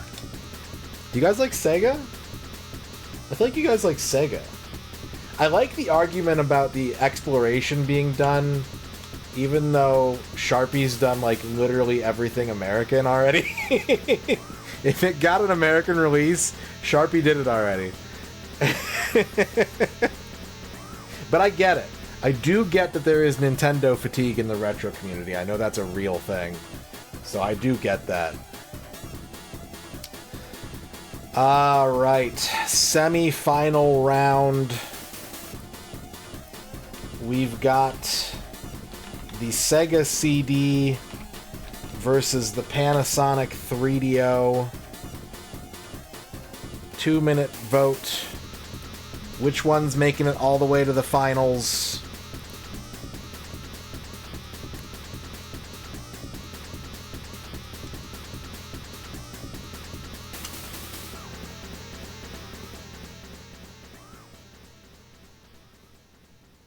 Sega CD versus 3DO.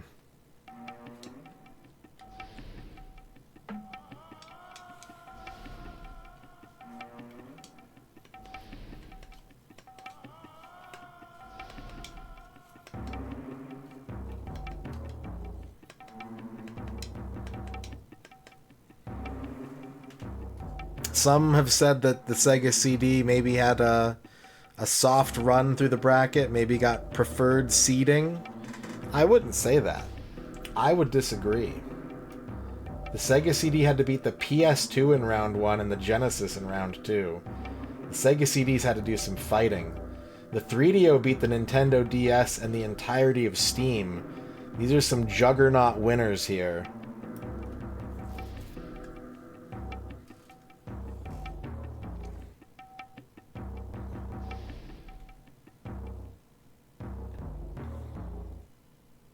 We got about 30 seconds left on this round. Sega CD versus 3DO. I'm so relieved Game Gear didn't win. You guys have no idea how much I don't like the Game Gear. When it got to round 3, I was just like, no.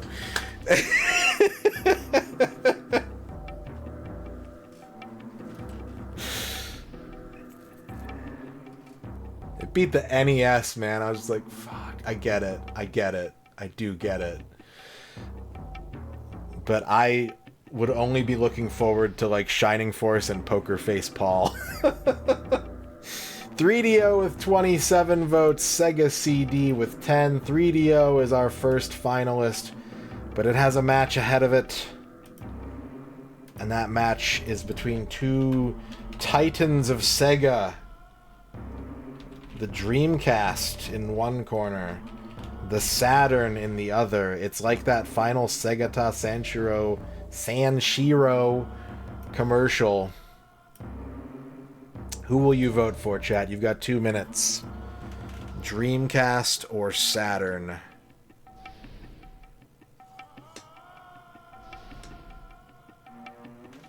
What will your gut determine?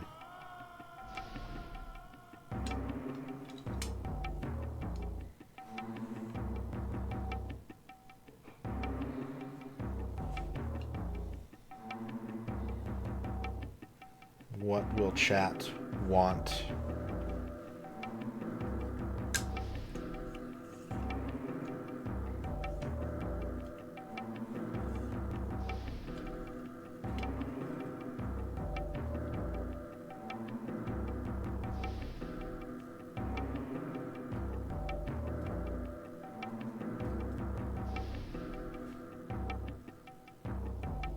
One minute left. Dreamcast versus Saturn for a shot at the finals.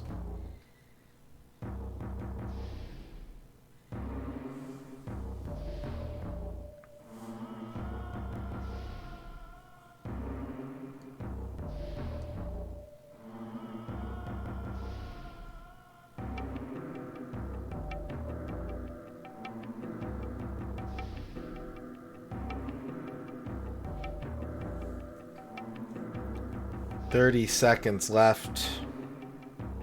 Yeah, fan translations are on the board. They're doable. I've done some for the 64 already. Last chance to vote. Dreamcast versus Saturn for the finals position in the bracket.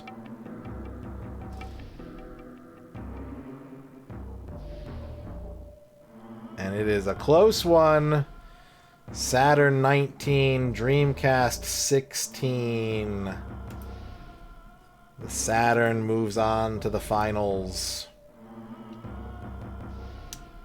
And there's our final matchup. But before we do that, we've got our third place match.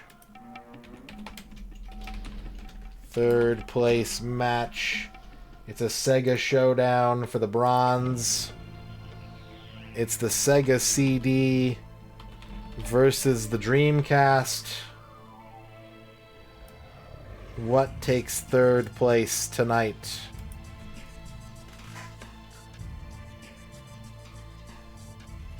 What takes the bronze in your heart, chat? Sega CD or Sega DC?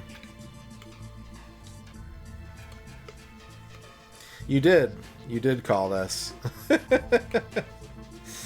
You did predict the bracket. Now, do you think it was a prediction, or do you think that you are just that influential, Liz?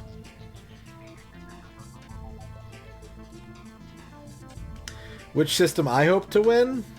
I would be down for a lot of these, honestly.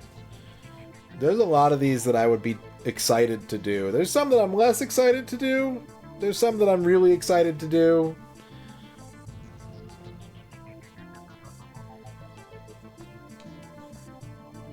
It's hard to say.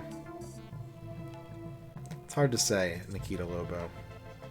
1 minute left on our third place match. Sega CD versus Dreamcast.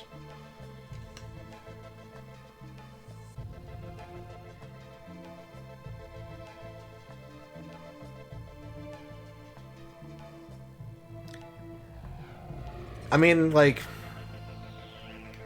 I don't know. It's less that there are ones that I wanted to win, and there's more that there are ones that I didn't want to win. But I wanted a field of 32. I wanted a nice, even 32 tournament bracket, and here we are. Because at the end of the day, I can ignore this, and I can just do whatever I want. Final chance to vote in the bronze medal match between the Sega CD and the Dreamcast.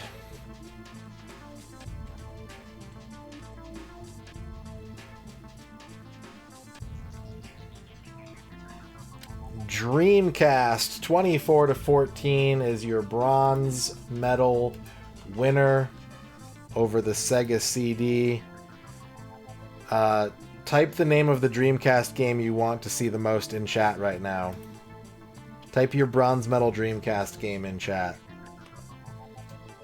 Which ones didn't I want to win?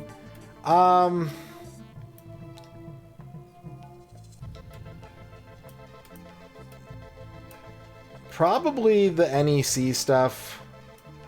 Probably the Jag. The GameCube. The Xbox One, the Game Gear, the PS3 and the PS4, and I think I would have been cool with pretty much everything else.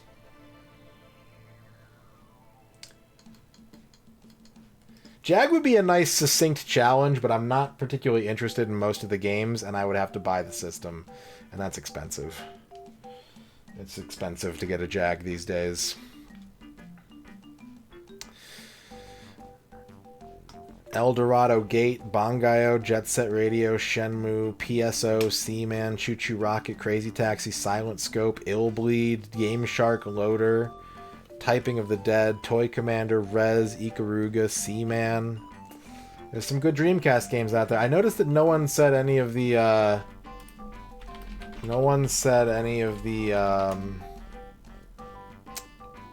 900 visual novels. Alright. It's the final battle, chat. Panasonic 3DO versus Sega Saturn. 2-minute vote, and we've got a raid coming in for the finals. Lord BBH, thank you for the raid. Welcome on in. We're having a bracket. I want chat to tell me which system they'd most likely to do a complete playthrough of the library. And we're down to the absolute final match.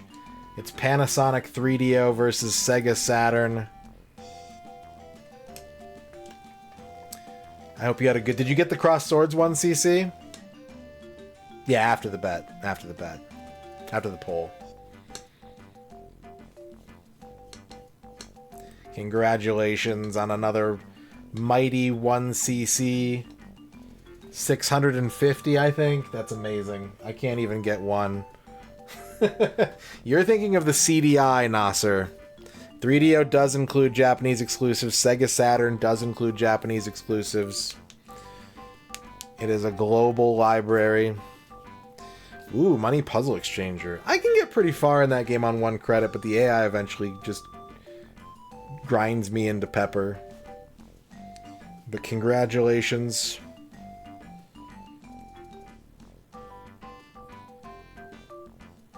We got about 45 seconds left on this final poll.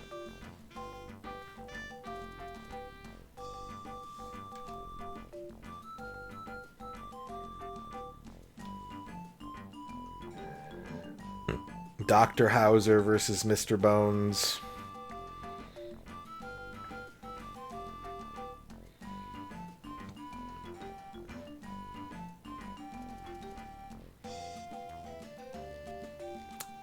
Final seconds ticking away.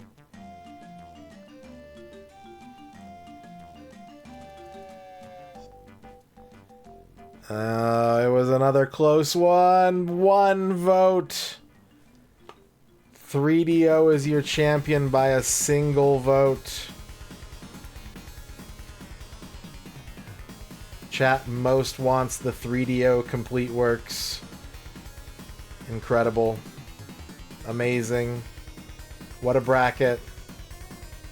What a journey. We started with 32 systems. We ended with 1. So here's what I'm getting from this. Here's how I'm going to process this information. 1. Chat wants more Sega content. I hear you. 2. Chat wants 90s CD-based content. I hear you. I understand. 3. Chat does not want an impossible 5,000 game challenge. I hear you. I understand. 4. I might have hyped up the 3DO too much to you guys. But I will keep this in mind. I will keep this in mind. If there is a new Complete Works challenge in 2025, I will use those data points to make my decision.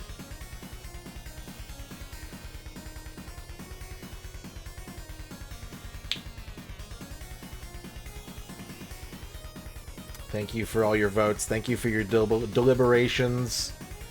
Thank you for your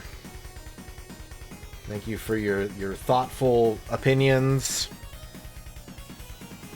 Again, this is not legally binding in any kind of way, but I learned a lot. I learned a lot from you today, chat.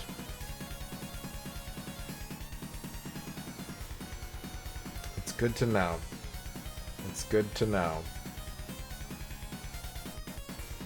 What are my feelings on the top 4? I can't believe Sega CD made it. I genuinely cannot believe that Sega CD made it this far. But if it were up to me in a vacuum, if I finished 32X and I wanted to do another Complete Works, I'd probably pick the Sega CD. that's probably where I would go next in Sega. So it's kind of surprising, but at the same time, it makes sense to me. 3DO, I mean, like, I'll say this. I think, like I said, I think Nintendo fatigue is very represented here. I think that chat likes weirdo stuff, and I appreciate that energy. So I'm on board with that. 3DO, I think, is very fascinating and very unique. And could be a lot of fun to go through. I'm not particularly surprised by Dreamcast and Saturn. I'm a little more wary of I think Dreamcast has, like... I would say Dreamcast has higher highs, but at the same time, I think there's a lot of the Dreamcast library that's just kind of underwhelming. Whereas the Sega Saturn is like a more interesting hodgepodge, like you might not know what you're gonna get. So there's kind of a more of an intrigue to the Saturn. Especially, well, I was gonna say especially with Japanese stuff, but I remembered that time that I would just like picked Japanese Saturn games out of a hat because I thought they sounded cool, and they were all either like localized Western games or visual novels. So that's a thing too, like. And it applies to the PlayStation systems as well. I'm not calling Sega out on this. If PS1 or PS2 had made a deep run, if the Switch had made a deep run, tons of visual novels. So many visual novels. So, yeah. I would say my biggest disappointment in this bracket was I'm not surprised by it. But my biggest disappointment would probably be the first round shutout of Microsoft. I really wanted at least the Xbox. I would have been fine with the 360 making a run too. But going up against the Dreamcast and the PS1 back to back, I get it. Dreamcast Xbox is such a toss-up matchup. I totally get it.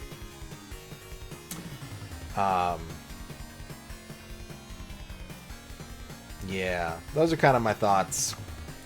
Those are my bracket thoughts. So there you go. Again, none of this is binding. I might start stream tomorrow and be like, guess what, everybody? Fucking Nintendo DS Complete works. We're doing it. But I did want to know how chat was feeling on things.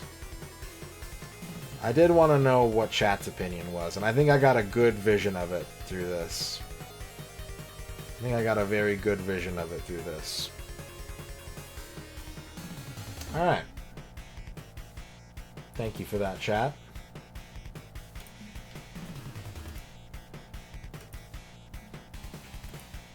Pie is looking delish. We still got some time on tonight's stream. It's true, yeah. There weren't really a lot of Nintendo blowouts because they are popular. It is a divisive subject, right? Some people I'm a Nintendo fan over everything else. If I had to swear allegiance to a video game brand, I would pick Nintendo. But I know that there are things like Nintendon't and other events that are designed specifically to encourage the retro community to go in different directions. Because I think some people do get sick of seeing Nintendo games all the time. I know that I play more Nintendo games than anything else. So, but yeah, there's that balance of like nostalgia and popularity versus exhaustion and overrepresentation. And that results in some pretty close matchups. There are a lot of these that I was like, these aren't explored, like, in general. You know? There are a lot of good candidates. If I pull this back up again, if we pull back up our qualification bracket, like, a lot of this stuff, I don't think there's 3/4 of this list, there's probably not that many people that are intimately familiar with the total library of any of these, you know? Some of the smaller libraries, sure. Some of the really popular stuff like Super Nintendo or even like Neo Geo, yeah. But there's gold to be found in every single one of these spreadsheet cells. If you dig far enough. Even if you already know, even if you've watched a million hours of YouTube about video games, there's still gold to find.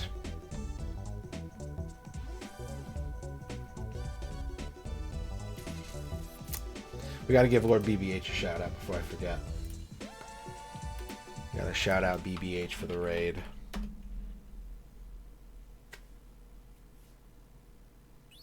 Ah, my sheet.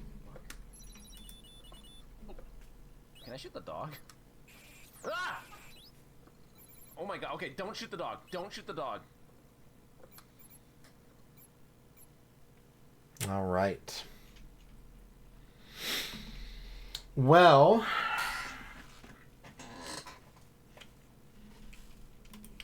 I feel like we have to play something on the 3DO now. And I know just what to play. By golly, I know exactly what to play.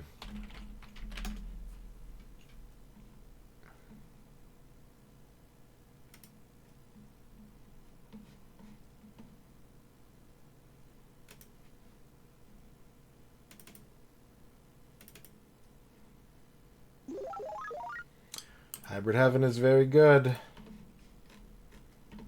Hybrid Heaven is a mighty piece of software.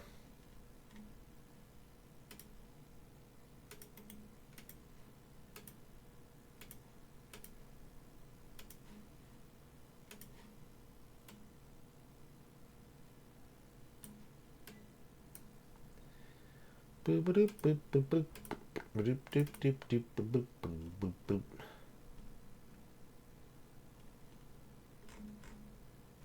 We gotta play.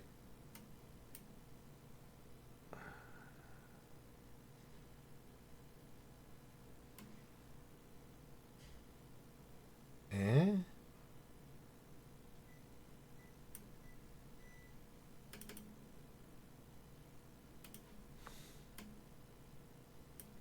Hang on a second.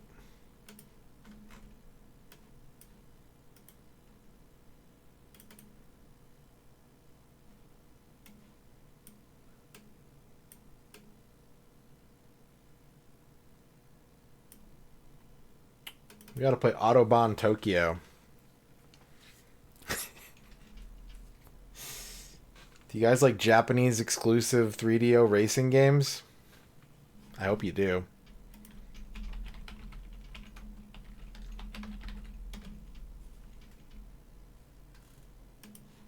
Autobahn Tokyo!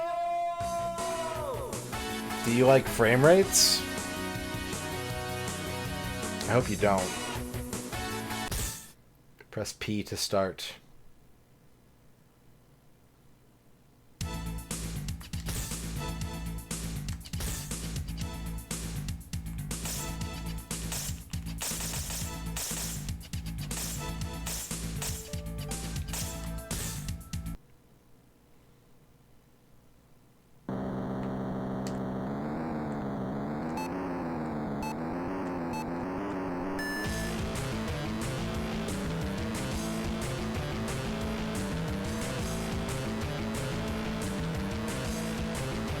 There are a lot of Japanese exclusives on 3DO. Yeah, the 3DO was much more popular in Japan than it was in the West.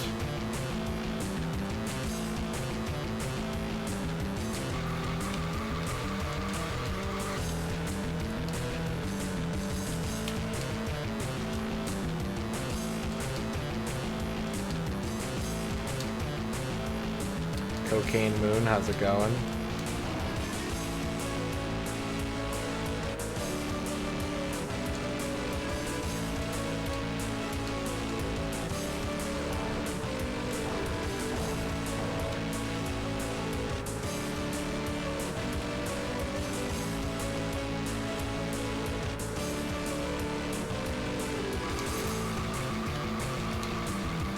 You know, you say that, and you're kind of right. This is a year after Ridge Racer came out on the PS1.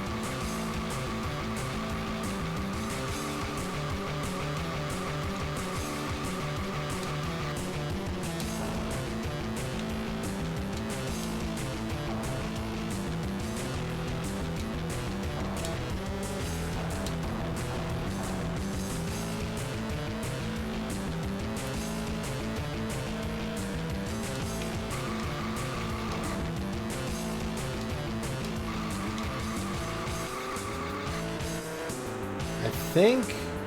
Yeah, I can make it even more fucked up by making it render my card, too. Although, is it just me, or is this running smoother for some reason?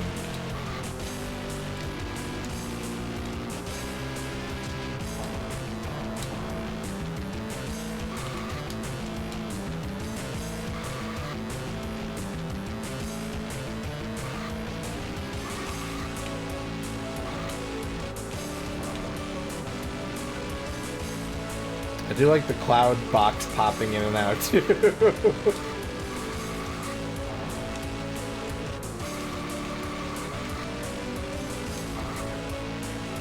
I was gonna shitpost and play some of the jankiest 3DO games I can think of for the rest of the night, I think. To either encourage or discourage chat. It's not clear. I'm not sure, actually.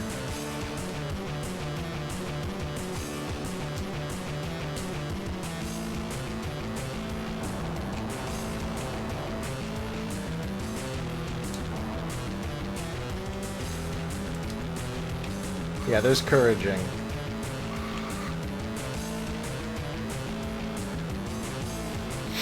There's definitely couraging going on.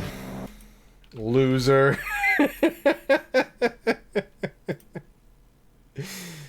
Good.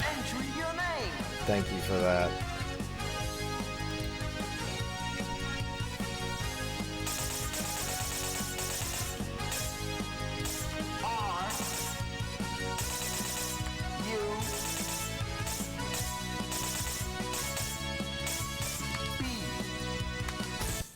R-U-P. It sounded like enter your name, yeah.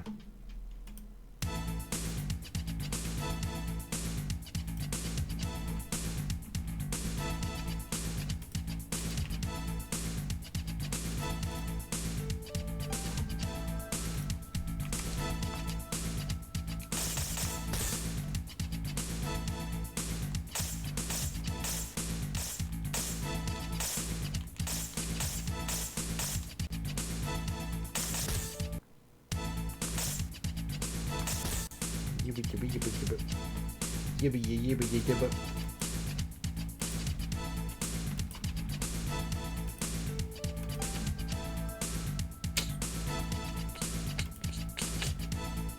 You guys like fighting games?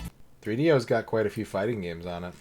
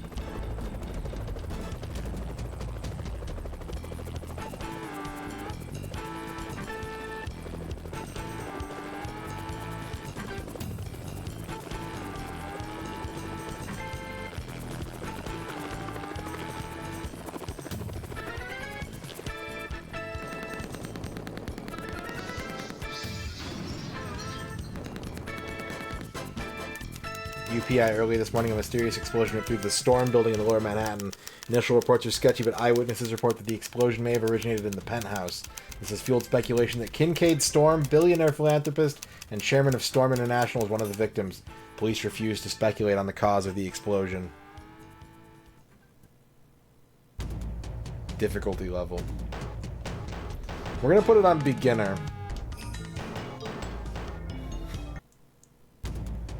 Okay, we got Riggs, we got Anvil, we got Erica, we got Carlos, we got Gabriella, we got Viper, we got Sasha. Which one should we be, chat? Choose your Shadow Warrior.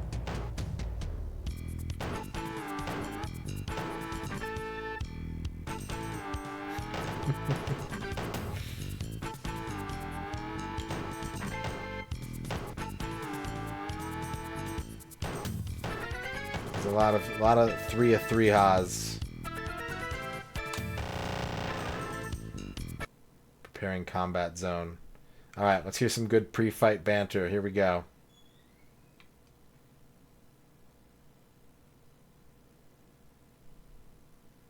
You seal vimps are all the same. All talk and no action.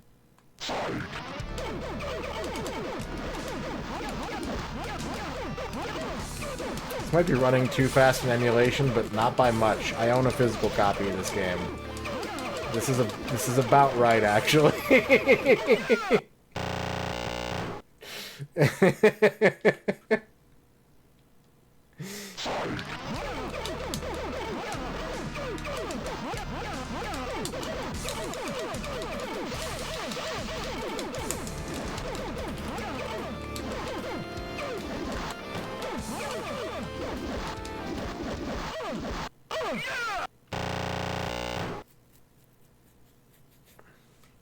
Is that all you got? Is that all you got? Yes.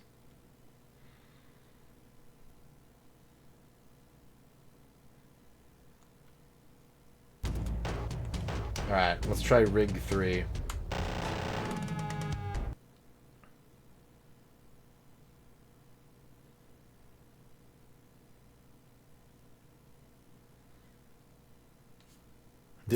This is what chat wants. I've whipped people 10 times better than you.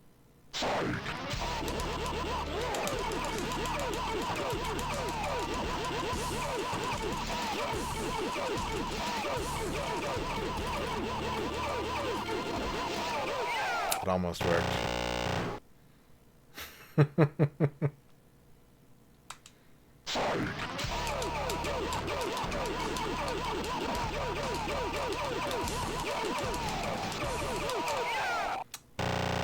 How do you stop that? Is that all you got? Is that all you got? How do you defeat that strategy? It's unbeatable.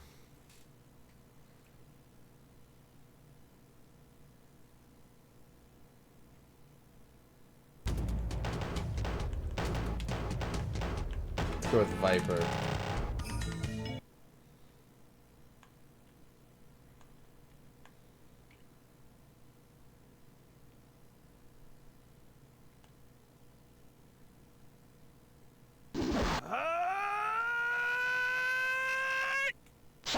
Yeah.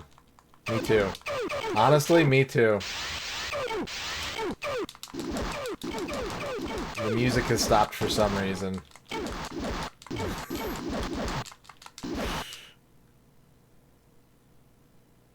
Do I know about... Oh, I think the game crashed. So there's some emulator issues with this. There are some emulator issues with this. I don't think I know about... Well, Dark Presence does sound kind of familiar, actually. That does sound kind of familiar. What else is there on the 3DO that's worth looking at?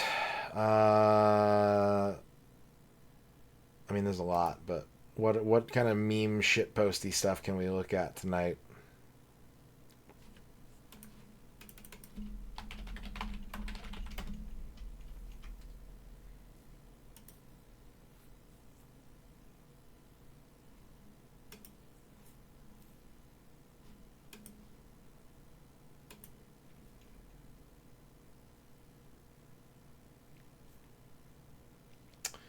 I'm gonna keep looking at games and I'm like, that sounds like a porno. I'm like, ooh, that's a porno.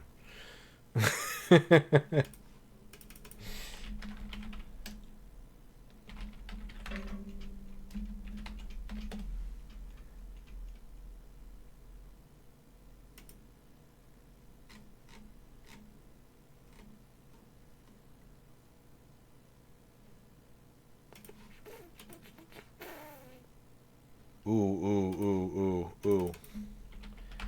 Ooh, ooh. Ooh. Ooh, ooh, ooh, ooh, ooh.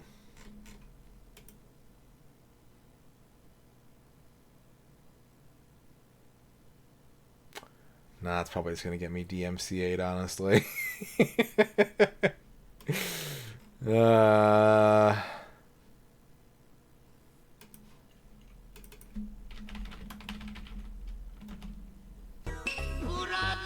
Sir Lar. Sir Lar, thank you for the raid. How's it going? How was your stream? Yeah, let's get a shout out for Sir Lar. Don't play Silent Hill 2 overnight when you're a teenager and you share the same name as the protagonist, then stay up the entire next day to fix your sleep patterns. When you do finally go to bed as you're drifting off, you will totally hallucinate something running down the hall outside your bedroom. Ugh. Oh. Yeah, that sounds pretty rough. Is it James, I think, is the 2 protagonist? Don't do it. Hope you had a good stream, Sir Lar. Thank you for choosing us as your raid target. I am currently shit posting 3DO games. We did a big bracket of what console chat would most want me to play all the games for, and they voted for 3DO. It was a 32 console bracket, and 3DO emerged the victor, which is sick because I think 3DO is awesome, but also there's a lot of things to be like, ew.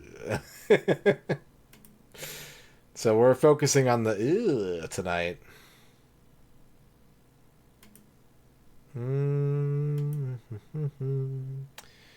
That's probably a porno. Ay, ay, ay, ay.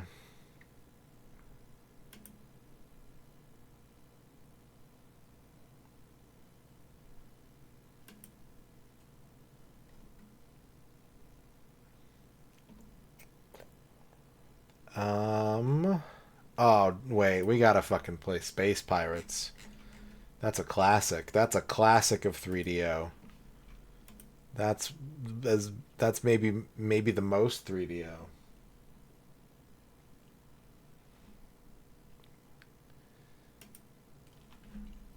What's up, Clark?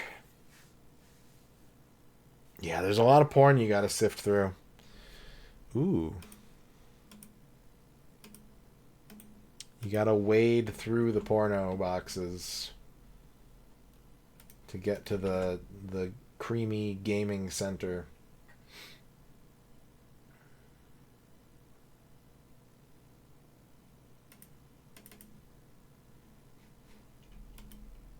Ooh.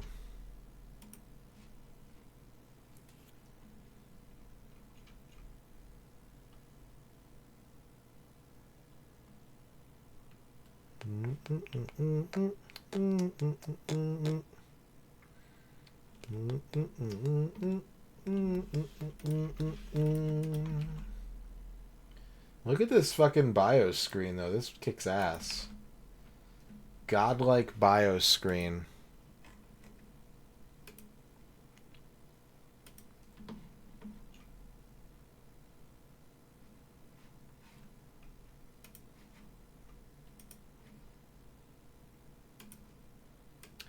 Yeah, the Wolfenstein 3D, I actually streamed the 3DO port of Wolfenstein 3D. It's really good. It's based off the Mac version. It's like the ultimate Wolfenstein 3D version you can play. Alright. How about Space Pirates?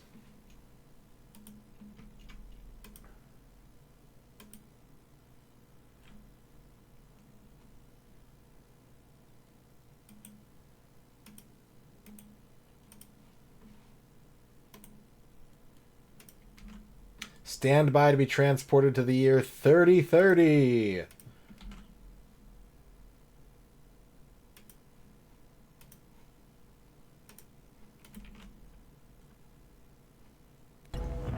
Someone's receiving. This is Ursula Sky, commander of Colonial Star 1. We are under attack. Repeat, under attack. My ship has been overrun by the Black Brigade. Captain Talon is in control of the Star Splitter cannon.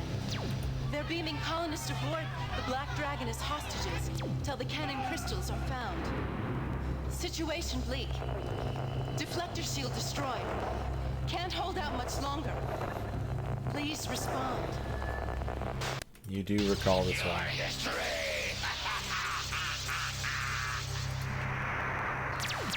American Laser Games. The scourge of the galaxy. Captain Talon has invaded our fair homeland.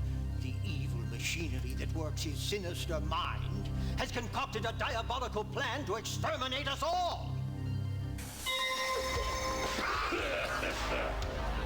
Welcome aboard the Black Dragon. Pay no attention to this lovely but pitiful creature.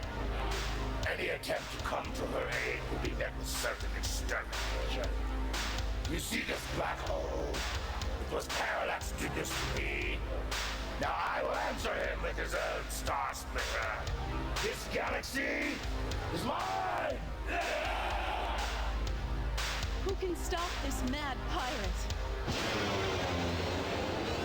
As it stands now, it looks as though this malevolent misfit and his armada of cutthroat pirates will succeed.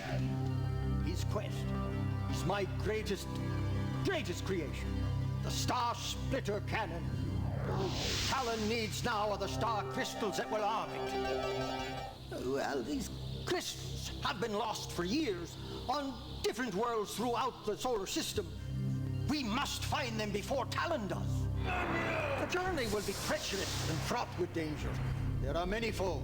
Not only will you have to repel the Black Brigade, a formidable and seemingly invincible force, there will also be mutant life forms, sorcerers and mystics with their own bag of tricks.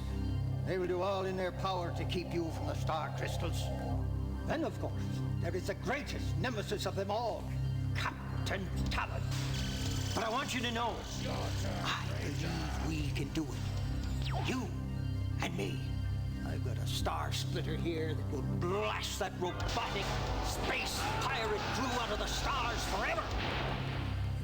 What I need is a quick hand and a keen eye. What I need is a Star Ranger. Remember, winners don't do drugs.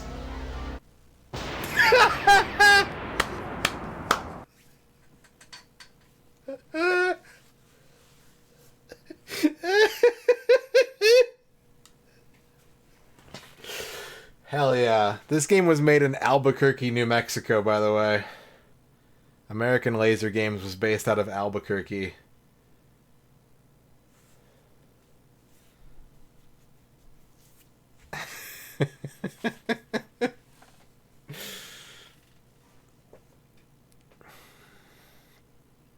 Swing.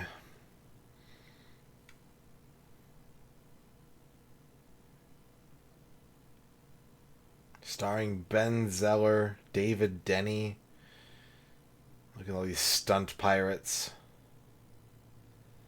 Ursula's lieutenant and pirate Pat Poole. Colonists. More colonists. Grebe. Pirate women. Video post-production, 32nd Street, Albuquerque, New Mexico. Produced by Southwest Productions, Inc., Albuquerque, New Mexico. Derwin F. De La Rue. Jimmy Martinez. Jeff Baker. Gino Rascone. Alright. It's time to play. We're gonna play on Rookie. This game is hard. especially if you're not using a light gun. I don't think Thomas played this. I highly doubt Thomas played this. These pirates are armed to the teeth. This is a chance to improve your aim. Greetings, Star Ranger. I'm just beyond the asteroid belt. Can you make it? Nope. Oh well. Oh well. Oh well. Oh well. Oh well. I forgot how to reload. I need to figure it out though. Oh yeah, shoot the HUD.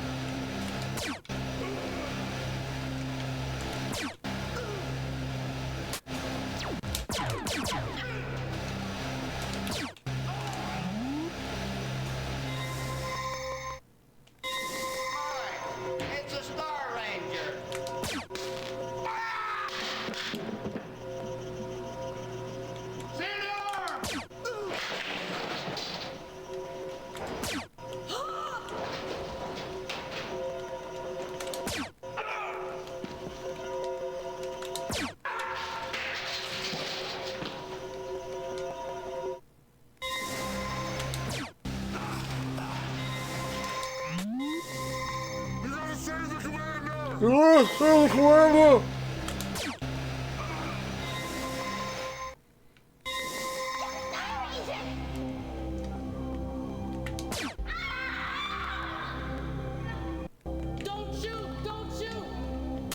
Watch this guy bounce.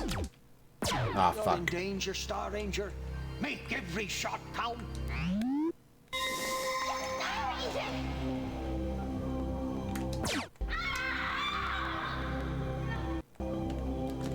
Oh, randomization.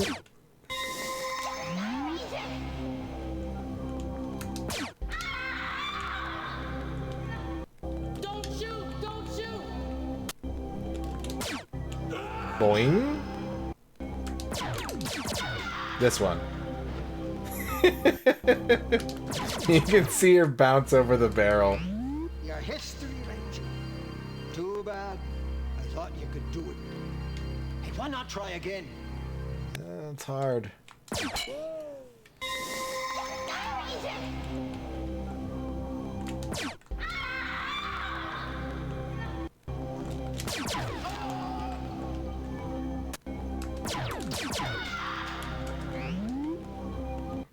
Don't shoot! Don't shoot!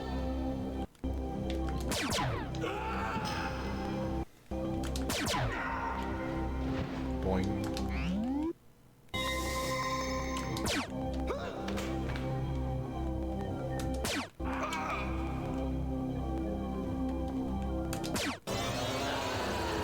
This guy got fucking super killed.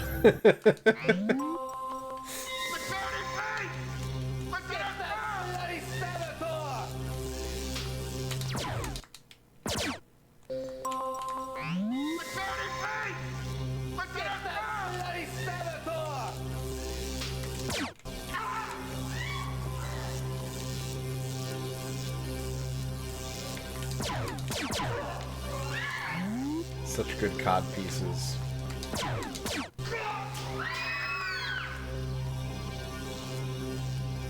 Star Ranger!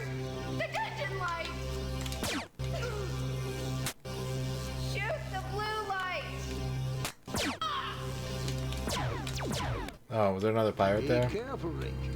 The energy level is getting critical. Shoot the blue light!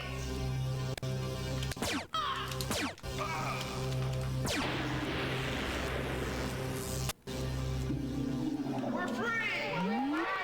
Let's go! We're free! Commander Sky is on the bridge! To the transporter room!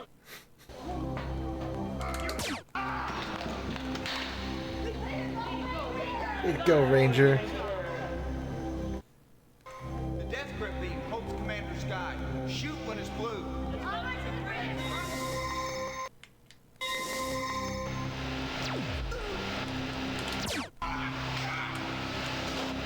You guys like video games? Can't even see that.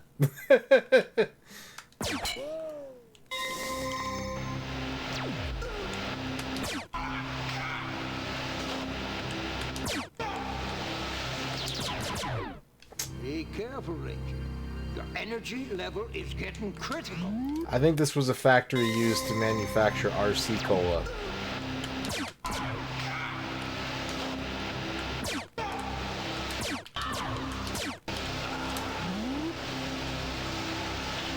They built it specifically for this game.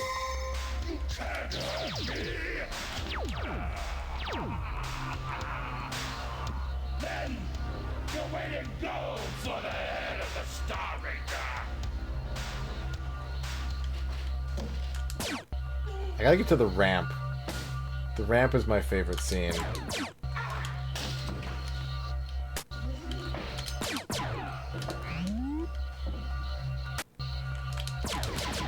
How was that a miss? Your life support system is running low. Be extra careful.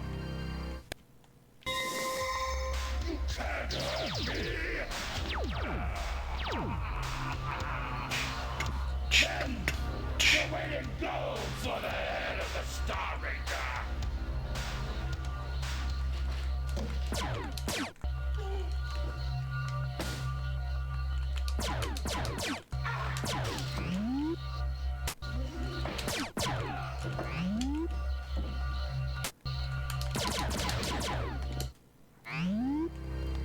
Your history, Ranger.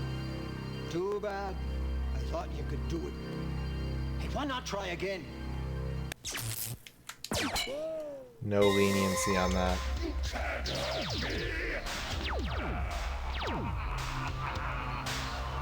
Then you're waiting go for the head of the Star Ranger.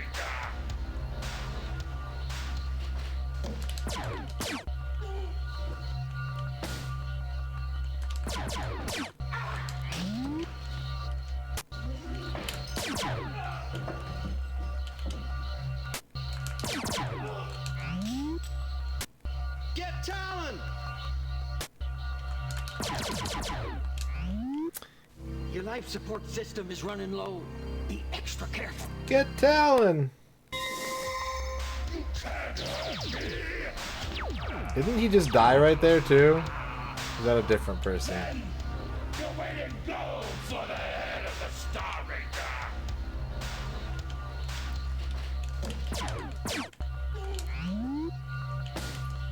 Yeah, do you think we should get Talon? Might be a good idea.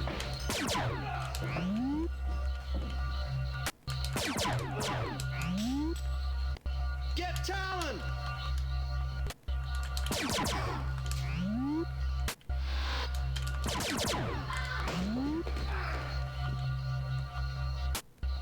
Get Talon!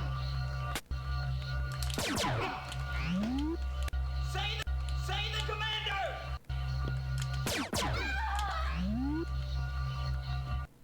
Take that, Rick! Save Ursula!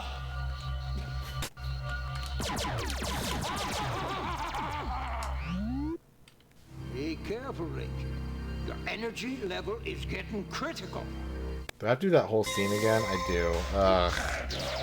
Ugh. Then you're waiting go for the head of the Star Ranger.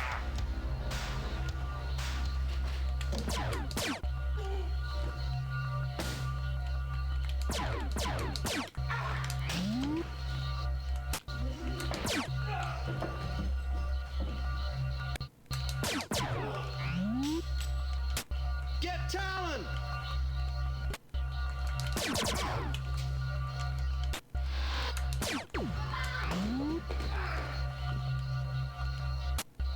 Get Talon!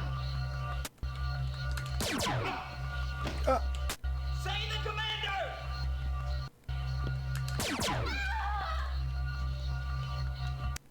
Take that, Rick!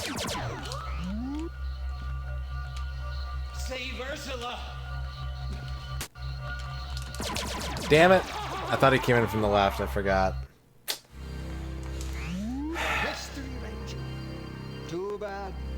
thought you could do it. Hey, why not try again? I gotta try to get to the ramp. It's all worth it to get to the ramp.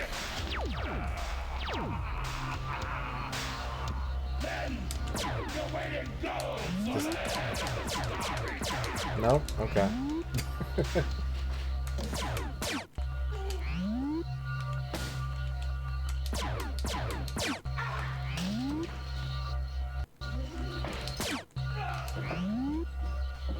At least this part isn't randomized. If I can just remember it. Get Talon!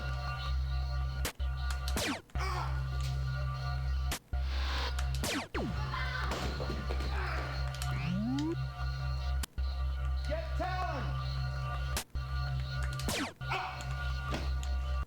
Say the commander!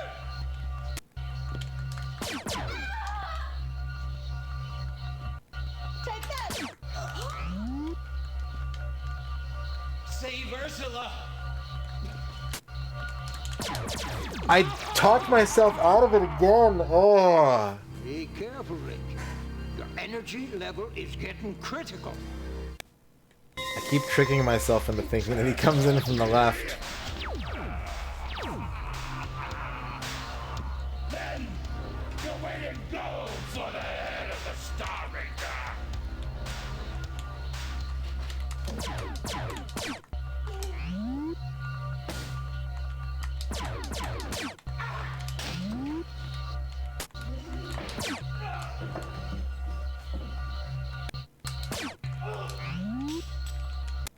Get Talon!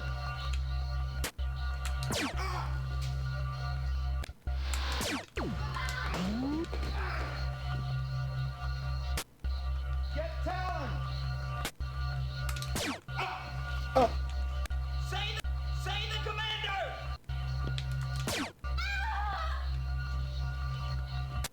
Take that! Save Ursula!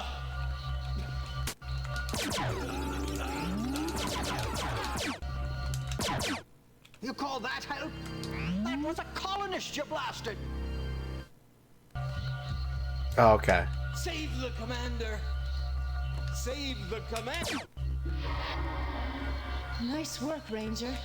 Now to the transporter.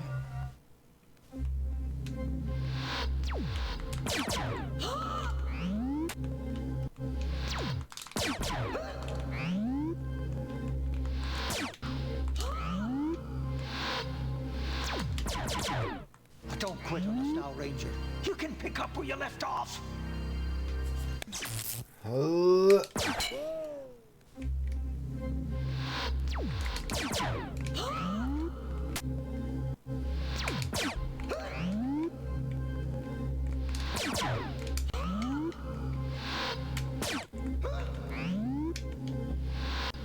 Ranger, to the colony ship. Warp. Talon can be had, all right, but you'll need the robotic tracker. But first, you'll have to get beyond these. These are the objectives. One world holds a Star Splitter cannon. The other 3 worlds hold the crystals that will arm it. We know Talon's pirates hold the Star Splitter. The crystals, we're not sure. Remember this always. There will be mutants, tricksters. But I'll help you through. First, I must tell you the arming sequence of the Star Splitter. Okay. First the aqua blue, then the crimson red, then the emerald green. Remember, it's the order the crystals must be loaded. We think only you can stop these space pirates. Pick a world and stand by for transport. Good luck, Ranger. Okay, it's this one. Watch what happens when I kill someone at the top of this scene. Get on, Star Ranger! Those hand motions. What? Your life support system is running low. Be extra careful.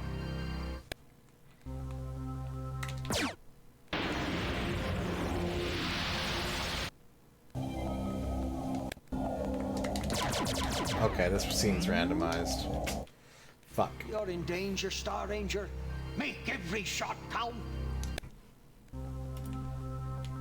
Ramp.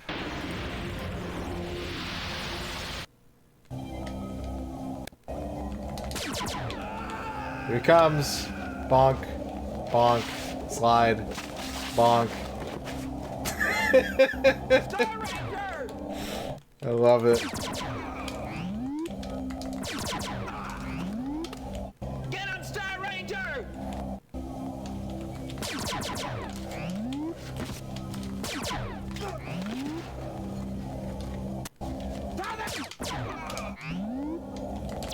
Ah, fuck. I looked away. Your history. That's okay. I just wanted to get that one guy dead. I thought you could do it. I just wanted to kill that one guy.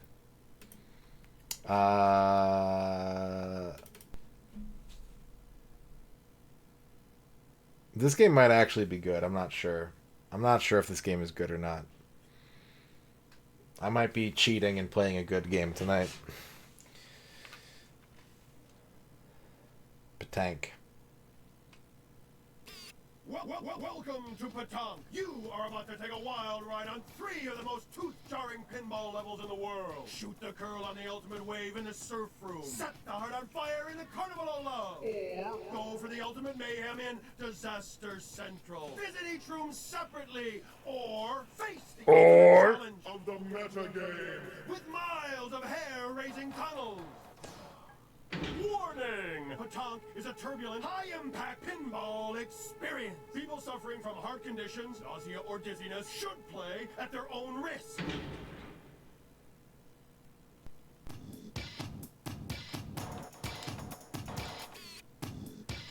Yeah, this is good.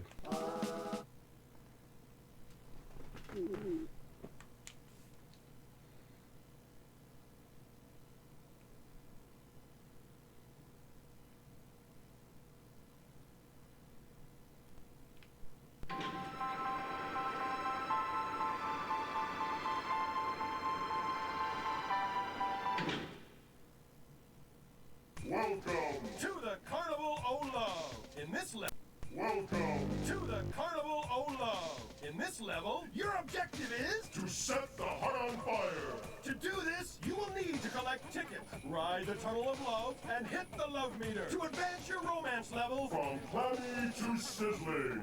If you are sizzling when you ride the Tunnel of Love, you will set the heart on fire.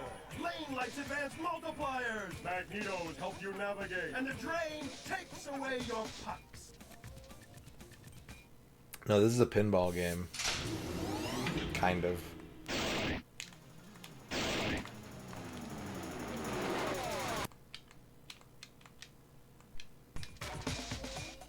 I really miss the 90s aesthetic of just using like stock footage for everything.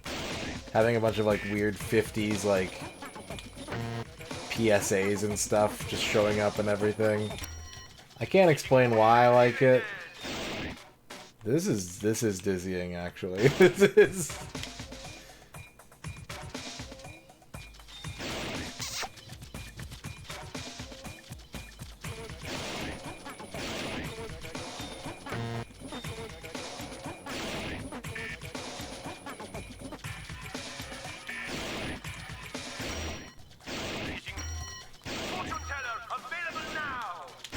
You might know PF Magic is the creator of Balls,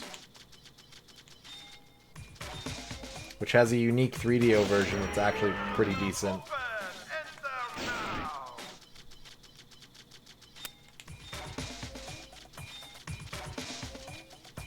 I think I've seen it before. Oh, I went to hell. You train! Are you running out of fuel? Do I have fuel? It does. Ready, player one. The PF does in fact stand for pure fucking. You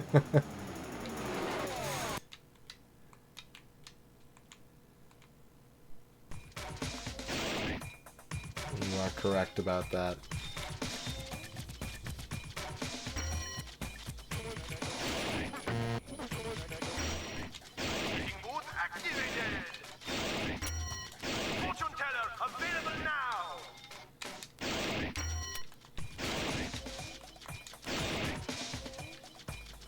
I don't know.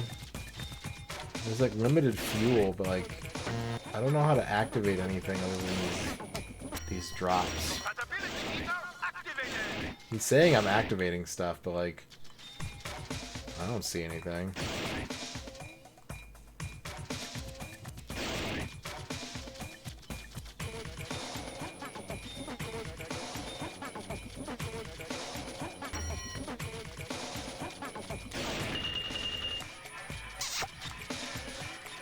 My score is going up.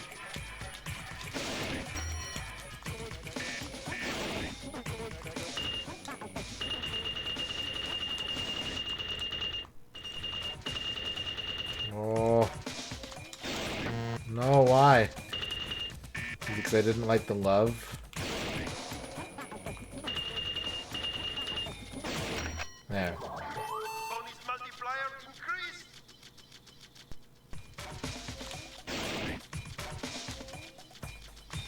How do I get in? Let me in! Oh, I don't have that one lit. Well, fuck me. 9-digit scoreboard. Try using the Magneto. Magneto? Ready, player one. Yeah, that's what the, yeah, it's pure fucking Changs. Yep.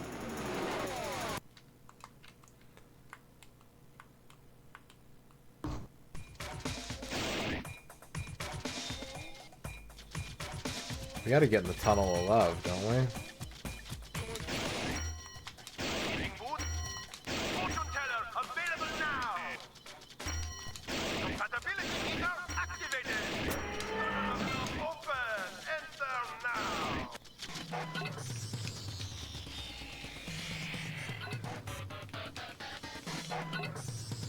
Hit the love meter. Right there. See if you can advance to warming up. Warming up.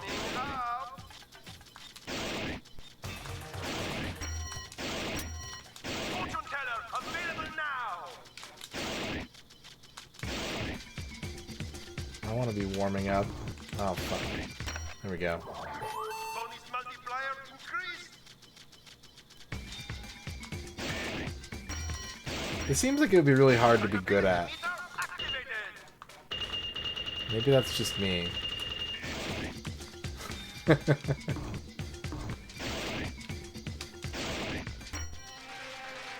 love life is on hold. Try again later.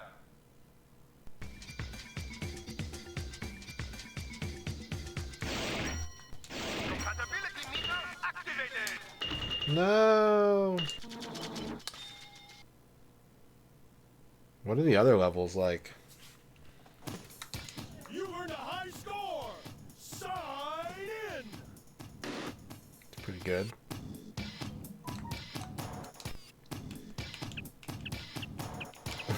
There are 4 levels of video game. There's love, surf, disaster, and metagame. I can strafe with it, I can boost with it. There's other buttons, but I don't quite know what they do. Let me see. Baton controls are very simple.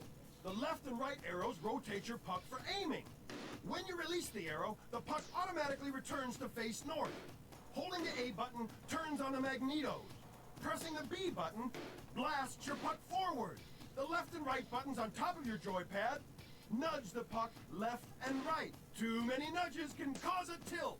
The C button cycles lights on lanes and wall targets. Oh. In Patank, you can play each level individually, or all 3 levels at the same time. This is the metagame. In the metagame, all 3 levels are linked by tunnels. When in a tunnel, you can decide where to go next, or chance may decide for you. Achieve the super special in each level to win the metagame, and earn a chance to enter the Hall of Fame. In every level of Patank, your main objective is to hit walls, dingers, and targets to trigger special and earn a high score before draining. You are given 5 pucks in the easy mode, 3 in the hard mode, and you can only lose a puck by draining. Gravity constantly pulls your puck towards the drain behind you, so listen for the drain warning siren. The green bar at the top of the screen shows you how many times you can blast your puck forward. You can recharge blast on Magneto and in other special places within the level. Next to the energy bar is your puck indicator. Your current score is displayed to the far left, and the current high score is displayed to the far right. Consult your Pétanque player's manual for further details. I will, thank you. Pétanque controls are very simple. I would love further details, actually. But not today.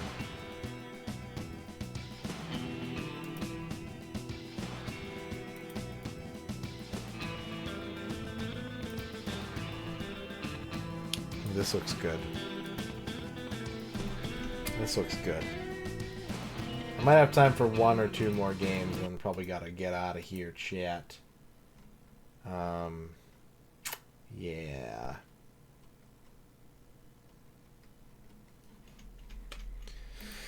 Because it is 2:15 in the morn.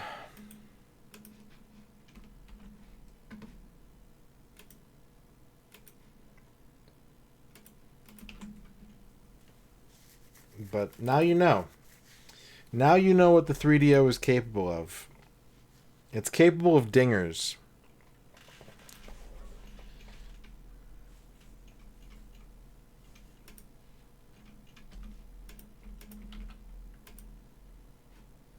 And don't ever forget it.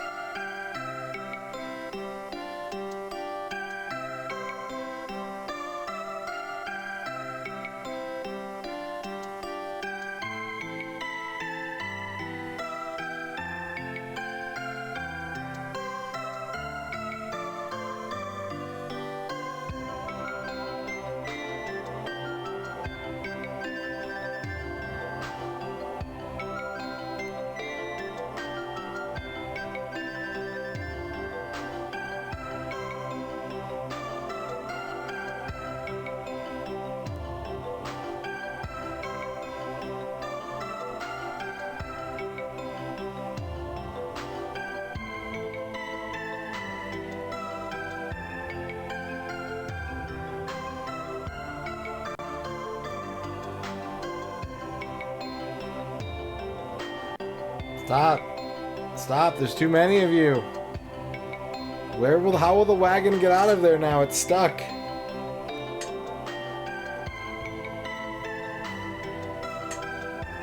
I'm in control now.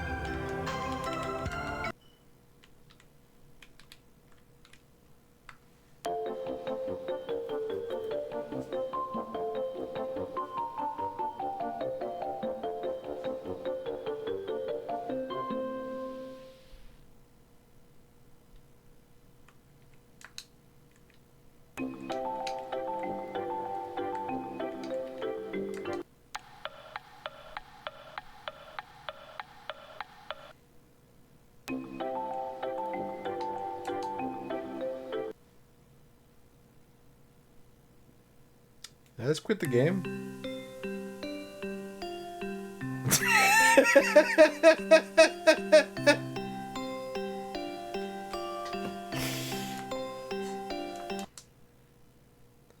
Four Seasons and pepperoni.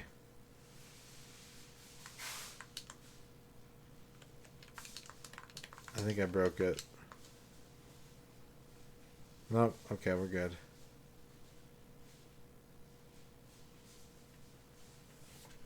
No, I clicked the mouse and then I quit the game.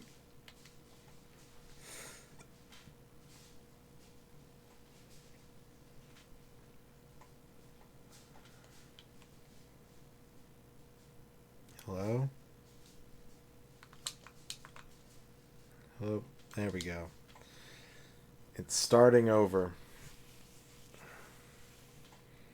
Pepperon. Murano Shiki.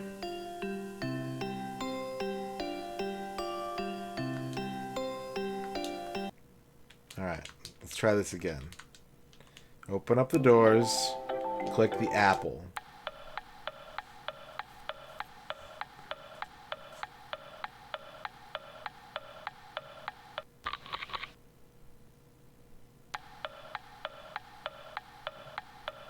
Okay. Did you still need my help, babe? Click the bird. Bouncing chicken. Click the box. There's a wolf guarding it. Am I gonna get eaten?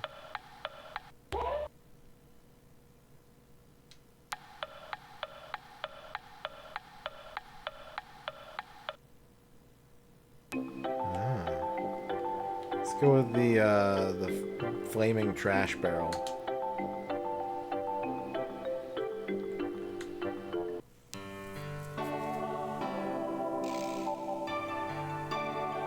Okay. Sounds good.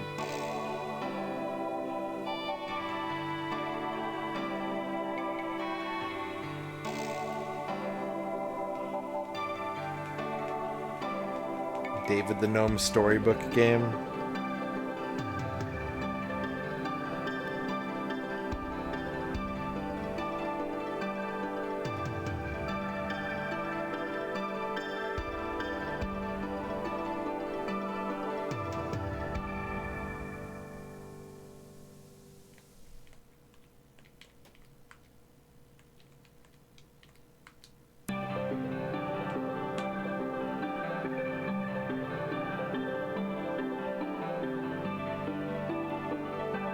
I can't tell if this is really endearing or just kind of shitty.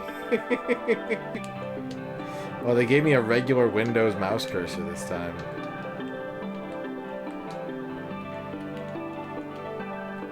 There's a dog moving around over here.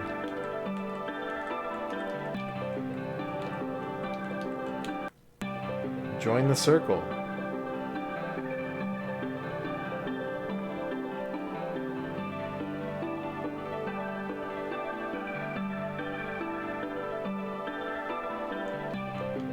Who else can we get to join the circle? This guy? He's bobbing his head. You want in?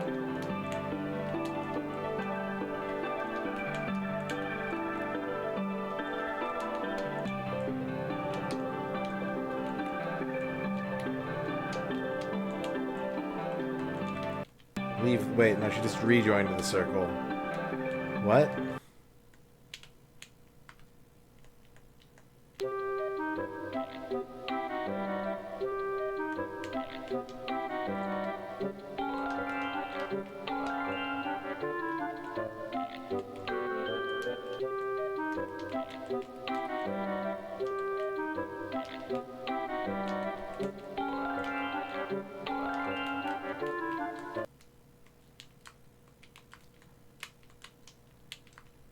What's in this building?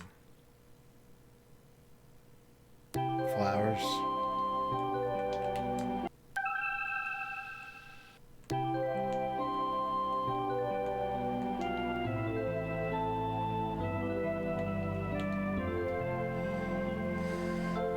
This kind of makes me think about like how Sylvanian Families was really popular in Japan, I think.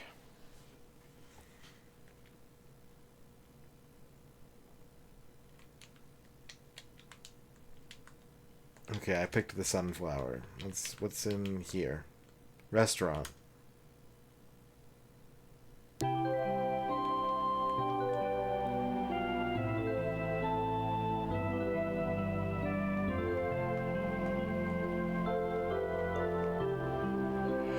This is a good way to wind down after a long day of debating video game systems.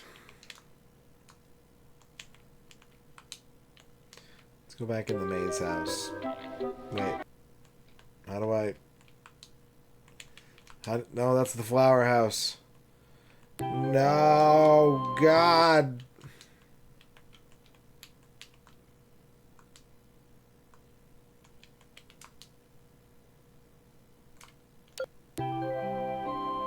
It's nighttime. It's nighttime in Pepperoni. Wait, if one guy going to bed made the game end, this is gonna, like, make my 3DO turn off.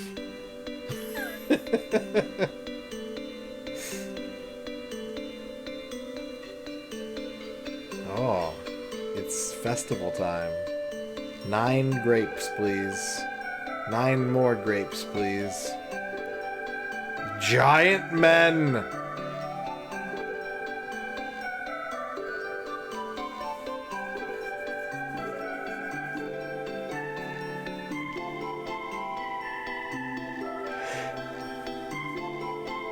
Giant horse.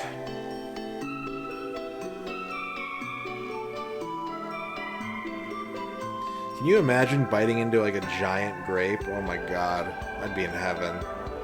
Just like a basketball-sized grape. Are they gonna make wine? They are gonna make wine. Pepperoni wine.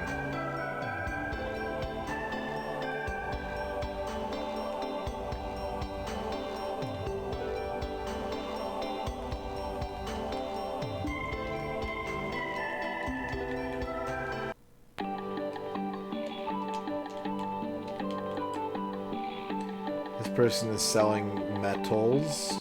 Can I get that soup ladle, actually? Let me get that soup ladle off you. That thing is boss. Would I eat a grape-sized watermelon? It'd be better than a watermelon-sized watermelon. Might be pretty good.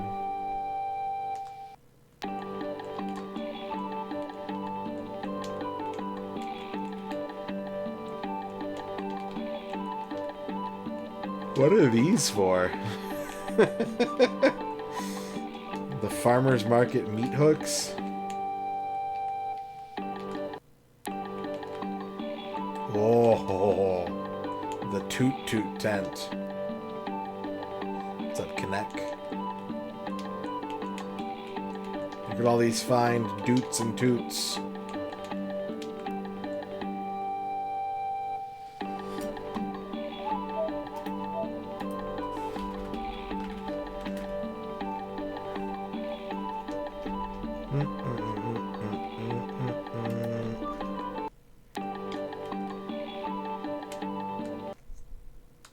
I need to go back into the house. Alright, what's this all about?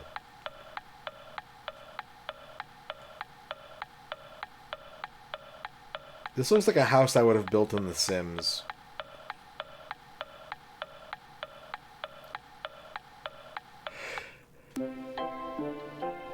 Oh. I get to build the town.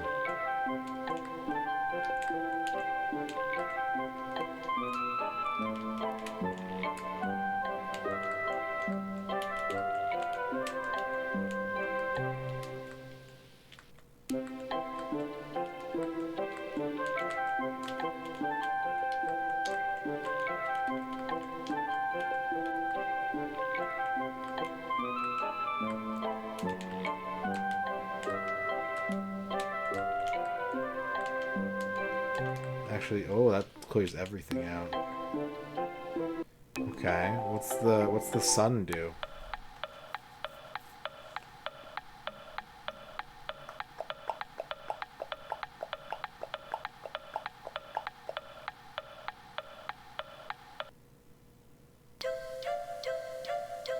Metal Gear?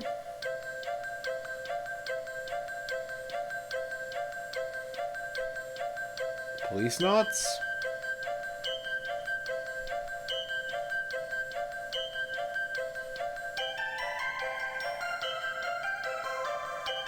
Oh, ball in a cup. Let's go. Do I get to play? Hoop and stick? They got all the bangers. Every game you could want to play. This is Pepperon Mura no Shiki.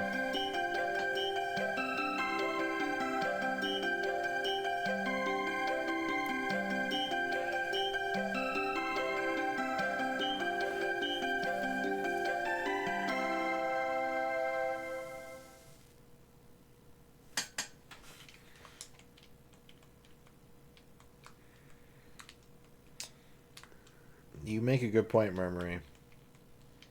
Fuck the 3DO.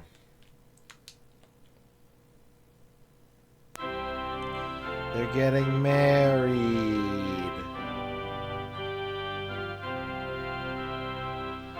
The little people in the village are getting married.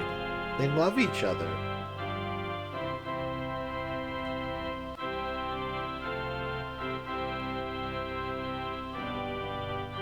They got cans tied behind the carriage. There was a weird A button up there that I couldn't touch. Yeah. Bye.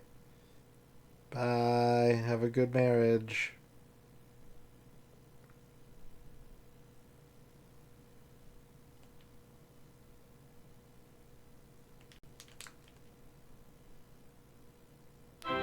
They're getting married. Alright, chat. It is 2:30 in the morning. I'm gonna head out. Thank you for hanging out with me tonight, even though there was not a lot of gameplay, but there was a lot of game discussion. There is a not insignificant chance that I will be gone for the rest of the week. Happy Thanksgiving. Are you thankful for the 3DO? I am.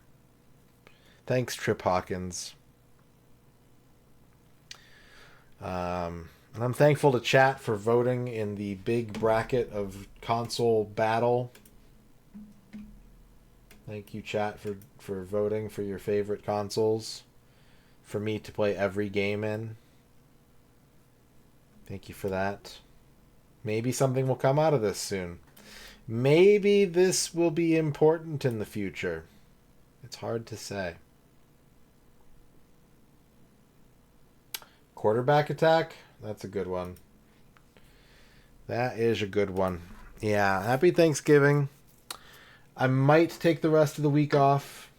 I might feel too compelled to return to Bass streaming. Every one of your votes was on the losing side. Sorry, Bovine. I'm glad you could make it for the voting, though.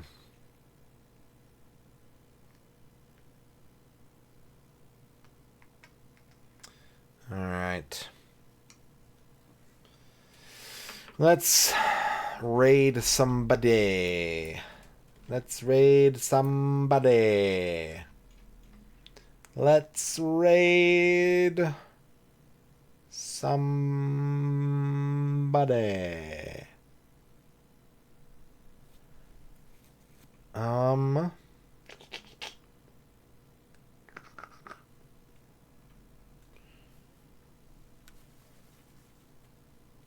Happy Turkey Day. Go Lions. Woo! I actually don't think the Lions are going to win this game. I have a strong feeling the Lions are going to lose today, but that's okay.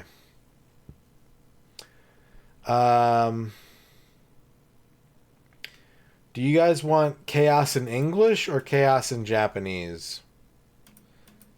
I have two streamers that I can easily pick from that are very chaotic. One of whom is in English, one of whom is in Japanese. Do you have a preference, chat?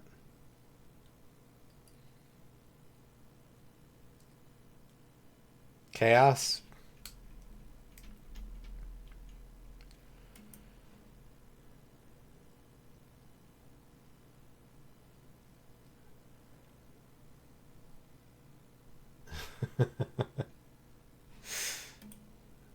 Let me see what they're up to. Let me get a look at what they're up to. Maybe I can make a decision based on stream activity.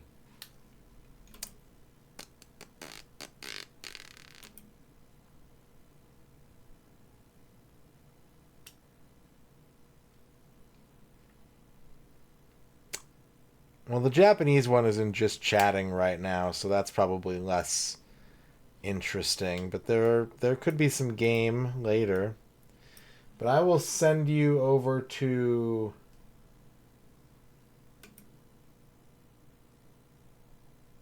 You want to go to the Japanese streamer? Let me see what's going on here a sec. Give me 1 second. Let me see what's happening here. I see pinned chat messages.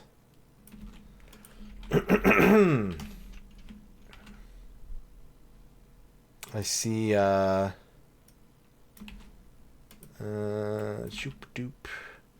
Just chatting until 1930. What time is it right now in Japan?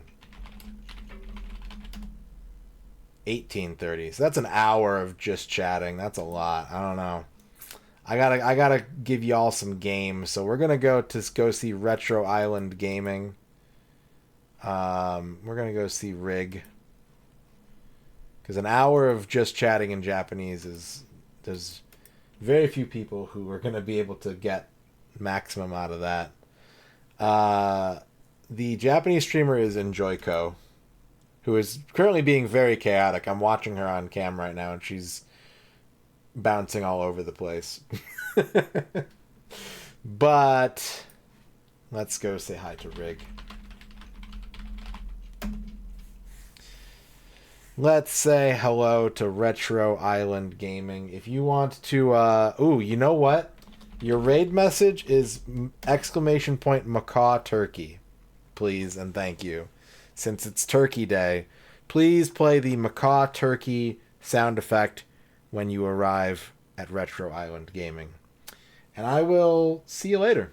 Maybe you'll see me in November. Maybe I'll be back in December and hitting the game completions harder than ever. Until then, take care. Do this.